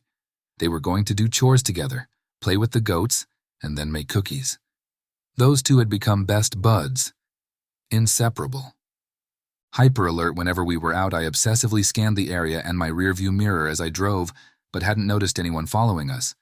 Hopefully, whoever had tailed them gave up and went back to where they came from. It was still important for us to stay vigilant, still keep our guards up, and eyes peeled for anything suspicious. and I still didn't think it was safe for them to return home. Not until we knew for certain they weren't in any danger. Not that I minded keeping them with me a while longer, or forever. At the end of the workday, I stopped by the flower shop to pick up Serena. She had a long line of customers she was helping. People were buying wreaths, poinsettias, centerpieces, and Christmas gifts. Busy time of year for her. I looked back at my car and saw Lulu sitting in the driver's seat like she was the one offering rides. Her paws were even on the steering wheel. Crazy dog. While I waited inside for Serena, Tilly entered the store. Well, Storm, I'm surprised to see you here. Thought you'd be getting yourself all dolled up for the auction tonight. She winked and jabbed her elbow into my side. Not you too. I get enough razzing from my siblings, Tilly. I don't need it from you too. I think it's wonderful that you volunteered. Voluntold is more like it, I grumbled. Hey, if I give you some money, will you bid on me? I'll give you $1,000. Whatever isn't needed for the bid, you can either donate to the town or keep. Your choice. Believe me, I wish I could, but I'm on the committee just like Serena. She leaned toward me and spoke behind her cupped hand. Between you and me, I wouldn't mind winning myself a strapping young lad to be at my beck and call. She winked again, and I wanted to put my fingers in my ears and yell, la la la la, to keep from hearing any more. Don't know who made that silly rule, but most of the women on that committee should be involved in the bidding, except for Lainey and AJ, of course. In fact, if I could buy those girls each a bachelor, it would make my matchmaking a whole lot easier. I could retire in the Caribbean or something. You, retired? That'll be the day. I glanced at Tilly, who was always busy doing something. She'd never slow down. What brings you here to the shop today, anyway? I was just stopping to pick up some decorations Serena put together for the event. She gave me a sympathetic look and patted me on the arm. Don't worry, Storm. Everything will work out as it is meant to. That's easy for you to say, but it won't help me when I have to go on a holiday with the wrong woman. This is the season for miracles. You never know what will happen. She reached up and patted my cheek with her wrinkled hand.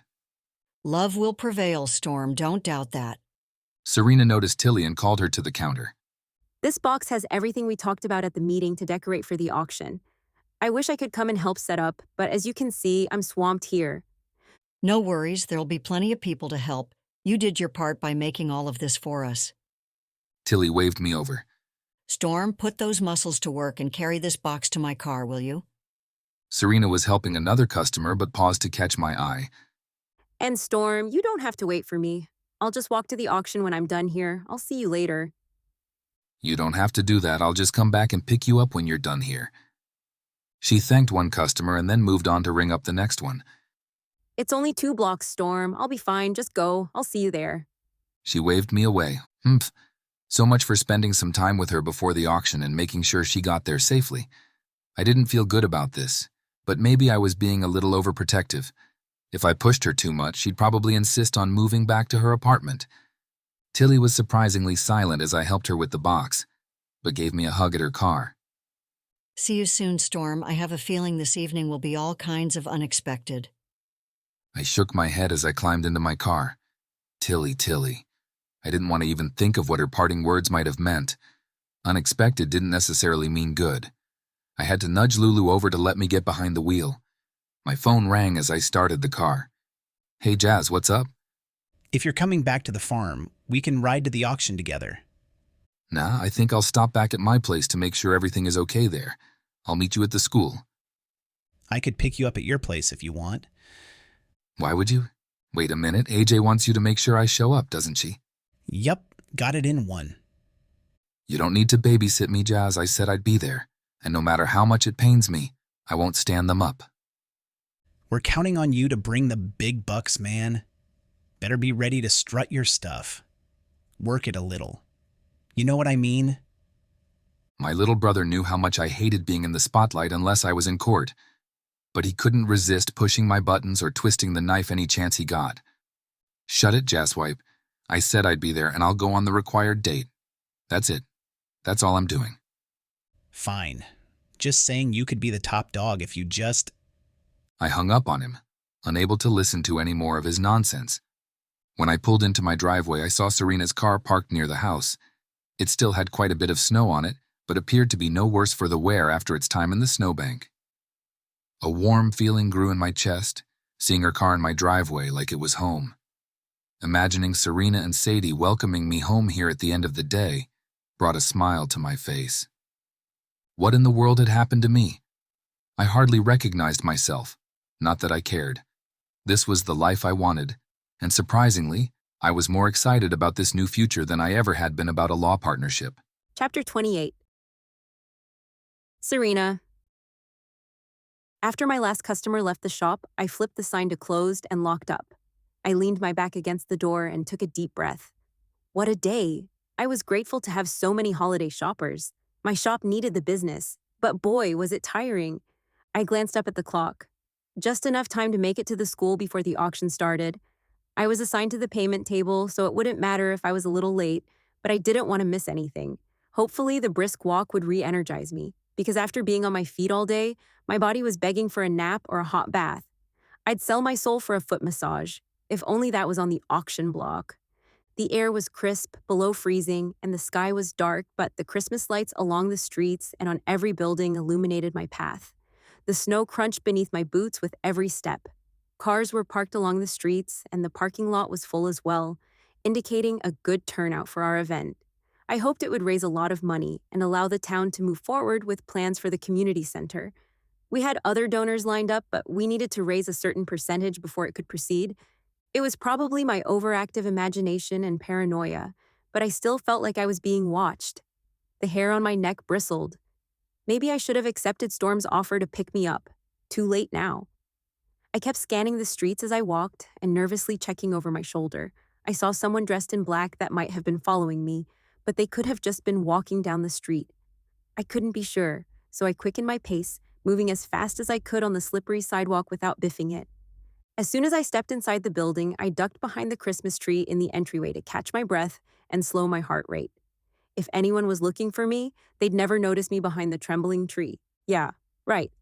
I reached up to keep an ornament from falling, but my hand was shaking so much I thought I'd probably rattle them all off their branches. You're safe, Serena. Nobody can hurt you here with all these people around. I took another deep breath and pulled out my phone to call Honey and Sadie. Knowing my baby was safe would make me feel a lot better. Hello? Honey answered. Hi, Honey, it's Serena. I just wanted to check in on Sadie before the auction starts. I feel bad I couldn't come home in between, but it was super busy at the shop today. No problem. We've had a great day together. She's such a delight. Thank you for letting her stay here with me. I haven't had this much fun since I left teaching and didn't realize how much I missed that. She sounded cheerful but nostalgic. I'll hand the phone to Sadie. She's dying to talk to you. Not a second later, Sadie's animated voice took over the phone with unrestrained excitement. Hi, Mommy. The tension in my body began to loosen. I let out a relieved breath. My baby was safe. Hey, Sweet Pea, how was your day? It was the best. We fed the goats and one of them ate food right out of my hand and didn't even bite me. His lips tickled. And I got to brush the goats too, but they didn't sit still. They kept jumping around. They're really silly. I bet they are. What else did you do with Honey? We made cookies and we made a super secret project that I can't tell you about. Ooh, now I'm extra curious. You won't even give me a hint? Nope. My lips are sealed, locked, and I threw away the key. I chuckled, envisioning her doing the motions as she talked. I guess I'm out of luck. You'll have to wait until Christmas. She sing-songed into the phone. Okay, I guess I can wait that long. I feigned disappointment with a sigh. Hey, the auction is about to start, so I have to go. I'll come in and kiss you goodnight when I get home, but you need to go to bed good for Honey, okay? Okay, Mommy. Love you. I love you too, sweetie. I kissed into the phone and ended the call with a smile on my face.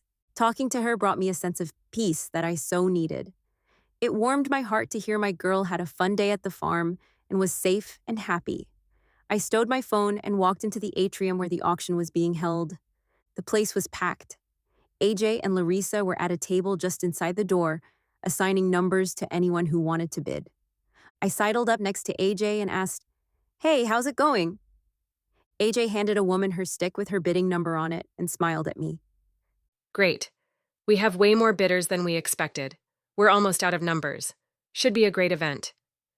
Gina and Samantha are in the other room with the bachelors. Last I heard, 14 guys had checked in, and they were only waiting on the last one. Apparently, Evan had a police emergency he had to take care of, but he should be here shortly. I can't believe we got that many to agree to this. Not all were happy about it, I said, giving AJ a knowing look. She nodded unapologetically. Yeah, I know, but Storm still showed up, and I bet he brings in some high bids. It's good for him to get out of his comfort zone once in a while. Hey, is that tinsel in your hair? Is that why you were late? Some holiday shenanigans under the tree? Did Santa come early for you, Serena? Larissa teased, waggling her eyebrows. I wish. No, nothing like that, I assure you. If you say so. Larissa stood up and motioned for me to take her chair. Now that you're here, Serena, I'll go see if they need any help with the bachelors. Gina should be getting on stage to MC soon. You and AJ will continue to assign numbers until it starts and handle the payments when it's over. Sounds good to me. I sat down next to AJ, ready to jump right in. Enjoy the view, Larissa. Too bad you can't bid on any. I know, right? Not a bad job to have to handle them. I mean, line them up. She winked and headed backstage. AJ bumped her shoulder against mine. I don't have to ask who you'd bet on, if you could. I hear things are pretty cozy over at the farm lately. My face flushed, and I couldn't even deny my attraction to Storm. He's been surprising me at every turn. I'm still not sure what to make of him most of the time. I sighed as dreamy memories of our sleigh ride passed through my mind. Best date I'd ever been on. But then we agreed to not date, exclusively. The whole thing had my head spinning, and I didn't know what end was up. Who knows where this is headed, if anywhere, but I'm grateful for all he's done for me and Sadie lately. I told you he was a good guy. And tonight someone else will get to find out. I motioned to all the women gathered here tonight. Ugh, so one person will get one date with him. She brushed her hand away. Not a big deal, really. So you wouldn't mind if someone paid hundreds of dollars for a date with Jasper? Her expression sank as she envisioned that. Good point. I know it wouldn't mean anything, and that I can trust him. But it would still make me crazy sitting at home, knowing he was out with someone else. Exactly.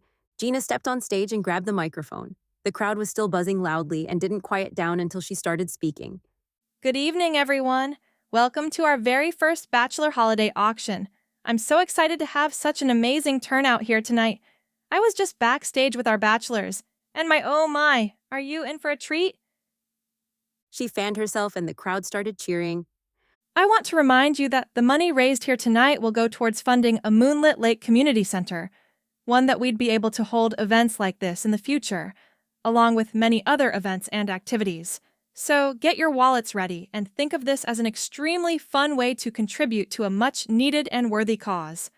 Throughout this auction, you will be bidding on one holiday with one of our bachelors. It could be to accompany you to an office Christmas party, go to a community event, or a family gathering. The agreed-upon holiday is to have one of these fine, and I mean fine, gentlemen escort you. That's all. This sparked some heckling from the audience, a section of elderly women, if I'm not mistaken. Gina ignored them, introduced the auctioneer, and explained the bidding process. Now, without further ado, let's bring on our bachelors. The crowd roared with excitement as the first bachelor, Logan, one of the firefighters I recruited for the event, came out in his turnout gear. When he got to center stage, he opened his coat to show off his bare and very ripped chest. Screams erupted from all the ladies in the house, and so the bidding wars began. By the time it was Storm's turn, they were already warmed up and raring to go. Ladies, our next bachelor is all class. Don't let his broody, serious expression fool you. He knows how to let loose and have fun when it counts. Storm Rhodes is a hometown boy who made a name for himself as a big city attorney and just moved back to town to open his own law practice right here in Moonlit Lake. Brains and good looks, ladies. Wouldn't Storm be an impressive holiday to bring to your Christmas party? We'll start the bidding for Storm at $50. Storm stood with one hand in the pocket of his black dress pants. He wore a classy gray button-down shirt and a black sports coat, and of course his trademark broody scowl on his face. Clearly he was not happy to be there, But that didn't stop the bidders from going crazy. It got up to 403 women were in a bidding war.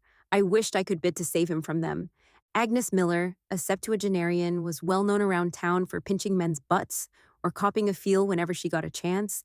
Belinda Bonet, a recent divorcee who wore leopard print tube tops and miniskirts even to PTA meetings, and made it no secret she was angling for husband number 4. And Tiny Malone, a 6-foot-tall tattooed biker babe who owned the Rough Biker Bar outside of town. She probably wanted Storm's legal help, as she was not only the owner, but also the bouncer of the bar, and some of her patrons didn't take kindly to being brought down or tossed out by a woman. The bidding continued with these 3 neck and neck, when all of a sudden someone called out, $600. I couldn't see the bidder, but I knew that voice. And I'm going to enjoy every moment of it, hubba hubba. The crowd gasped and then began murmuring. When the auctioneer got no other bids, he banged his gavel on the podium. Sold. Oh, my gosh. My mom just paid $600 to go on a date with the man I'm falling for. How could she do this to me? AJ leaned over to me and muttered, I sure didn't see that coming. Neither did I. I wanted to crawl under the table until everyone was gone. I didn't want to face my mom or Storm, or the people who would certainly be commenting on my mom buying him. How humiliating. But no, I was committed to stay to the end to collect all the payments after the bidding was over. When the auction concluded, Gina expressed her gratitude on behalf of the committee and the town. We want to thank all of our bachelors, our volunteers, and, of course, all the generous bidders. We appreciate your support and know the rest of the community appreciates it too. If you were one of the lucky winners, be sure to check out at the back table before you go and provide your contact info so your bachelor can contact you to set up the holiday. Thanks again, everyone. Have a wonderful holiday. The crowd slowly filtered out. By the time my mom came to check out, most people had already left. I let out an exasperated sigh and rested my head on my hand. I did not have the energy to deal with her tonight. Mom, what were you thinking? Well, there's something I've been wanting to talk to you about, but I couldn't find the right time, and I didn't want to tell you over the phone. She dug her credit card out of her purse and handed it to me. My friend Jesselyn leads yoga retreats. She called me a few days ago that one of her instructors fell on the ice, broke her leg, and can't lead the retreat. She asked me to fill in. I'll have to leave in 2 days, and I won't be back until New Year's Eve. Okay, what does that have to do with you buying Storm in the auction? I didn't want you to feel like I abandoned you, and I didn't want you and Sadie to be alone on Christmas. But I couldn't pass up the chance to lead this retreat, since it's been something I've wanted to do for years. So when the opportunity arose for me to get Storm to be your holiday while I was gone, I snatched it up. You bought Storm for me? You didn't really think I'd try to steal your man, did you? I may seem flighty and impulsive, but I'm not oblivious, and I'd never do anything to intentionally hurt you.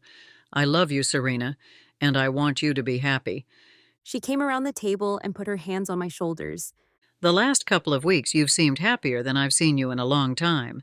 If my bid will give you a chance to keep that going long term, it'll be $600 well spent. I stood up and wrapped my arms around her. I love you, Mom. I'll miss you at Christmas, but I'm glad you'll be doing something fun. And so will you, she said with a wink. I looked up and Storm's eyes met mine. A whole flock of butterflies stirred in my stomach. Are they called flocks?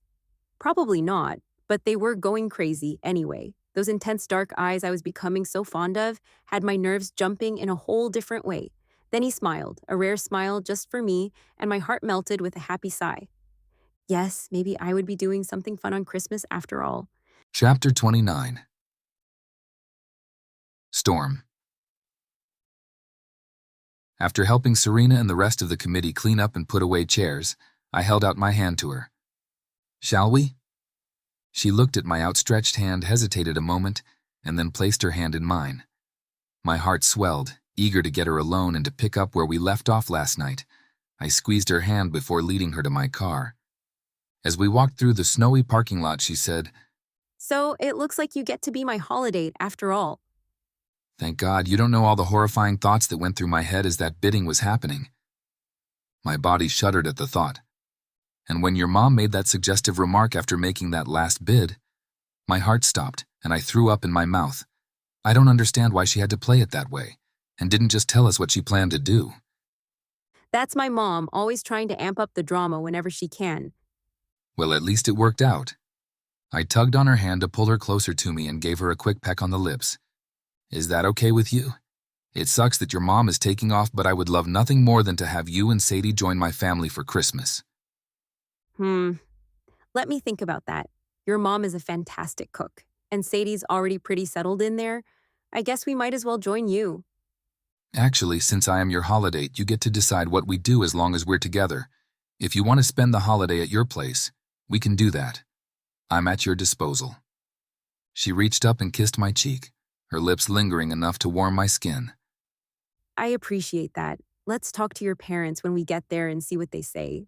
I don't want to impose on your family traditions. I can tell you already what Mom will say. You saw the stockings she hung for you and Sadie on the mantle. As far as my mom's concerned, you and Sadie are already a part of the family. She'd be disappointed if you weren't with us.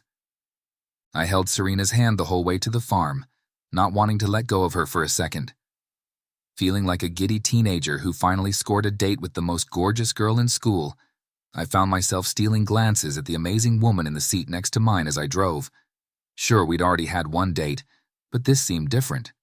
We'd be spending the holidays together, as a couple. Or as a non-couple, according to our earlier agreement. Whatever we were, it felt right. We pulled into the driveway and I got out of the car, hurrying to open the door for Serena. As I reached for the door handle, Serena's eyes on the other side of the glass widened with fear. And then pain exploded across my skull. I'd been hit with something hard, I couldn't breathe, but I still found the voice to protect Serena. Lock the doors, I croaked. Stay in the car. Too late. Strong arms held me tight and pulled me away from the car while another man opened the door and dragged Serena out. I struggled in my attacker's tight hold, blinking away the stars tripping across my vision. I couldn't break free. That was not nearly as important as Serena, her screams muffled by a gloved hand slapped over her mouth. The man who had her was dragging her toward the barn. My attacker dragged me right along behind them. I broke one arm free, long enough to elbow him in the nose, but he banded my arms to my sides before I could do anything more damaging or escape. He muffled curses as he shoved me into the barn right behind Serena and shut the door quietly behind us. Serena's gaze flashed between me and her attacker. He had a gun, and he pushed her up against the wall with it, pressing the barrel to her head. She sobbed, and I froze, unable to move, knowing what that man might do to her. Then adrenaline spiked, and I tried to pull free of my captor's hold. No, don't hurt her. Tell me what you want. I'll get it for you. He pulled her away from the wall, holding her wrists locked together with one hand, the gun trained on her with the other. He leaned in close and spat, "We want the money her husband owes us." Serena tried to wiggle out of his grip. My husband is dead and I don't have any money. I'm a single mom living paycheck to paycheck. If all they were after was money, maybe they could be bought off or at least negotiated with. It was worth a shot. How much do you need? Maybe I can help you. Let her go and we'll talk business. Just us men. I'm Storm, and you are? None of your beeswax, the one holding me growled. All right, since we're so close, I turned my head and sniffed. I can tell you must be Stinky Stan. He tightened his grip on me, apparently not pleased with my nickname.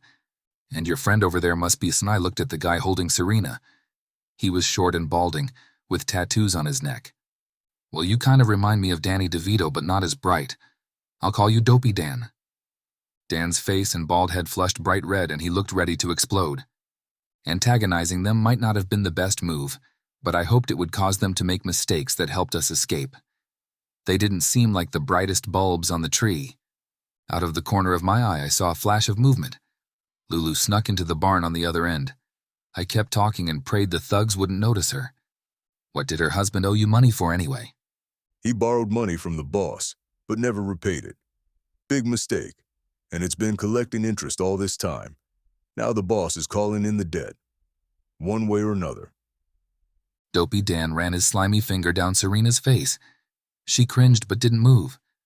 A chill ran down my spine and another jolt of adrenaline spiked through my system.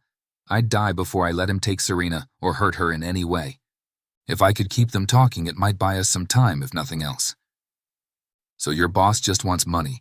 I can help with that, but only if you let her go. Dopey Dan shook his head. No way. If I let her go, she calls for help, and we go to jail. I can't let that happen. Not this time. Okay, so he'd been in jail before, not a surprise. I could work with that. What was your plan? Did you think she would have the money in her pocket? Or hidden out here in the barn? The thugs looked at each other, hoping the other would answer. Clearly, they hadn't thought this through. We're not telling you our plan. Okay, fair enough. Let's say you get the money for your boss, risking your life and possible jail time. What do you get out of it? It better be good for all you're risking here. Shut up. Doesn't matter. Oh, but it does matter, especially if you already have a criminal record. We already know you've been stalking this woman for days, and tonight we add to that aggravated assault, criminal threat with a weapon, kidnapping. Do you really want to keep adding on offenses? What are you, a lawyer or something? Dopey Dan glowered. I am, and if you take my advice, I can get you out of this mess you're in and avoid going back to jail. I'm probably your only hope. Because right now you're each looking at 10 to 20 years, more if you let this escalate. I'm sure you don't want that to happen, right? Stinky Stan yanked my arms back further, causing me to wince. Shut your mouth. You don't know nothing. Just then, the gate to the goat pen flew open behind the thug holding Serena, and our biggest goat head-butted him in the backside. Dopey Dan flew through the air, arms flailing until he landed face first in a pile of manure. He dropped the gun on the ground in front of Serena. She was about to retrieve it when Stinky Stan turned his gun on her. I wouldn't do that if I were you. The rest of the goats were now jumping about the barn, excited to be free, climbing on hay bales and all over. One of them jumped onto the workbench and pushed a full metal bucket of feed over the edge. It landed on Dopey Dan's head, knocking him down again. Goats and chickens descended on Dan, jumping on top of the thug to chow on the feed. He yelled and kicked his arms and legs but was unable to get up. It was pandemonium. Stinky Stan still had a strong hold on me despite my attempts to wiggle free. I tipped my head toward the mess Dan was in and warned Stan. If you don't want that to happen to you, I'd take off and run. Save yourself. If I go, I'm taking you both with me. With the gun still trained on Serena, he motioned for her to sit on a hay bale. Sit there with your hands behind your back. She slowly did as he asked. He looked around and made a move to grab a rope from a hook on the wall a couple of feet away. I took the opportunity to elbow him and flip around to pull his arm behind his back. Goat still had Dopey Dan pinned on the floor. Serena grabbed Dan's gun off the ground and with shaky hands she pointed it at Stinky Stan. Drop your gun, or I swear I'll shoot you right now.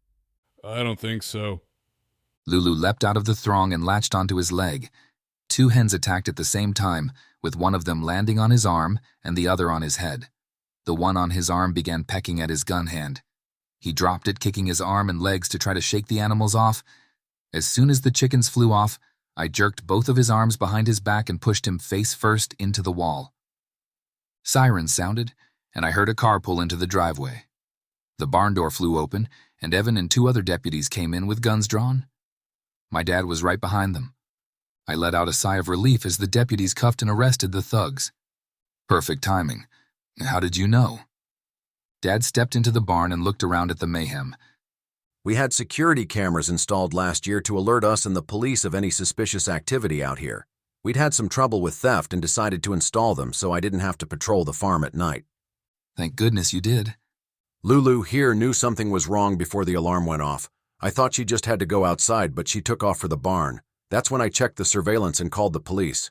I had my shotgun ready to come out there, but when I talked to Evan, he told me to stay put. He said I could get us all killed, so I stayed inside, praying that was the right call. I wouldn't have forgiven myself if something had happened to either of you. Thank God you're okay. The deputies read our captors their rights before dragging them off to the squad cars. Evan turned to Serena and me. These two were the ones who have been stalking Serena.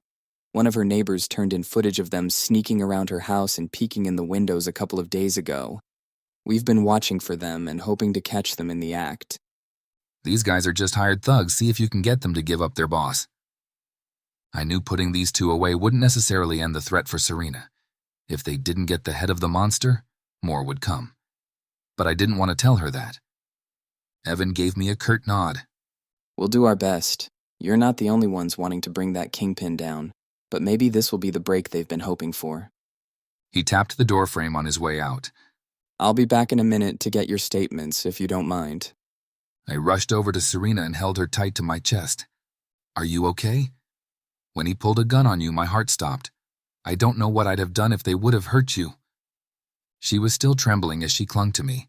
I'm fine. Just glad it's over. I ran my hand over her head, shoulders, arms, making sure she wasn't hurt. When I was certain she was unharmed, I held her face in my hands and crushed my lips to hers.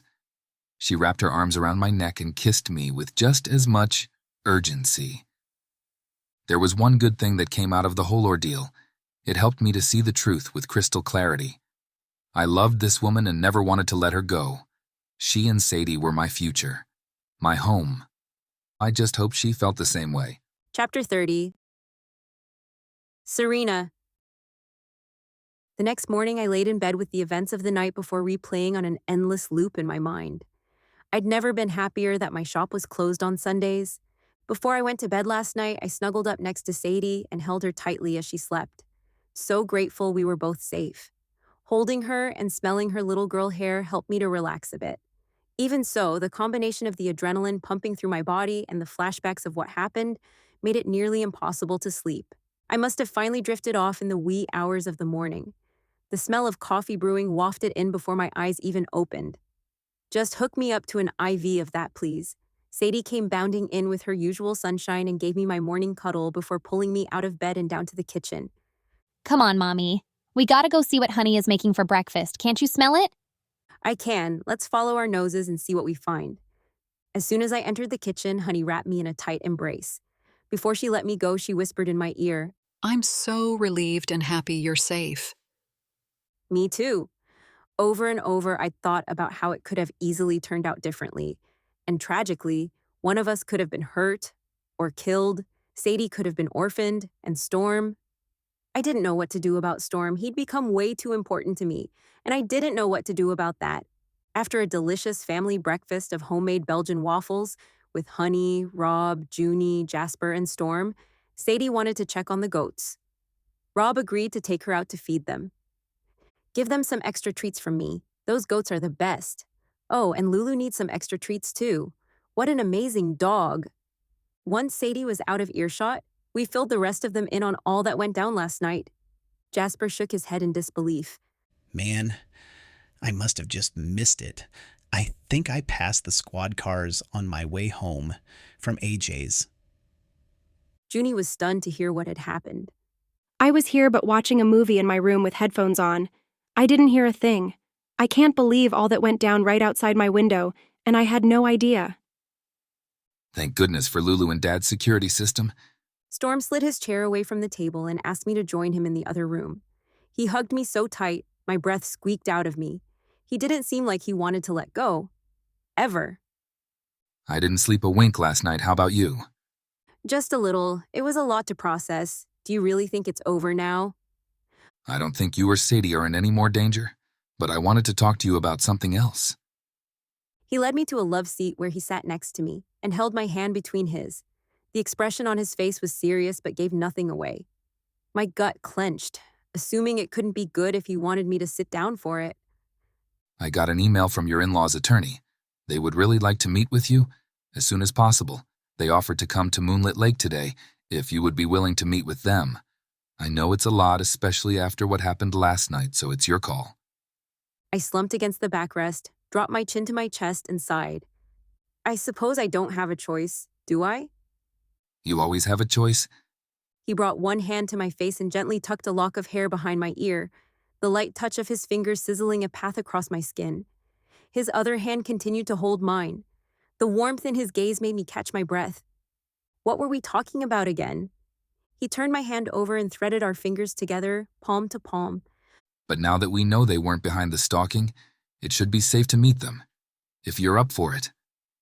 His thumb caressed the back of my hand. The juxtaposition of his tender touch and the uncomfortable business we were discussing had my head spinning. This meeting will just be the two of us, them and their attorney. If you don't get a good feeling about them, we can end the meeting and see them in court. I pulled my hand away and stood up, needing a little distance to allow my brain to think clearly. I paced the floor. Was this what was best for Sadie? My in-laws wanted to meet me. I wasn't ready and didn't know if I ever would be, but I also didn't have a good excuse to avoid them any longer. Okay, let's get this over with. Even though this was the last thing I wanted to deal with today, and I was feeling more than a little overwhelmed, at least it was Sunday. I didn't have to worry about the shop. Next week would be busy for me up until Christmas. I just wanted for this whole thing to be behind us, so I could focus on giving Sadie the best Christmas possible. How about 3 o'clock this afternoon? That will give you time to have some fun with Sadie before we go. Yeah, and we should probably move back home now that the threat is over. As much as I'd love to stay at the farm, it was no longer necessary, and I couldn't take advantage of the Rhodes family's generosity any longer. I was grateful to Storm for his support, but the intense situation might have muddied the waters and made our relationship seem like more than it was. We were friends, and he was my lawyer. That's it. I had to remember that, and it was time Sadie and I returned to our regular routine. I hardly remembered what that was like. You know, you're welcome to stay here as long as you like. Yes, but it will also be good to get back to normal life. I have lots of things to do to get ready for the holiday, at home and at work, and I can't wait to sleep in my own bed again. He hesitated a moment and then exhaled with a slow nod. All right then. After the meeting, we'll stop by my house to pick up your car. We can come back here for supper with my family, and then you and Sadie can go home after that. Sound good? I nodded. It was a good plan and what I wanted, but why did it make me feel so down and hollow? Maybe because you like having Storm as your protector and partner, watching over you and Sadie day and night. A pang hit my chest. He was my attorney, not my boyfriend, but he'd come to mean more to me than that. It was a good plan. Keep it casual and nobody would get hurt. Everything would have been fine if I hadn't gone and caught feelings for the guy, but honestly, how could I not? So what would happen when this case was done? Would we go back to our own lives like none of this ever happened? As if that was even possible. Storm and I took Sadie sledding on a hill behind the farmhouse. It might have been the one we stargazed from during our sleigh ride, but it looked different in the daylight, so I couldn't be sure. I rode down the hill with Sadie a few times, then she begged to go with Lulu. I never imagined a dog would go for something like that, but Lulu sat right in front of Sadie on the sled and they rode the whole way, like they'd been practicing it for years. Honestly, most of the time, Lulu seemed more like a person than a dog. When it was time for us to leave for our meeting, Honey offered to put in a Christmas movie for Sadie to watch. Quiet time would be good for her. Sadie still hadn't watched all the holiday movies in the Rhodes family collection yet and was excited to check one more off her list. This time I want to watch The Grinch. It's my favoritist. All right, The Grinch it is. Honey booped Sadie on the nose with her finger and went to put in the movie. Have fun. We'll be back for supper.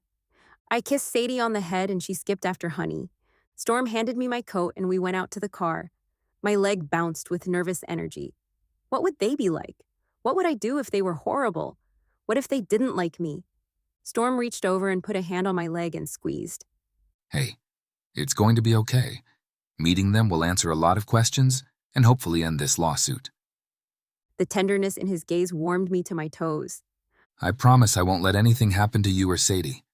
He was entirely sincere, but there was only so much he could control. And especially after last night, I knew things could change in an instant. At Storm's office, I brewed a pot of coffee to keep myself busy until the Ketterings and their lawyer arrived. While Storm checked his computer, I set coffee cups on the table in the conference room. At the stroke of 3, the door opened, and in walked the 3 people who had been threatening my family. My body stiffened, and I forced myself to smile as our attorneys introduced us. The Ketterings, Marcus and Joan, appeared to be in their 60s. Their clothing spoke of wealth, as Storm predicted. Mr. Kettering was an older version of my late husband in face shape and stature. Mrs. Kettering shared Ty's blonde hair and light blue eyes. There was no doubt in my mind that they were his parents, Sadie's grandparents. I felt sick to my stomach and pressed my hand to my abdomen to try to settle it. Once everyone was seated and had a cup of coffee, Storm folded his hands on the table and calmly took the lead. Okay, my client was kind enough to meet with you, after you threatened to take away her child, and just before the holidays, I might add. What is it that you want? Mrs. Kettering burst into tears and swatted her husband in the arm. I knew filing a custody suit was the wrong way to go about this. Mr. Kettering looked at Storm and then shifted his gaze to me. We just wanted to have a relationship with our grandchild. His tone was defensive. When you didn't answer our letters, we had no choice but to force the issue. I'm so sorry we did that. Joan pulled a tissue from her purse and dried her eyes. Having lost my only child, it would have killed me to have someone threaten to take him away from me. This custody suit was wrong. I hope you can forgive us. Joan's face was fraught with compassion but also sadness. My mama heart went out to her. Why didn't you come to his funeral? Marcus asked with his arms across his chest, clearly not the softy that Joan was. We didn't even know Ty was married until we contacted the army to send us his personal effects, and they said it was sent to his widow. Storm looked over at me and nodded, telling me it was okay to tell them about my marriage. I took a deep breath and held my still trembling hands in my lap. We met when he was on leave in South Carolina. I was there visiting a friend for the summer and working at a resort. It was a whirlwind romance. We got married just before he deployed. The only thing he told me was that he was estranged from his family. Then when I told him I was pregnant, a few months later, my gaze shifted from Joan to Marcus, unsure how to tell them the next part. It would break their hearts. I swallowed the lump in my throat and continued. I'm so sorry to have to say this, but he told me not to go to you because you were terrible people. He said he didn't want his child raised in that environment. That's why I threw away your letters. Joan gasped and grabbed another tissue. Her tears were coming harder now. Marcus rested his head on his hand, elbow propped on the table, and blew out an exasperated sigh. We tried our best with Ty, really we did, but he was always a difficult child. And yes, as our only child, we spoiled him. It got worse when he was in high school, though. He began partying, staying out all night. We found drugs in his room. We tried everything we could to get him to straighten up, but he was out of control. Marcus let out a heavy sigh filled with regret. Joan rubbed her husband's back. We tried our best, Marcus. He pinched the bridge of his nose and closed his eyes, gave a nod, then opened them. So I cut off his cash flow thinking he wouldn't be able to buy drugs without money. But that didn't work either. Finally, we caught him stealing some of Joan's jewelry, family heirlooms from her grandmother. I followed him to a pawn shop and saw him sell it for cash. I turned him in to the cops and they arrested him. Since it was his first offense and he came from an upstanding family, the judge gave him a choice. Clean up his act by joining the military or go to jail. It tore my heart out to have my son arrested, but I know it saved his life. Unfortunately, he never spoke to us again after that. Completely cut us out of his life. Joan spoke between sniffles. I wrote him letters every day for a year.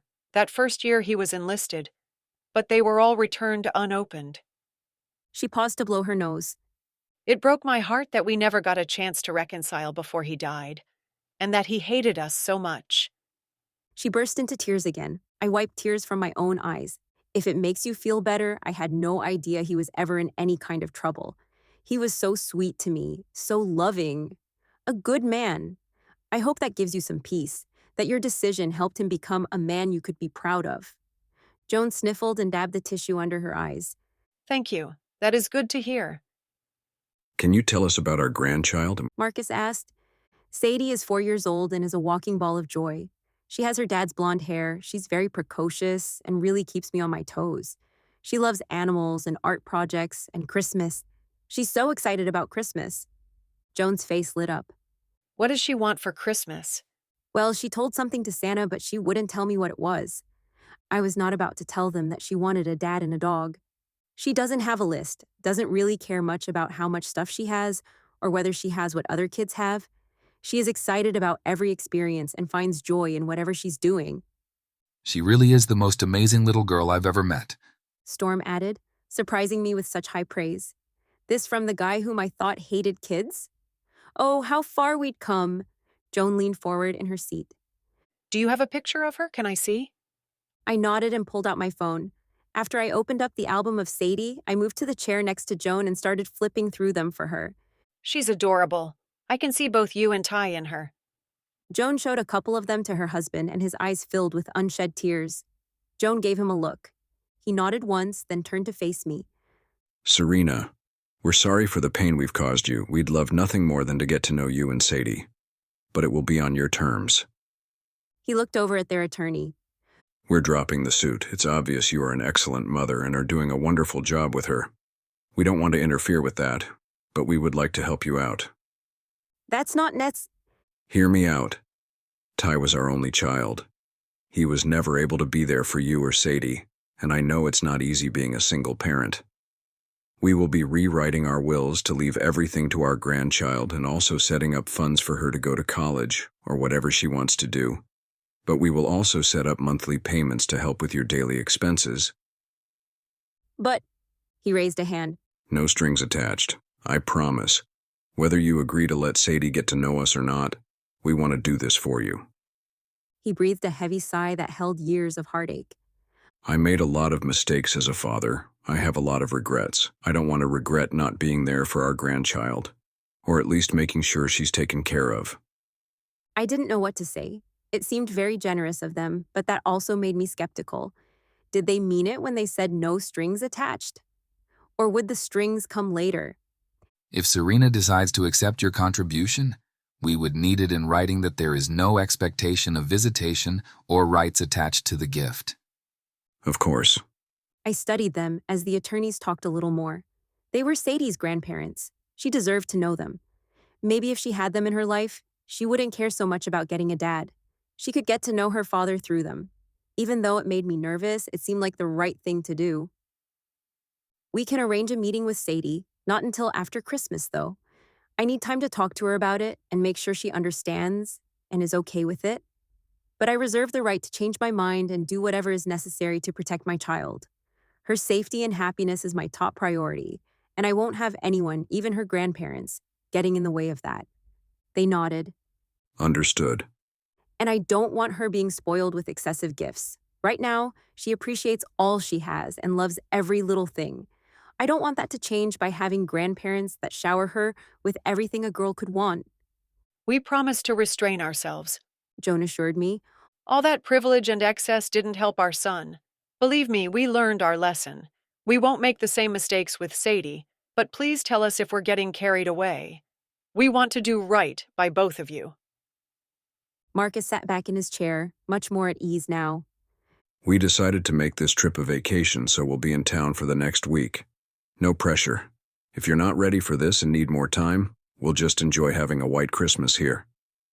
He handed me and Storm his business card. Here is my contact info. We'll be staying at the Lakeside B&B. Storm wrapped up the meeting and showed them to the door. Joan came over and hugged me. I'm so happy we found you, and can't wait to meet your little angel. As soon as they were out the door, I burst into tears. Chapter 31. Storm. Once the Ketterings were gone, I pulled Serena into my arms and let her sob onto my chest. It tore at my heart to see her cry. I wanted to fix it, to take away her pain, make everything right, but I couldn't. All I could do was be there for her. I held her and rubbed her back until her breathing slowed and she stood back to wipe her eyes. I grabbed a tissue from the table behind me. She stepped away and blew her nose. Thanks, Storm. Everything will be okay, Serena. Will it, though? Talk to me. I thought the meeting went well. Did I miss something? She shook her head and grabbed another tissue. What is it then? Seeing them and talking to them just opened up a lot of old wounds. She wiped her eyes with the back of her hand. Even though I hadn't been with Ty for very long and didn't know him as well as I should have, I still loved him. And it devastated me to lose him like that. Major punch to the gut. I hated thinking of her with anyone else, and I couldn't be jealous of a dead guy. Could I? Obviously, she still loved him. Probably always would. How did I compete with that? She turned and gazed out the window at the snow gently falling outside. They seem nice enough. It's the right thing to do to let Sadie get to know them, right? I did a thorough background check and they're clean. Seem like decent people. I'm sure they're dealing with their own grief, but I got the sense that they genuinely want you and Sadie in their family. She nodded. Yeah, that's what I think too. She sat down on the chair in the currently unused reception area. I sat in the chair perpendicular to hers, nudged it a little closer, and reached out for her hand. She pulled away and leaned her elbows on her knees, her head in her hands. Whatever it is, Serena, I'm here for you. It's just too much. Meeting them, I can tell them you need more time. You don't have to see them again until you're ready. Not that. This. She motioned between the two of us. My chest tightened and my heart sank to my toes. What do you mean? I can't keep playing house with you, Storm. The time we've spent together has been great, and I appreciate all you've done for us, but I can't do this anymore. Sadie needs to be my top priority. And yeah, part of that will be getting to know her grandparents, but also, I want to give her the best Christmas she's ever had. I can help you do that. We'll go ice skating in the park, sledding and tubing on Sawyer Hill. Whatever is on your list of holiday favorites, we'll do it all, I promised, desperate to keep her from pushing me away or shutting me out. I am your holiday after all, and I promised your mom I'd make it worth her money. I forced a smile and tried to joke about it, but there wasn't anything funny about the energy between us. Something had shifted since the meeting. There seemed to be a vast chasm between us, more like the Grand Canyon, and she seemed to be getting further away from me by the moment. That's just it. I don't want a holiday. My mom thought she could buy me a date to make up for her abandoning me again. But that's not what I want. I don't want to be anyone's obligation or duty. You didn't even want to do that stupid auction, and now you're stuck spending your holiday with us just because my mom paid a lot of money and told you that's what you had to do. No thanks. I reached out to her and placed my hand over hers. Serena, that's not why I want to spend the holiday with you. It's true, I didn't want to do the auction, but that was before I got lucky enough to be picked for you. But see, I'm your client and now your auction date. But that's not enough for me, or for Sadie. I want more. Okay, what do you want exactly? I want someone who will be there for us and who I can count on not to abandon us. Someone who is with us out of love, not obligation. I can't afford to start something that might end disastrously. I can't go through that kind of heartbreak again. I don't think I'd survive it. You want a guarantee no relationships can give you that. What we have was perfect the way it was, the best relationship I'd ever had. Why couldn't she be happy with that? She wanted the impossible, a guarantee. Nobody can give her that, especially not me. I know better than to make such an empty promise. I know. That's why I just need to step back and focus on me and Sadie. She stood up, grabbed her coat off the coat rack, and began sliding her arms into it. Her words hit me like a punch to the gut. There it was. Our expiration date had come. I told myself all along that this wouldn't last. Statistically, most relationships arrived at a similar end, eventually. But somewhere along the way, things had shifted and I kind of hoped it could be different for us. What a fool. Truth was, as much as I didn't want to lose her and yearned to plead my case for another chance, a bigger part of me knew the verdict would remain the same. I couldn't give her what she needed. I had to accept that. It still felt like she was carving my heart out with a spoon. So that's it, you're dumping me? We had one date, Storm, and I will cherish that memory forever. But that's all it can be. I'm sorry. She jammed her boots on and yanked her stocking hat onto her head before I could utter another word. I'll go wait by your car. If you can still give me a ride to mine, then I'll be out of your hair. She opened the door and paused, not looking back. Or I could find another ride. No way was I letting her get a ride from someone else. Those few minutes in the car might be the last I'd spend alone with her, and I wasn't about to let someone else steal it. I'll drive you, I barked. Give me a minute. I snatched my car keys from my desk with enough force to rattle everything around them, then shrugged my coat on and locked up the office. The ride to my house was filled with awkward silence, with Serena staring out the passenger window the entire time. I turned the radio on, hoping to drown out the deafening silence, but it just annoyed me, so I turned it off. Yeah, I was in a foul mood, and the closer we got to my house, the worse it got. When I pulled into the driveway, Serena was ready to jump out before I even stopped the car. Wait, Serena, I know things have been happening really fast, and neither of us had been looking for a relationship. But now, after spending so much time with you and Sadie, I don't want to go back to the way it was before. My heart already ached at the thought of not seeing them or sharing the holiday. Can we just slow down and see how things shake out after the holidays? I know Sadie has been looking forward to spending Christmas at the farm. We had all sorts of things planned. Will you still bring her out to the farm to celebrate with us? I know my parents have their hearts set on it too. I don't think so, Storm. Prolonging the inevitable won't make it any easier. I think it's best if Sadie and I have our own celebration. She stepped out of the vehicle and turned back to face me. Thank you, though. I don't know what I'd have done without you and your family these last few weeks. I'll forever be grateful. Bye, Storm. With that, she made her exit and ran to her car. A big thank you, yeah, that's what I wanted. The woman I love just gave me a big fat thanks, but no thanks. That's right, I love her. And now she's gone. Merry freaking Christmas to me. Chapter 32. Serena. Putting on a happy face and pretending like I hadn't ripped my own heart out was more challenging than I anticipated. No matter where I looked, either at home, work, or around town, memories of Storm and our time together haunted me, and it didn't help that Sadie was constantly asking when we could go back to the farm. Mommy, it's almost Christmas, and I didn't get to watch all the movies I wanted to watch at the farm. Can we go there tonight so I can watch them with Honey and Rob? I don't think so, sweetie, but we can watch our Christmas movies. You love all of those. Yeah, but I've seen those 1,100 times. Sadie whined and her shoulders slumped as she let out a dramatic sigh. Like this was killing her, and I was the worst mom ever. That last part may have been my projection, because I felt like the worst mom ever. My priority had been to give Sadie the best Christmas ever, but instead, her bright light seemed muted and dim, like mine. Was heartache contagious? I hope not. My entire goal had been to spare her pain. I knew Sadie would be disappointed we were leaving the farm. She and Honey had been making lots of grand plans in their time together. I'd be able to distract her with other holiday activities, but my plan was only minimally effective. We'd already played a game, made a special chocolate candy cane dessert, and delivered cards and cookies to our neighbors, and it was only noon. Mommy, can we go play with Lulu and Storm? Or can they come over here? I miss them. Oof. Another punch to the gut. You and me both, kiddo.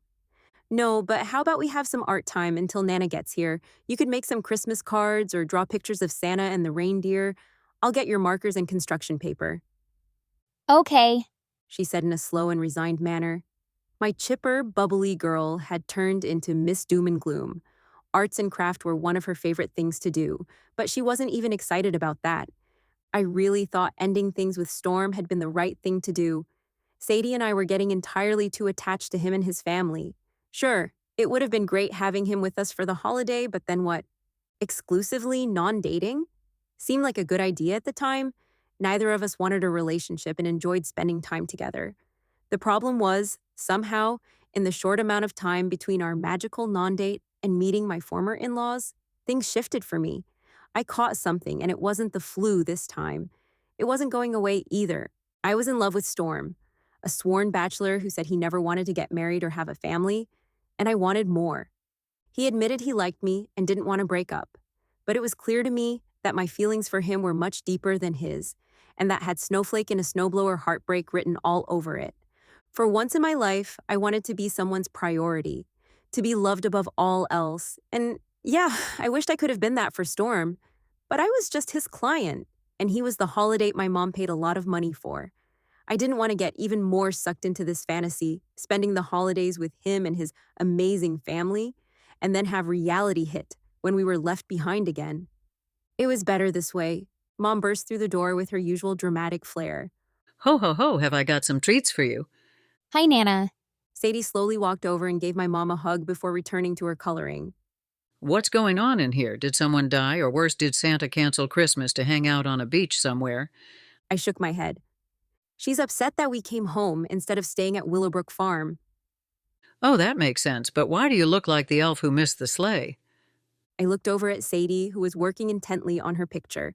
I leaned in and whispered to my mom. Storm and I broke up. You what? How did that happen? You didn't even get your holiday yet, did you? No, I'll pay you back what you spent on that. I promise. I don't care about the money. She dragged me into my bedroom, away from little ears.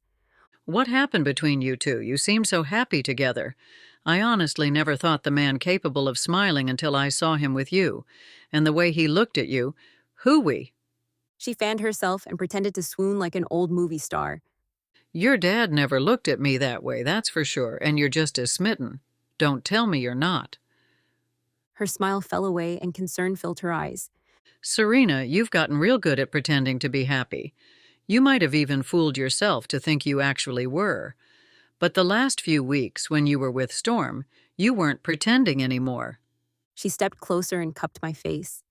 That's what I want for you, my dear Serena. For you to be happy. For real. And to have someone love you like you deserve to be loved. She kissed my forehead, like she did when I was a little girl. Tears well in my eyes once again. Thanks, Mom, I want that too. I know I haven't been the best mom to you, haven't always been there when you needed me, but I love you more than anything. I hope you know that. I know you do. I love you too, Mom.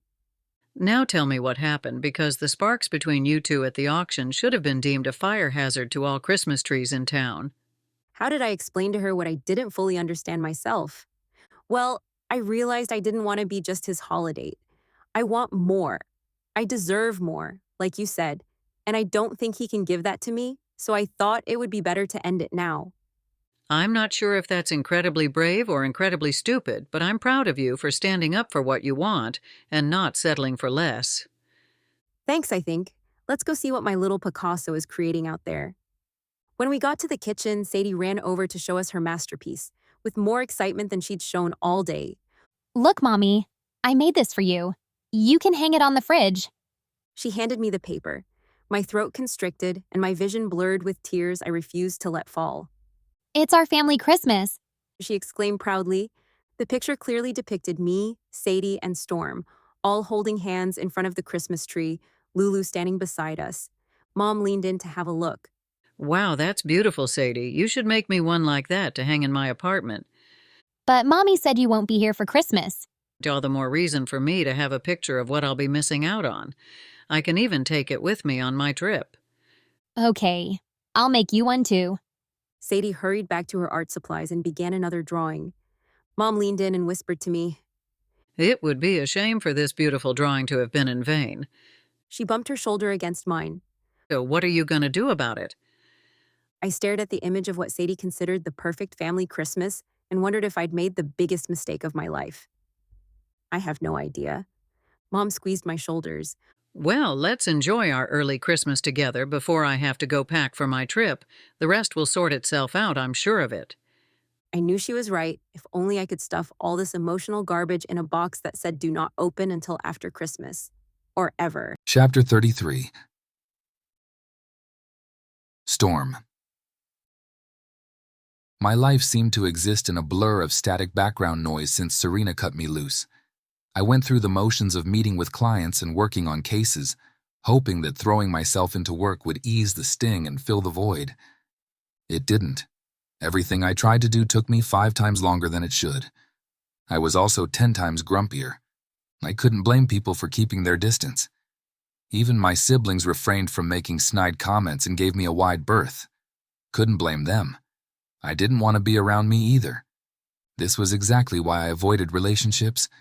They all eventually reached this same outcome: heartbreak. This one failed before it even got going, which only reinforced my belief that I wasn't marriage material, and relationships weren't worth the hassle. As much as I hated to admit it, this breakup was probably for the best. Growing my practice needed to be my priority. I didn't want or have time for a relationship. Besides, Serena was just my client, and her case was closed. Time to move on. Send that memo to my heart, it hadn't caught on yet. If there was a way to avoid the holiday and just flip my calendar to January, I'd have done it in a heartbeat. I didn't really want to miss being with my family, though. It was the whole reason I moved back to town. But I wasn't in the mood for being social, not even with those closest to me. Tonight was our family Christmas Eve dinner. Everyone would be home, including Rowan and Elle, who flew in from New York this afternoon. I couldn't skip. Besides, what else would I do if I stayed home alone? Wallow.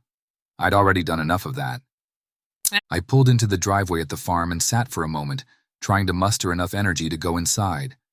Lulu nudged her head against my shoulder, pushing me toward my door. All right, Lou, better go in.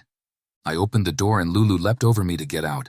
I grabbed the bag of gifts from the back seat and headed for the front door. The sounds of laughter and voices lured me inside. Stormy, you're here. Sky gave me a big hug. We hadn't seen each other in person for a couple of months, even though we talked regularly on the phone. We were beginning to wonder if you were going to stand us up. Where's the rest of your family? This is it, just me and Lulu. Sky got the message and didn't say another word, just put her arm through mine and led me to the kitchen where most of the women were gathered. My 3 sisters, along with Mom, AJ, and Elle, were busy putting food on the grazing table, as we called it.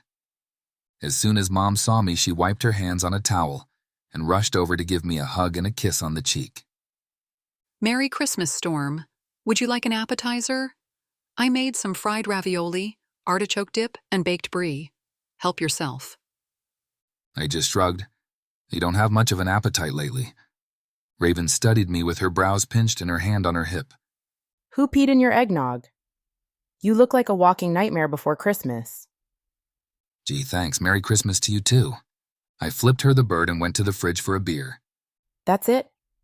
No explanation or witty remark. What is wrong with you, Storm? Sorry to disappoint you, Rave, but I'm not in the mood for your nonsense. I left them and went in search of the guys. They were downstairs in the family room playing a game of darts. Hey, Storm. We just started this round if you want in, Rowan said as he slapped me on the back. I returned his slap. Hey, Rowan. I took a swig of my beer. I really should ask him about his flight, or how New York was, but I had no energy for small talk. It was hard enough just being here. I leaned against a wall and watched Rowan, Nash, Jasper, and my dad playing and teasing each other, longing to join in, but I just didn't have it in me. Pretty soon the women came down carrying trays of food. They set them on a long table against the wall. Tilly was with them this time, not surprising, as she always spent the holidays with us. Mom turned on some Christmas music, playing through a Bluetooth speaker. AJ dipped a piece of ravioli and brought it to Jasper, feeding it to him with a saucy grin on her face. We figured you guys were playing so hard down here. You'd need some snacks to keep you going. Dinner will be ready in about an hour. Jasper ate the ravioli from her fingertips and finished it off with a kiss. I'll take whatever snacks you're passing out. I had to look away. Their displays of affection weren't uncommon, but today it felt like a slap in the face. Shifting my gaze around the room, my chest tightened. The majority of my family was coupled off. Only me, Sky, and Junie left. Raven was perched on Nash's lap on a bar stool, whispering into his ear and laughing. Rowan and Ella couldn't keep their hands off each other. And while Mom and Dad had always been openly affectionate with one another, they'd become more so as they got older. Dad pulled Mom under the mistletoe and dipped her for a kiss. There was way too much kissing going on here for my liking. My chest tightened as I hunched over in my chair. I closed my eyes and rested my forehead on my hand, unable to look at them anymore. It wasn't that I wasn't happy to see my family, or that I didn't enjoy our time together. It had been about 6 months since we'd all been together, now that Rowan and Elle lived in New York. I was happy to see them, but I wanted what those couples had, desperately, and I missed Serena and Sadie. They should be here with us. Raven stood and pulled Nash up with her. He placed his hand on her opposite hip. She raised her hand and waved for attention. Hey everyone, we have an announcement. She and Nash exchanged looks that had my stomach lurching again. Then she held up her left hand. We got hitched. The room erupted with screams and cheers. Everyone clamored to give hugs and congratulations. As soon as the hugging was done, Junie asked, When did this happen? Tell us everything. Raven beamed, happier than I'd ever seen her. I'll save the details for later, but when we were away last weekend, an opportunity presented itself and we decided, what the heck, let's do it. So we did. It was completely spur of the moment and unplanned, but it was perfect. She reached up and kissed Nash. We couldn't be happier. Congratulations. Mom hugged both Raven and Nash. I'm so happy for you both. I hope we'll get to have a reception for you to celebrate. Nash pulled Raven tight to his side and kissed the top of her head. We figured you'd want to do that. We'll have to sit down and figure out a date and place for that. Rowan draped his arm across Elle's shoulders and looked at her with hard eyes. Just don't plan it for the end of March. That's when our wedding will be. We call dibs. The room erupted in another round of cheers and hugs. Rowan and Elle got engaged last summer, but moved to New York right away and hadn't said anything about setting a date. Does this mean you're moving back here this spring? Dad asked. I'm sure he'd be grateful to have Rowan back running the farm. Looks like it. The rebuilding of Elle's shop is coming along and should be done by then. We'll take a week to go on a honeymoon, and then she'll start getting her inventory and everything in order for a grand reopening. That's so exciting for you both. Mom clapped her hands and clasped them at her chest. It'll be so nice to have you both back here. What about your job in New York, Elle? How do you feel about giving that up? Elle smiled up at Rowan. The job was great, and I'm grateful for all I learned and all the contacts I made.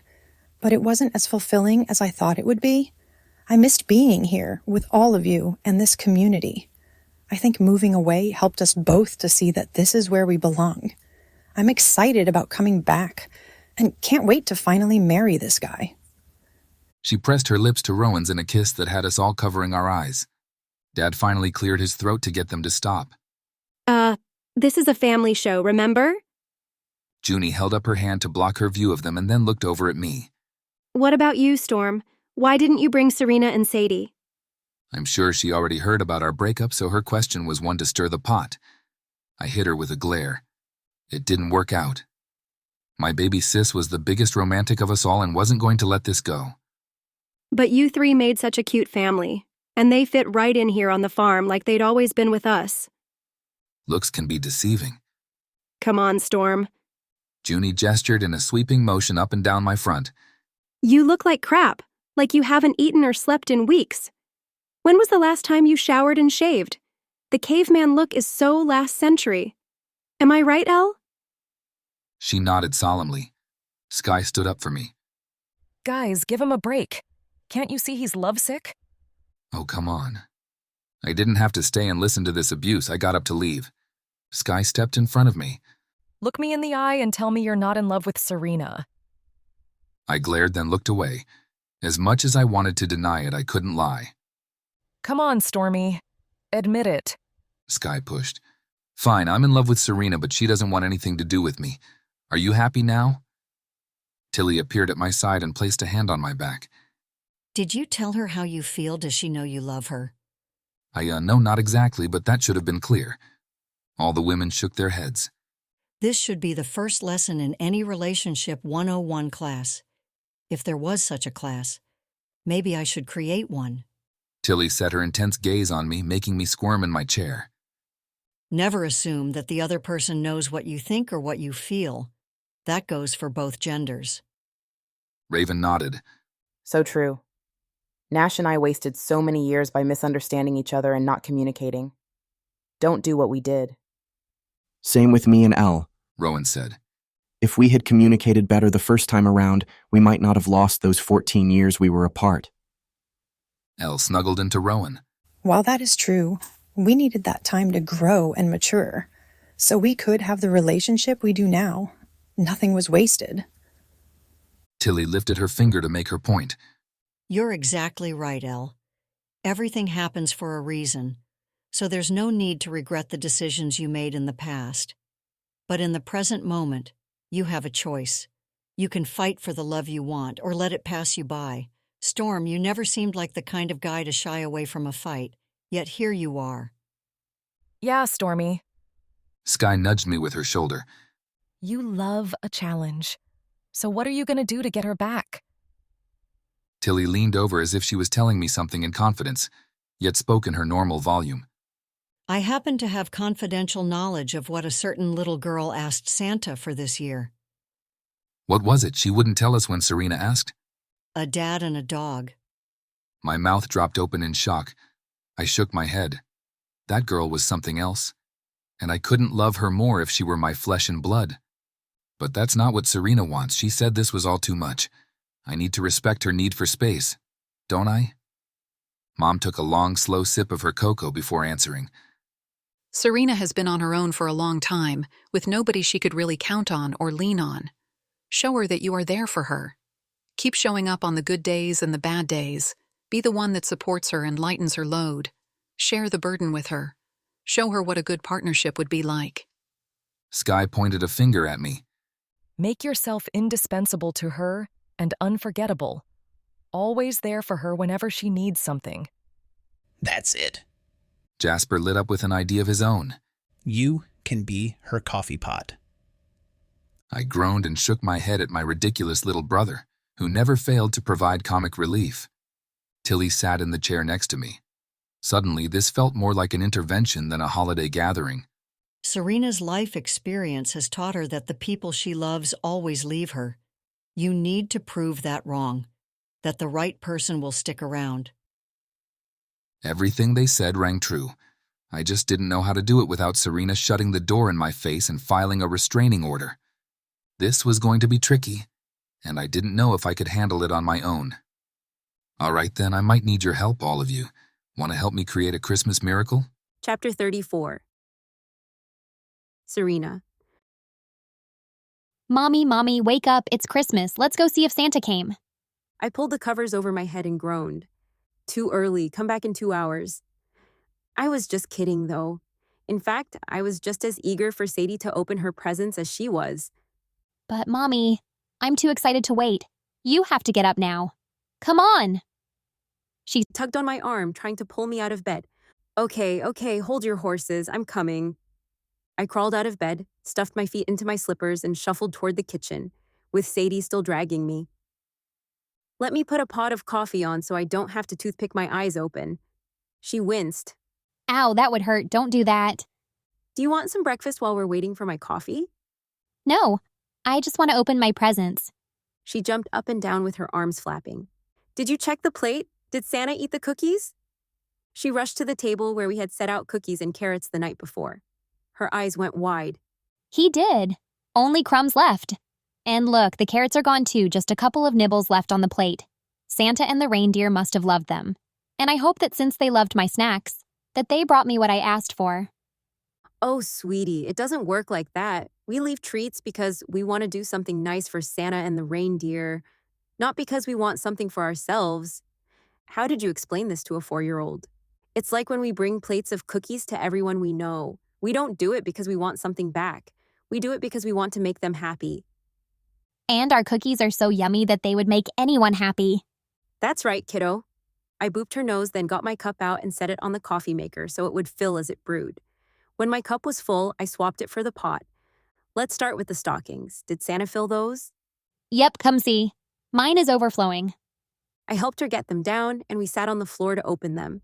My mom gave me a bag of things to put in my sock, so I didn't have to buy stocking stuffers for myself. I appreciated that. We just finished looking at our little gifts when the doorbell rang.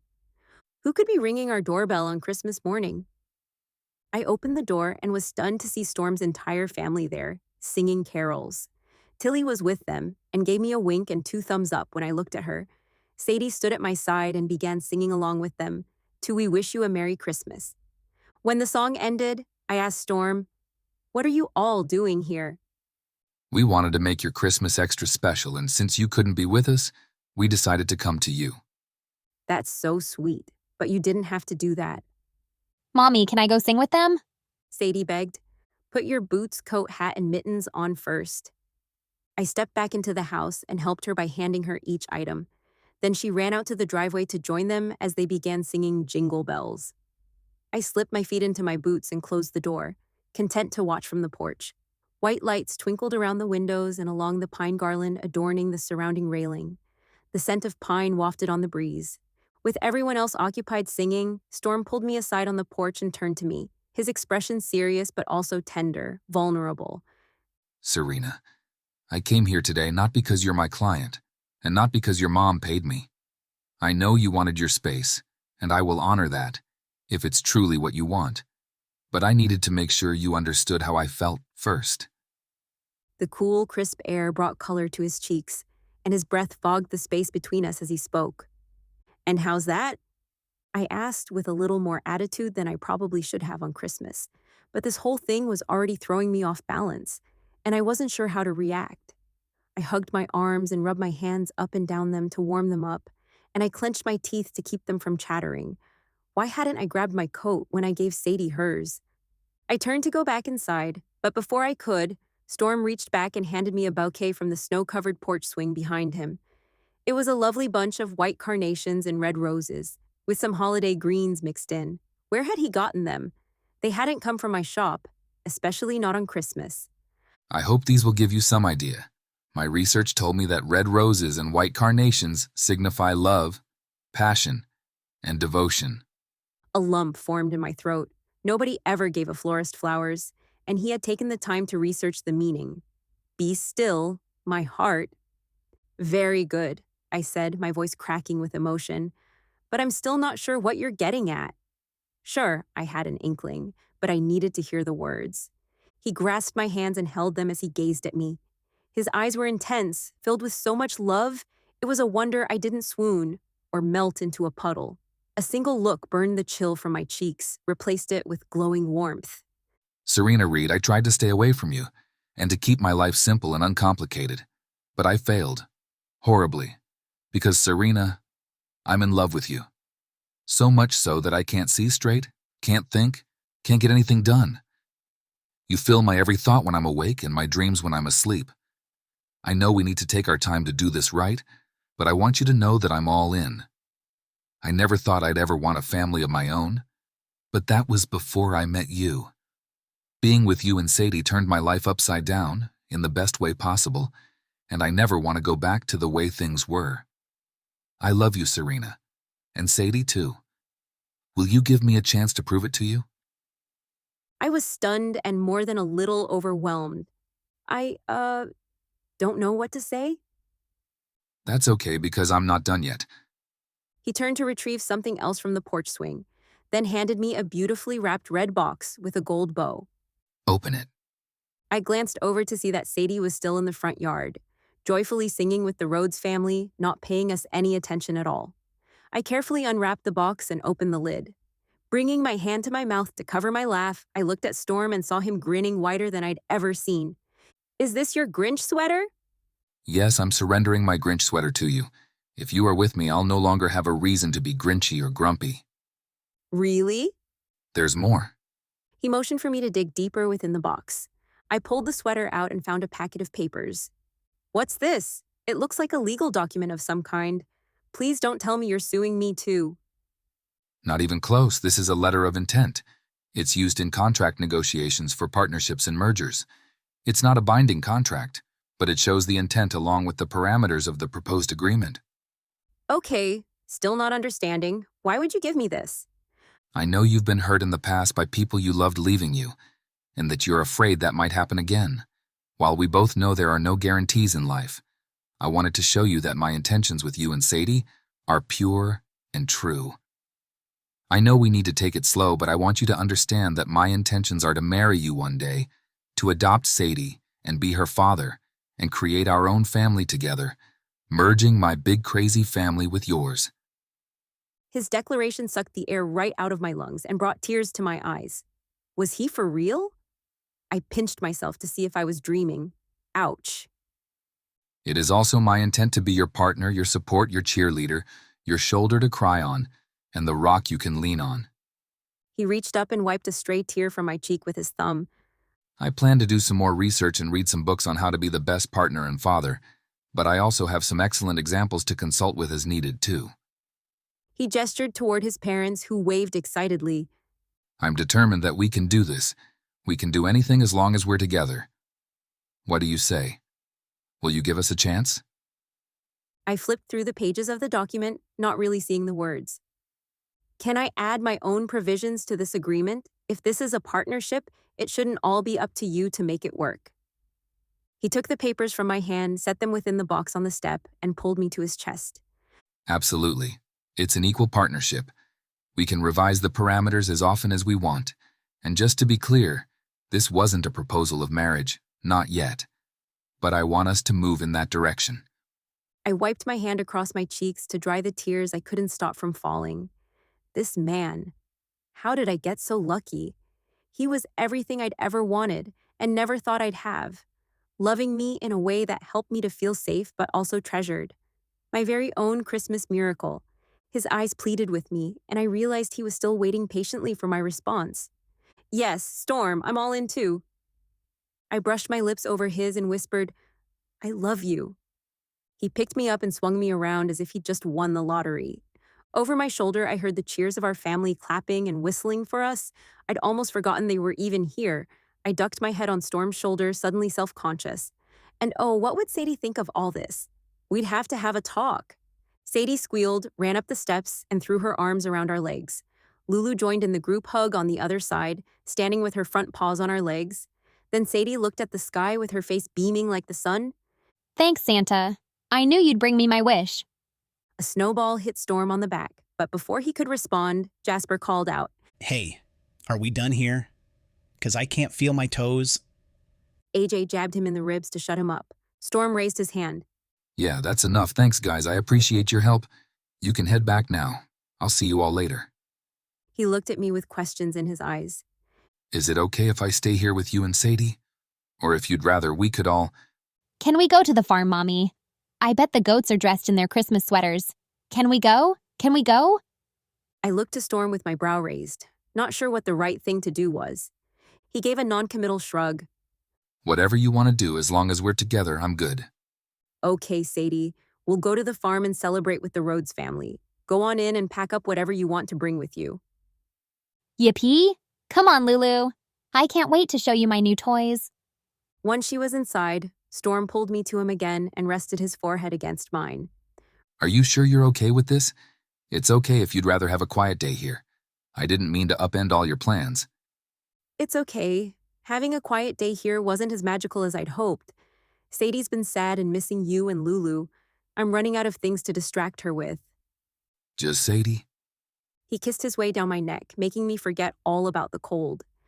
Because I've been so ugly and irritable, Lulu wouldn't even come near me. I was miserable without you. Please tell me we won't make that mistake again. No more Mr. Grinch for you, remember? I have the sweater to prove it. I know we have the legal document there, but how about we seal this deal with a kiss? I love you, Serena. Let me love you forever. I laced my hands behind his neck and pulled him in for a deal-sealing kiss. I poured all my love and joy into it, hoping he would feel what mere words or even flowers failed to express. As we kissed, images floated through my mind of future holidays with this man and our families together. Laughter, love, joy, passion, connection. When the kiss ended, I pulled Storm into the house with me. Come on, we have more holiday memories to make. Together. Epilogue. Tilly. My heart was full as I sat back in my corner chair watching the Rhodes family laughing and enjoying the holiday together. Festive Christmas music played in the background. The tree was lit but empty of gifts. Torn wrapping paper and ribbons lay strewn all over the floor, joyous disaster. Storm, Serena, and Sadie joined us all at the farmhouse after that beautiful scene in front of Serena's house. Sadie and Junie appeared to be besties as they dressed Sadie's new dolls and rearranged the furniture in the dollhouse Rob brought down for Sadie. It seemed like just yesterday Junie and Skye spent every waking moment with that dollhouse. Skye sat across from me looking at her phone. Can you believe this, Tilly? We finally got the city council to agree to hold a special town meeting about the lake. And get this. We've invited the CEO of that deplorable corporation trying to build that mega resort on it. She snorted. Trying to ruin the pristine beauty of our lake for the comfort of the rich and famous. I don't think so. But so far they've declined the invitation. Cowards. Her mouth curved into a sly smirk. Just wait till they read the blog post I'm writing. They'll wish they'd have talked to me first. Storm leaned over and kissed Serena on the cheek as they played a loud and boisterous game of cards with Raven, Nash, Jasper, and AJ. They cracked up with laughter as Jasper stood and circled the table with his thumbs in his armpits, clucking like a chicken. Everyone else held a thumb to their forehead with fingers waggling. Not sure what that was about, but it looked hilarious. I might have to get in on the next round. Rowan and Rob stood at the back window, gesturing to the land, probably making plans for when Rowan returned to manage the farm in the spring. Honey and Elle pored over brides' magazines at the kitchen counter. I knew Honey was over the moon to have a wedding coming so soon. Junior, Jasper, and AJ's crazy pup kept trying to get Lulu to play, but she wasn't interested. Every time he fake pounced at her, she gave him a look like, "Really?" and turned around to give him the cold shoulder. She seemed extremely tolerant of the exuberant pup but must have reached her limit. Finally, Lulu came and sat by my feet. I gave her a thorough scratching behind the ears that had her back foot thumping. "You're a good dog, aren't you, Lulu?" I brought my head close to hers. "Thanks for your help in making this match a success. I won't tell anyone if you won't." She replied with a soft and gentle lick to my cheek. "Who do you think will be the next match? There's just 2 left. Lulu sat for a moment, taking in all that was happening in the room around us, her gaze moving from person to person. She watched the girls playing on the floor for a bit, but then went over to Sky. She jumped right up into the chair next to her and gave her a big, juicy kiss.